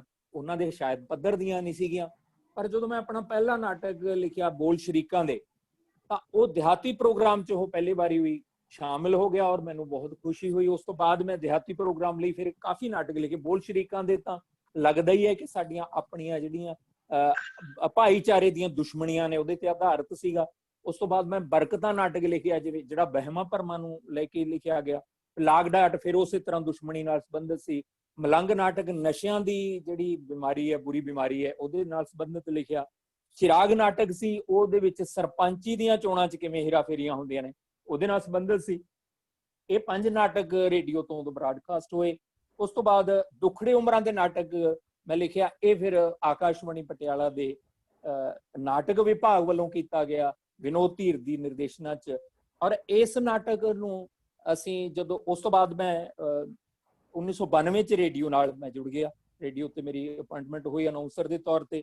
ਤਾਂ ਦੁਖੜੇ ਉਮਰਾਂ ਦੇ ਨਾਟਕ ਸੋਮ ਸੋਹਤਾ ਸਾਡੇ ਨਾਲ ਅਨਾਉਂਸਰ ਸੀਗੇ, ਉਹਨਾਂ ਨੇ ਨਿਰਦੇਸ਼ਿਤ ਕੀਤਾ। ਔਰ ਅਸੀਂ ਗੁਰਸ਼ਰਨ ਭਾਜੀ ਨੇ ਕੋਈ ਮੇਲਾ ਕਰਵਾਇਆ ਸੀਗਾ 1993 ਜਾਂ 94 'ਚ, ਤਾਂ ਬੇਨੜਾ ਪਿੰਡ ਹੈ ਸੰਗਰੂਰ ਦੇ ਨੇੜੇ, ਉੱਥੇ ਇਹ ਨਾਟਕ ਖੇਡਿਆ ਗਿਆ, ਤਾਂ ਕਾਫੀ ਪਸੰਦ ਕੀਤਾ ਗਿਆ। ਸੋ ਇਹ 5-6 ਨਾਟਕ ਛੋਟੇ ਨਾਟਕ ਸੀ, ਇਹ ਇੱਕੋ ਸੰਗ੍ਰਹਿ 'ਚ, ਬੋਲ ਸ਼ਰੀਕਾਂ ਦੇ ਸੰਗ੍ਰਹਿ 'ਚ ਮੈਂ ਛਪਵਾਏ ਨੇ। ਤੇ ਬਾਕੀ ਮੈਂ ਰੇਡੀਓ ਤੇ ਆ ਕੇ ਵੀ ਕੁਝ 4-5 ਨਾਟਕ ਲਿਖੇ ਨੇ, ਜਿਹਦੇ 'ਚ ਹੈ, ਇੱਥੇ ਕਮਲ ਉਗਦੇ ਨੇ। ਇਹ ਨਾਟਕ ਆਜ਼ਾਦੀ ਨਾਲ ਸੰਬੰਧਿਤ ਹੈ, ਆਜ਼ਾਦੀ ਨਾਲ ਵਾਬਸਤਾ ਹੈ ਕਿ ਕਿਵੇਂ ਆਜ਼ਾਦੀ ਜੋ ਆਈ ਸੀ ਤਾਂ ਅਸੀਂ ਚਾਹੁੰਦੇ ਸੀ, ਸਾਡੇ ਸੁਪਨੇ ਸੀ ਕਿ ਉਹ ਪੂਰੇ ਹੋਣਗੇ, ਪਰ ਕੁਝ ਚੰਦ ਲੋਕਾਂ ਨੇ ਇਸ ਨੂੰ ਉਧਾੜ ਲਿਆ। ਪਰ ਕੁਝ ਬੰਦੇ ਇੱਥੇ ਹਾਲੇ ਵੀ ਕਮਲ ਵਰਗੇ ਹੈਗੇ ਨੇ ਜਿਹੜੇ ਉੱਗ ਰਹੇ ਨੇ ਔਰ ਚਿੱਕੜ ਚ ਉੱਗ ਰਹੇ ਨੇ, ਔਰ ਉਹਨਾਂ ਨੇ ਆਪਣੀ ਖੁਸ਼ਬੂ ਫੈਲਾਉਣੀ ਹੈ। ਇਸੇ ਤਰ੍ਹਾਂ ਸਾਡੀ ਵਿਸ਼ੇ ਦੀ ਜਿਵੇਂ ਮੰਗ ਹੈ, ਹੁਣ ਵਾਤਾਵਰਨ ਨਾਲ ਸੰਬੰਧਿਤ 2 ਨਾਟਕ ਲਿਖੇ, ਰੇਡੀਓ ਤੋਂ ਬ੍ਰਾਡਕਾਸਟ ਹੋਏ, ਮਾਰੂਥਲ ਤੇ ਧੂਏ ਦਾ ਜ਼ਹਿਰ। ਤੇ ਇਸ ਤੋਂ ਇਲਾਵਾ ਜਦੋਂ ਮੈਂ ਇੱਥੇ ਪਟਿਆਲੇ ਆਇਆ ਤਾਂ ਮੈਨੂੰ ਰੰਗਮੰਚ ਡਰਾਮੇ ਸਟੇਜ ਤੇ ਥੀਏਟਰ ਦੇਖਣ ਦਾ ਮੌਕਾ ਮਿਲਿਆ। ਖਾਸ ਤੌਰ ਤੇ ਪੰਜਾਬੀ ਯੂਨੀਵਰਸਿਟੀ ਪਟਿਆਲਾ ਦਾ ਜੋ ਥੀਏਟਰ ਤੇ ਟੈਲੀਵਿਜ਼ਨ ਡਿਪਾਰਟਮੈਂਟ ਹੈ, ਇੱਥੇ ਆ ਕੇ ਮੈਂ ਨਾਟਕ ਦੇਖਣੇ ਸ਼ੁਰੂ ਕੀਤੇ। ਤਾਂ ਉਧਰੋਂ ਸੰਗੀਤ ਨਾਟਕ ਅਕੈਡਮੀ ਨੇ ਇੱਕ ਆਪਣੀ ਵਰਕਸ਼ਾਪ ਰੱਖੀ, ਤਾਂ ਉਹਦੇ ਵਿੱਚ ਉਹਦੇ ਲਈ ਮੈਂ ਇੱਕ ਪੂਰਾ ਨਾਟਕ ਲਿਖਿਆ ਹੋਇਆ ਸੀ, ਪਹਿਲਾਂ ਹੀ ਲਿਖਿਆ ਹੋਇਆ ਸੀ, ਤੇ ਉਹਨਾਂ ਦਾ ਪ੍ਰੋਗਰਾਮ ਆ ਗਿਆ ਇਹ, ਤਾਂ ਮੈਂ ਉਹਨਾਂ ਨੂੰ ਉਹ ਸਕ੍ਰਿਪਟ ਭੇਜੀ। ਤਾਂ ਉਹ 3 ਉਹਨਾਂ ਨੇ ਨਾਟਕਾਂ ਦੀ ਪੜ੍ਹਤ ਕਰਵਾਈ ਪਟਿਆਲੇ ਪੰਜਾਬੀ ਯੂਨੀਵਰਸਿਟੀ ਪਟਿਆਲਾ 'ਚ। ਉੱਥੇ ਧਾਲੀਵਾਲ ਸਾਹਿਬ ਤੁਸੀਂ ਨਹੀਂ ਸੀਗੇ, ਬਾਕੀ ਪੰਜਾਬੀ ਨਾਟਕ ਨਾਲ ਜੁੜੇ ਹੋਏ ਕਾਫੀ ਸਾਰੇ ਵਿਦਵਾਨ ਦਾਨਿਸ਼ਮੰਦ ਸੀਗੇ ਉੱਥੇ। ਦਾਨਿਸ਼ਵਰ ਉਦੋਂ ਵਿਦਵਾਨ ਨਹੀਂ ਸੀ ਸਮਝਿਆ ਜਾਂਦਾ। ਨਹੀਂ ਤੁਸੀਂ ਪਤਾ ਨਹੀਂ ਕਿਉਂ ਨਹੀਂ ਸੀਗੇ, ਇਸੇ ਲਈ ਨਹੀਂ ਸੀ। ਬਾਕੀ ਮੈਂ ਇਹ ਕਿਹਾ ਬਾਕੀ ਹੋਰ ਦਾਨਿਸ਼ਮੰਦ ਸੀਗੇ। ਪਰ ਉਹਦੀ ਪ੍ਰਾਪਤੀ ਇਹ ਹੋਈ ਕਿ ਉੱਥੇ ਜਿੰਨੇ ਮਰਜ਼ੀ ਵਿਦਵਾਨ ਸੀ, ਆਖਰ ਉਹਨਾਂ ਨੇ ਉਹਦੇ ਲਈ ਡਾਇਰੈਕਟਰ ਕੇਵਲ ਧਾਲੀਵਾਲ ਸਿਲੈਕਟ ਕੀਤਾ। ਉਹ ਨਾਟਕ ਆਖਰ ਮੇਰੇ ਕੋਲ ਹੀ ਆਇਆ। ਇਹ ਉਹਨਾਂ ਦੀ ਸਿਆਣਪ ਸੀ, ਇਹ ਉਹਨਾਂ ਦੀ ਸਿਆਣਪ ਸੀ, ਇਹ ਉਹਨਾਂ ਦੀ ਸਿਆਣਪ ਸੀ। ਸੋ ਉਹ ਜਦੋਂ ਉਹਦੀ ਉਹ ਪਿਆ, ਜਦੋਂ ਉਹ ਗੁਣਾ ਪਿਆ ਕਿ ਉਹਨੂੰ ਨਿਰਦੇਸ਼ਿਤ ਕੌਣ ਕਰੇ, ਤਾਂ ਉਹ ਗੁਣਾ ਫਿਰ ਭਾਜੀ ਦੀ ਪਿਆ, ਕੇਵਲ ਧਾਲੀਵਾਲ ਜੀ ਤੇ ਉਹ ਇੱਕ ਫਿਰ ਇਤਿਹਾਸ ਹੈ। 1998 ਚ ਫਿਰ ਉਹ ਸੰਗੀਤ ਨਾਟਕ ਅਕੈਡਮੀ ਨੇ ਅੰਮ੍ਰਿਤਸਰ ਸ਼ੋਅ ਕੀਤਾ, ਫਿਰ ਇਹਨਾਂ ਨੇ ਕੇਵਲ ਜੀ ਨੇ ਉਹਦਾ ਇੱਕ ਸ਼ੋਅ ਦਿੱਲੀ ਵੀ ਕੀਤਾ, ਦਿੱਲੀ ਵੀ ਇਨਾਮ ਲੈ ਕੇ ਆਏ ਪੰਜਾਬੀ ਅਕੈਡਮੀ ਦਿੱਲੀ ਵੱਲੋਂ। ਤਾਂ ਬਿਹਤਰੀਨ ਸਕ੍ਰਿਪਟ ਦਾ ਇਨਾਮ ਮਿਲਿਆ ਇਸ ਨਾਚੀਜ਼ ਨੂੰ, ਤੇ ਕੇਵਲ ਜੀ ਨੂੰ ਬਿਹਤਰੀਨ ਨਿਰਦੇਸ਼ਕ ਦਾ ਇਨਾਮ ਮਿਲਿਆ। ਤੇ ਉਹਦੇ ਲਈ ਸੁਖਵਿੰਦਰ ਵਿਰਕ ਨੇ ਉਹਨਾਂ ਨੂੰ ਬੈਸਟ ਐਕਟਰਸ ਬਤੌਰ ਅਦਾਕਾਰਾ ਬਤੌਰ ਅਦਾਕਾਰਾ ਨੂੰ ਇਨਾਮ ਮਿਲਿਆ। ਉਸ ਤੋਂ ਬਾਅਦ ਮੈਂ ਕੁਰੂਕਸ਼ੇਤਰ ਨਾਟਕ ਲਿਖਿਆ ਜਿਹੜਾ ਮਾਦਾ ਭਰੂਣ ਹੱਤਿਆ ਨਾਲ ਸੰਬੰਧਿਤ ਹੈ। ਤੇ ਇੱਕ ਹੁਣ ਪਿਛਲੇ ਸਾਲ ਨਾਟਕ ਅੰਧਕੂਪ ਛਪਿਆ, ਦਲਿਤਾਂ ਦੀ ਜ਼ਿੰਦਗੀ ਤੇ ਆਧਾਰਿਤ ਹੈ। ਬਸ ਇੰਨਾ ਕੀ ਕੰਮ ਮੈਥੋਂ ਹੋ ਸਕਿਆ। ਸੋ ਦੋਸਤੋ, ਤੁਹਾਡੀਆਂ ਗੱਲਾਂ ਸੁਣ ਕੇ ਮੈਂ ਇਸ ਪ੍ਰੇਰਨਾ ਚ ਆ ਕਿ ਬੰਦੇ ਨੂੰ ਲਗਾਤਾਰ ਪ੍ਰੈਕਟਿਸ ਚ ਰਹਿਣਾ ਚਾਹੀਦਾ, ਕਿਉਂਕਿ ਜਗਦੇਵ ਢਿੱਲੋਂ ਦੀਆਂ ਗੱਲਾਂ ਨੇ ਜਿਹੜੀਆਂ ਉਹ ਕਾਫੀ ਪ੍ਰੇਰਨਾ ਦੇਣ ਵਾਲੀਆਂ ਨੇ। ਤੇ ਡਾਕਟਰ ਦੀਪ, ਡਾਕਟਰ ਸਬਦੀਸ਼, ਇਹ ਤੁਸੀਂ ਤਾਂ ਸਾਰੇ ਬੰਦੇ ਹੁਣ ਨਾਲ ਥੀਏਟਰ ਨਾਲ ਜੁੜੇ ਹੋਏ ਹੋ। ਮੈਂ ਥੀਏਟਰ ਤੋਂ ਥੋੜਾ ਜਿਹਾ ਦੂਰ ਹਾਂ ਕਿਉਂਕਿ ਮੈਂ ਨਿਰਦੇਸ਼ਕ ਨਹੀਂ ਰਿਹਾ। ਤੁਸੀਂ ਸਾਰੇ ਕਿਸੇ ਨਾ ਕਿਸੇ ਰੂਪ ਚ ਨਿਰਦੇਸ਼ਕ ਵੀ ਹੋ, ਨਾਟਕਕਾਰ ਵੀ ਹੋ ਔਰ ਐਕਟਰ ਵੀ ਹੋ। ਭਾਜੀ ਨੇ ਉੱਥੇ ਜਿਹੜਾ ਢੋਲ ਸਿਪਾਹੀ ਦਾ ਸ਼ੋਅ ਕੀਤਾ ਦਿੱਲੀ, ਉਹਦੇ ਚ ਕੇਵਲ ਜੀ ਨੇ ਐਕਟਿੰਗ ਵੀ ਕੀਤੀ ਸੀ। ਕਹਿੰਦੇ ਇਸ ਤਰ੍ਹਾਂ ਵੀ ਸਾਨੂੰ ਕਰਨਾ ਪੈਂਦਾ ਕਈ ਵਾਰੀ ਜਦੋਂ ਸਾਡਾ ਕੋਈ ਐਕਟਰ ਜਵਾਬ ਦੇ ਜੇ, ਤਾਂ ਉਹ ਮੈਨੂੰ ਇਹਨਾਂ ਦਾ ਤਜਰਬਾ ਹੋਰ ਵੀ ਵਧੀਆ ਲੱਗਿਆ। ਸੋ ਇੰਨਾ ਕੀ ਮੇਰਾ ਖਿਆਲ ਹੈ ਮੇਰੇ ਕੋਲ ਵਕਤ ਸੀ। ਸੋ ਤੁਹਾਡਾ ਬਹੁਤ ਬਹੁਤ ਧੰਨਵਾਦ, ਤੁਸੀਂ ਬਹੁਤ ਹੀ ਕੀਮਤੀ ਗੱਲਾਂ ਬਹੁਤ ਸਾਡੇ। ਐਕਚੁਅਲੀ ਮੈਂ ਨਾ ਇਹ ਜਿਹੜੀਆਂ ਤੁਹਾਡੇ ਕੋਲ ਵਰਡ ਕਲਾਸਿਕ ਵਾਲੇ, ਮੈਂ ਤੁਹਾਡੇ ਕੋਲੋਂ ਕਮੈਂਟ ਇਸੇ ਲਈ ਸੁਣਨਾ ਚਾਹੁੰਦਾ ਸੀ। ਤੇ ਮੈਂ ਕਿਉਂਕਿ ਇਹਦੇ ਵਿੱਚੋਂ ਬਹੁਤ ਗੁਜ਼ਰਿਆ ਹੋਇਆ ਵਾ, ਮੈਂ ਬਹੁਤ ਪੜ੍ਹਿਆ ਵਾ। ਤੇ ਪੰਜਾਬੀ ਨਾਟਕ ਦੇ ਵਿੱਚੋਂ ਵੀ ਜਿਹੜੀ ਗੱਲ ਸੋਮਪਾਲ ਹੀਰਾ ਕਰ ਰਿਹਾ ਸੀ, ਕਣਕ ਦੀ ਬੱਲੀ ਦੀ, ਜਾਂ ਇਹਨਾਂ ਰਜ਼ੀਆ ਸੁਲਤਾਨ ਦੀ ਗੱਲ ਕੀਤੀ, ਕ੍ਰਿਸ਼ਨ ਦੀ ਗੱਲ ਕੀਤੀ, ਇਹ ਸਾਡੇ ਵਰਡ ਕਲਾਸਿਕ ਨੇ, ਇਹ 'ਚ ਕੋਈ ਸ਼ੱਕ ਨਹੀਂ ਹੈ। ਪਰ ਇਹ ਕਿਉਂਕਿ ਮੈਂ ਖੁਦ ਨਾਟਕ ਖੇਡੇ ਹੋਏ ਨੇ, ਮੈਂ ਚਾਹੁੰਦਾ ਤੁਸੀਂ ਬਤੌਰ ਨੌਜਵਾਨ ਨਾਟਕਕਾਰ ਜਿਹੜੇ, ਤੁਸੀਂ ਇਹਨਾਂ ਨਾਟਕਾਂ ਨੂੰ ਕਿਵੇਂ ਦੇਖਦੇ ਹੋ? ਤੁਸੀਂ ਗੱਲ ਕਰੋ ਇਹਦੇ ਬਾਰੇ। ਸੋ ਤੁਸੀਂ ਉਹ ਗੱਲ ਕੀਤੀ। ਸੋ ਇਸ ਲਈ ਜਿਵੇਂ ਭਾਜੀ ਦਾ ਗੁਰਸ਼ਨ ਸਿੰਘ ਦਾ ਧਮਕ ਨਗਾਰੇ ਦੀ ਆ, ਉਹ one of the world classic ਨਾਟਕ ਹੈ। ਉਹ ਜਿਹੜਾ ਉਹ ਸਮਿਆਂ ਤੋਂ ਪਾਰ ਦੀ ਰਚਨਾ ਹੈ। ਉਹਨੂੰ ਜਦੋਂ ਵੀ ਖੇਡੋਗੇ, ਉਹਨੂੰ ਫੋਕ ਮੁਹਾਵਰੇ ਨਾਲ ਖੇਡੋਗੇ, ਕਿਸੇ ਵੀ ਤਰ੍ਹਾਂ ਕਿ ਉਹ ਨਾਟਕ ਖੜੇਗਾ। ਸਵਰਾਜ ਵੀਰ ਦੇ ਨਾਟਕਾਂ ਦੀ ਗੱਲ ਕਰੋਗੇ ਜਾਂ ਗਾਰਗੀ ਦੇ ਨਾਟਕਾਂ ਦੀ ਗੱਲ ਕਰੋਗੇ, ਤੇ ਉਹ ਉੱਥੇ ਖੜਨਗੇ। ਜਦੋਂ ਤੁਸੀਂ ਆਦੇ ਅਧੂਰੇ ਦੇ ਸਾਹਮਣੇ ਤੁਸੀਂ ਹਰਸਰਨ ਸਿੰਘ ਦਾ ਜਿਹੜਾ ਉਦਾਸ ਲੋਕ ਵੀ ਖੜਾ ਕਰੋਗੇ ਨਾਟਕ, ਉੱਥੇ ਬਰਾਬਰ ਜਾ ਕੇ ਖੜੇਗਾ। ਉੱਥੇ ਯਾਨੀ ਕਿ ਇਸ ਤਰ੍ਹਾਂ ਦੇ ਸਾਡੇ ਕੋਲ ਐਗਜ਼ਾਮਪਲਸ ਹੈਗੀਆਂ ਨੇ ਬਹੁਤ ਸਾਰੀਆਂ। ਪਰ ਮੈਂ ਚਾਹੁੰਦਾ ਸੀ ਕਿ ਤੁਸੀਂ ਬਤੌਰ ਜਿਹੜੇ ਨੌਜਵਾਨ ਨਾਟਕਕਾਰ ਹੋ, ਤੁਸੀਂ ਇਹਨਾਂ ਇਸ ਚੀਜ਼ ਨੂੰ ਕਿਸ ਤਰ੍ਹਾਂ ਕਨਸੈਪਟ ਨੂੰ ਸਮਝਦੇ ਹੋ? ਕਿਉਂਕਿ ਇਹ 'ਚ ਕੋਈ ਸ਼ੱਕ ਨਹੀਂ ਹੈ, ਜਿਹੜੀ ਗੱਲ ਸ਼ਬਦੀਸ਼ ਨੇ ਕਹੀ ਕਿ ਕਦੀ ਵੀ ਕੋਈ ਨਾਟਕ ਇਹ ਸੋਚ ਕੇ ਨਹੀਂ ਲਿਖਿਆ ਜਾਂਦਾ ਕਿ ਅਸੀਂ ਕੋਈ ਸਹਿਜਤਾ ਚੋਂ ਹੀ ਨਿਕਲਣਾ ਹੈ। ਹਾਂਜੀ, ਬਿਲਕੁਲ ਬਿਲਕੁਲ, ਅਸੀਂ ਕੋਈ ਏਦਾਂ ਦਾ ਲਿਖ ਰਹੇ ਹਾਂ, ਪਰ ਉਹ ਸਮਾਂ ਆਪਣੇ ਆਪ ਉਹਨੂੰ ਬਣਾਉਂਦਾ ਹੈ।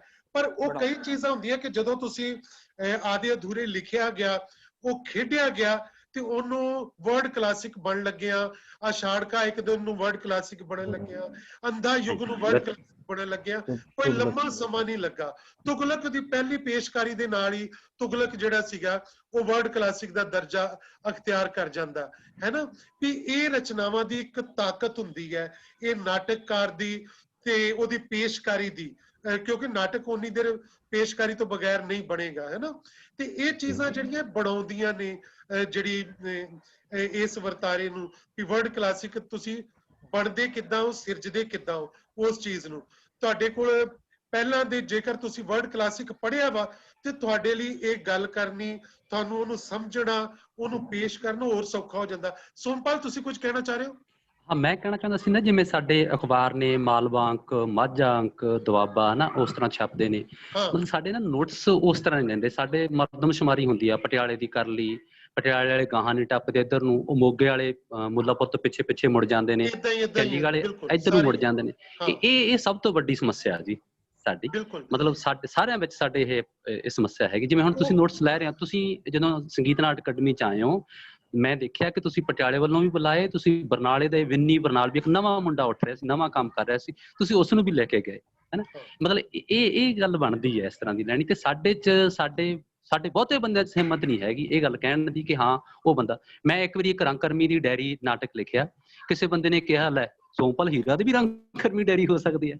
ਮਤਲਬ ਨਾਟਕ ਲਿਖਿਆ ਮੈਂ, ਮਤਲਬ ਇਸ ਤਰ੍ਹਾਂ ਦੀ ਸਾਡੇ ਅੰਦਰ ਨਾ ਜਿਹੜੀ ਲੱਤਾਂ ਖਿੱਚਣ ਵਾਲੀ ਜਿਹੜੀ ਪ੍ਰਵਿਰਤੀ ਆ, ਉਹ ਬੜੀ ਦੁਖਦਾਈ। ਇੱਕ ਵਾਰੀ ਅਸੀਂ ਰਾਏਕੋਟ ਦੇ ਵਿੱਚ ਇੱਕ ਮਿੰਟ, ਇਹੋ ਜਿਹੀਆਂ ਗੱਲਾਂ ਹੁੰਦੀਆਂ ਰਹਿੰਦੀਆਂ ਨੇ ਹੀਰਾ ਜੀ। ਹੈਲੋ, ਇਸ ਤਰ੍ਹਾਂ ਦੀਆਂ ਗੱਲਾਂ ਹੁੰਦੀਆਂ ਰਹਿੰਦੀਆਂ ਨੇ। ਇਹਦੇ ਤੋਂ ਨਿਰਾਸ਼ ਨਹੀਂ ਹੋਣਾ, ਸਗੋਂ ਇਹਦੇ ਤੋਂ ਨਹੀਂ ਨਿਰਾਸ਼ ਨਹੀਂ ਹੋਣਾ, ਨਿਰਾਸ਼ ਹੋਣਾ ਨਹੀਂ, ਇਹ ਹਾਂ ਨਿਰਾਸ਼ ਨਹੀਂ ਹੋ ਰਹੇ। ਸਾਨੂੰ ਉਹਨਾਂ ਤੋਂ ਵੱਧ ਕੇ ਲਿਖਦੇ ਆ, ਉਸ ਤੋਂ ਜ਼ਿਆਦਾ ਲਿਖਦੇ ਆ, ਉਹ ਚੀਜ਼ ਤੋਂ ਸਾਨੂੰ ਜ਼ਿਆਦਾ ਨਿਕਲਦੀ। ਮੈਨੂੰ ਲੱਗਦਾ ਸੋਮਪਾਲ ਤੂੰ ਨਾ ਰੰਗਕਰਮੀ ਦੀ ਡਾਇਰੀ 'ਚ ਕੋਈ ਜ਼ਰੂਰ ਕਿਸੇ ਨੂੰ ਗਾਲਾਂ ਗੂਲਾਂ ਕੱਢੀਆਂ ਹੋਣੀਆਂ, ਇਹ ਕੁਝ ਕਿਹਾ ਹੋਣਾ, ਉਹਨੇ ਫਿਰ ਕਿਹਾ ਹੋਣਾ ਇਹ ਕਾਹਦੀ ਰੰਗਕਰਮੀ ਦੀ ਡਾਇਰੀ ਹੈ, ਗਾਲਾਂ ਵਾਲੀ ਡਾਇਰੀ ਕੱਢ ਲਿਆ ਸੋਮਪਾਲ, ਹੈ ਏਦਾਂ ਦੀ ਗੱਲ ਹੋਈ ਹੋਏਗੀ। ਕੋਟ ਦੇ ਵਿੱਚ ਨਾ ਅਸੀਂ 50 ਰੁਪਏ ਦੀ ਟਿਕਟ ਲਵਾਈ ਉੱਥੇ ਨਾ। ਇੱਕ ਇਨਸਾਨ ਆਇਆ ਕਿ ਉੱਥੇ ਉਹ ਬੋਲ ਕੇ ਵੀ ਗਏ ਵੀ ਮੈਂ ਅੱਜ ਤੋਂ ਬਾਅਦ ਕਿਸੇ ਨੂੰ ਮੁਫਤ ਥੀਏਟਰ ਨਹੀਂ ਦਿਖਾਉਣਾ, ਵੀ ਮੈਂ ਸਿੱਖ। ਉਹ ਬਾਅਦ 'ਚ ਜਾ ਕੇ ਕਿਤੇ ਉਹ ਕਰ ਰਹੇ ਨੇ ਪਲੇ, ਤੇ ਉਹਨਾਂ ਟਿਕਟ ਲਾ ਕੇ ਕੀਤਾ, ਤੇ ਉਹ ਕਹਿੰਦੇ ਵੀ ਮੈਂ ਅੱਜ ਤੋਂ ਸਭ ਤੋਂ ਪਹਿਲੀ ਵਾਰ ਸ਼ੁਰੂ ਕਰ ਰਹੇ ਹਾਂ ਇਹ ਕੰਮ ਇੱਥੇ ਆ ਕੇ। ਹਾਲਾਂਕਿ ਉੱਥੇ ਬੋਲ ਕੇ ਗਏ ਸੀ ਤੇ ਬਾਹਰ ਜਾ ਕੇ ਕਿਤੇ ਕਰਨ ਲੱਗੇ ਨੇ, ਤੇ ਉੱਥੇ ਜਾ ਕੇ ਉਹ ਇਹ ਕਹਿ ਰਹੇ ਨੇ। ਮਤਲਬ ਬੜਾ ਕੁਛ ਇਸ ਤਰ੍ਹਾਂ ਦਾ ਨਾ ਜੀ। ਹਾਂ, ਇਹ ਮੈਨੂੰ ਲੱਗਦਾ ਇਹ ਗੱਲਾਂ ਬੜੀਆਂ ਛੋਟੀਆਂ ਨੇ ਸੋਮਪਾਲ। ਇਹ ਹਰ ਜਗ੍ਹਾ ਤੇ, ਹਰ ਸ਼ਹਿਰ 'ਚ, ਹਰ ਥੀਏਟਰ ਗਰੁੱਪ 'ਚ ਕਿਧਰੇ ਨਾ ਕਿਧਰੇ ਚੀਜ਼ਾਂ। ਪਰ ਇਹ ਛੋਟੀਆਂ ਗੱਲਾਂ ਨਾ ਕਈ ਵਾਰ ਤੋੜਦੀਆਂ ਬੰਦੇ ਨੂੰ ਜੀ। ਇਹ ਲੰਮੀ ਪਰੰਪਰਾ ਹੈ, ਇਹ ਕੋਈ ਨਵੀਆਂ ਨਹੀਂ ਹੈ। ਔਰ ਇਹ ਹਰ ਕਹਿ ਲਓ ਹਰ ਸਟੇਟ ਦੀਆਂ ਗੱਲਾਂ ਨੇ। ਇਹ ਸਿਰਫ ਪੰਜਾਬ ਵਿੱਚ ਹੀ ਨਹੀਂ, ਪੰਜਾਬੀਆਂ ਦੀਆਂ ਨਹੀਂ ਹੈ। ਮੇਰਾ ਜ਼ਰੂਰ ਜੋ ਮੈਨੂੰ ਪੰਜਾਬ ਸੰਗੀਤ ਨਾਟਕ ਅਕੈਡਮੀ ਦੀ ਜਦੋਂ ਜ਼ਿੰਮੇਵਾਰੀ ਮਿਲੀ, ਜਿਹਦਾ ਜ਼ਿਕਰ ਤੁਸੀਂ ਕਰ ਰਹੇ ਹੋ, ਤਾਂ ਮੈਂ ਸ਼ੁਰੂ ਵਿੱਚ ਹੀ ਉਹਨਾਂ ਨੂੰ ਕਹਿ ਦਿੱਤਾ ਸੀ ਕਿ ਪੰਜਾਬ ਸੰਗੀਤ ਨਾਟਕ ਅਕੈਡਮੀ ਦਾ ਪੈਸਾ ਪੰਜਾਬ ਦੇ ਲੋਕਾਂ ਦਾ ਹੈ। ਮੈਂ ਪੰਜਾਬ 'ਚ ਜਾਵਾਂਗਾ, ਮੈਂ ਚੰਡੀਗੜ੍ਹ 'ਚ ਕੁਝ ਨਹੀਂ ਜੇ ਕਰਨਾ, ਹੈ ਨਾ। ਭਾਵੇਂ ਕਿ ਚੰਡੀਗੜ੍ਹ 'ਚ ਮੈਂ ਮੇਲੇ ਕਰਦਾ ਰਿਹਾ, ਨੌਜਵਾਨ ਨਿਰਦੇਸ਼ਕਾਂ ਦਾ ਮੇਲਾ, ਇਹ ਮੇਲਾ, ਉਹ ਮੇਲਾ, ਉਹ ਵੱਖਰੇ ਸੀ। ਉਹ ਮੈਨੂੰ ਸੀ ਕਿ ਜਿਹੜੇ ਲੋਕ ਦੂਰ ਦਰਾਡੇ ਕੰਮ ਕਰਦੇ ਆ, ਬਰਨਾਲੇ ਆ, ਕੋਈ ਮੋਗੇ ਆ, ਕੋਈ ਪਟਿਆਲੇ ਆ, ਕੋਈ ਉਹ ਧੂਰੀ 'ਚ ਬੈਠਾ ਹੈ, ਉਹਨਾਂ ਨੂੰ ਲਿਆ ਕੇ ਚੰਡੀਗੜ੍ਹ ਦੇ ਵਿੱਚ ਪੇਸ਼ ਕਰੀਏ ਉਹਨਾਂ ਦੇ ਦਰਸ਼ਕਾਂ ਦੇ ਸਾਹਮਣੇ।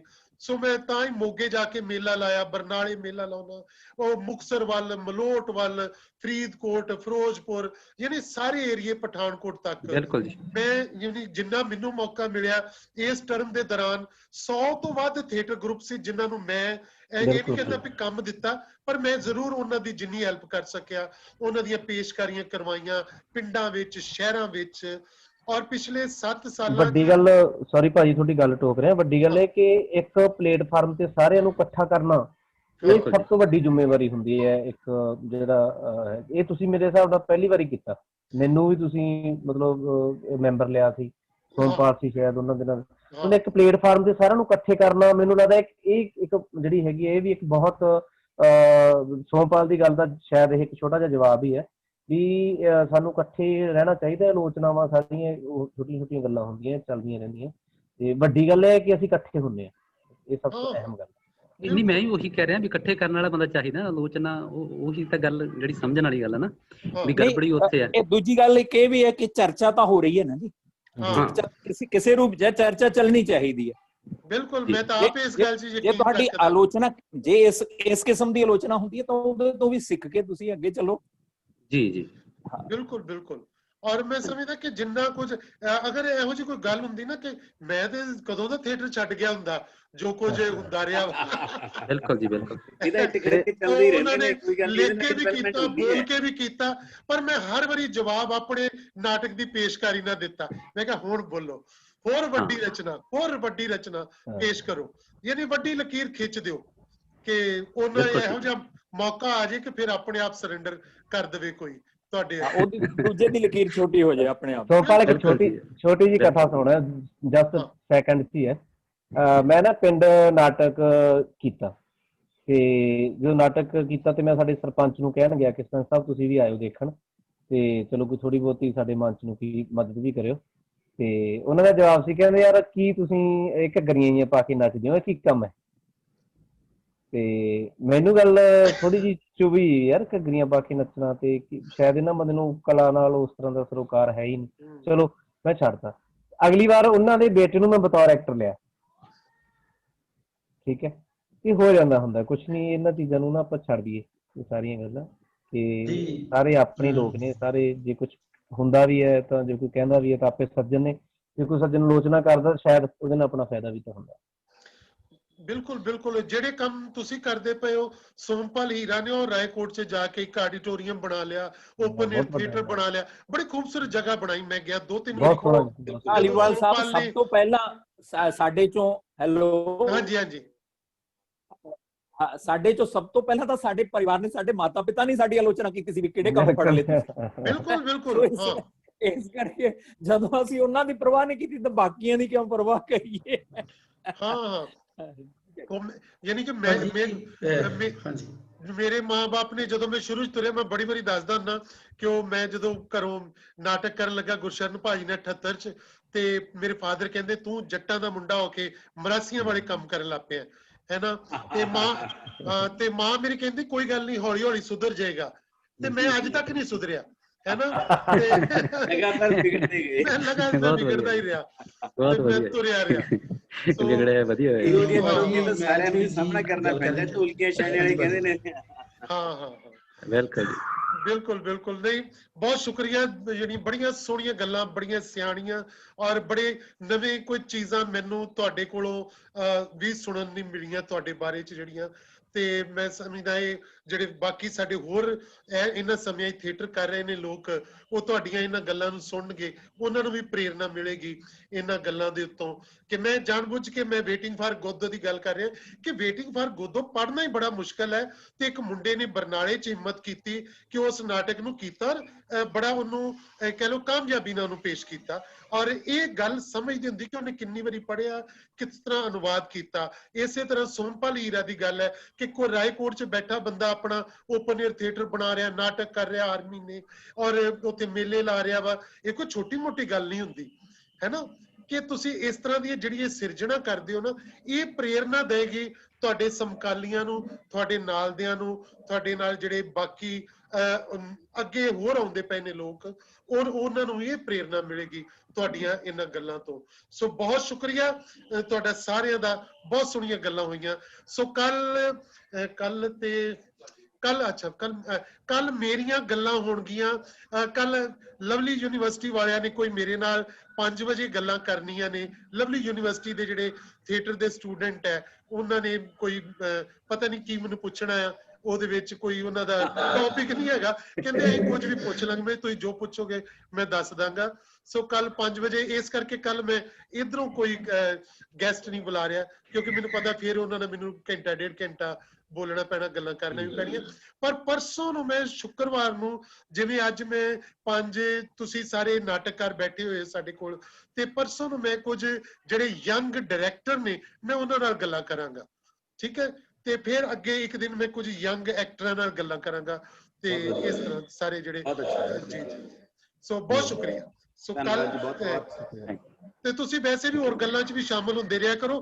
ਮੈਂ ਹਮੇਸ਼ਾ ਉਹ ਕ੍ਰੀਏਟਿਵ ਟੋਟਲ ਥੀਏਟਰ 'ਚ ਪਾਉਣਾ ਵਾ ਲਿੰਕ, ਤੁਸੀਂ ਸ਼ਾਮਲ ਹੁੰਦੇ ਰਿਹਾ ਕਰੋ ਔਰ ਦੂਜਿਆਂ ਦੀ ਗੱਲ ਵੀ ਸੁਣ ਲਿਆ ਕਰੋ ਤੇ ਉਹ ਕਮੈਂਟ ਵੀ ਕਰਿਆ ਕਰੋ। ਥੈਂਕ ਯੂ, ਬਹੁਤ ਸ਼ੁਕਰੀਆ।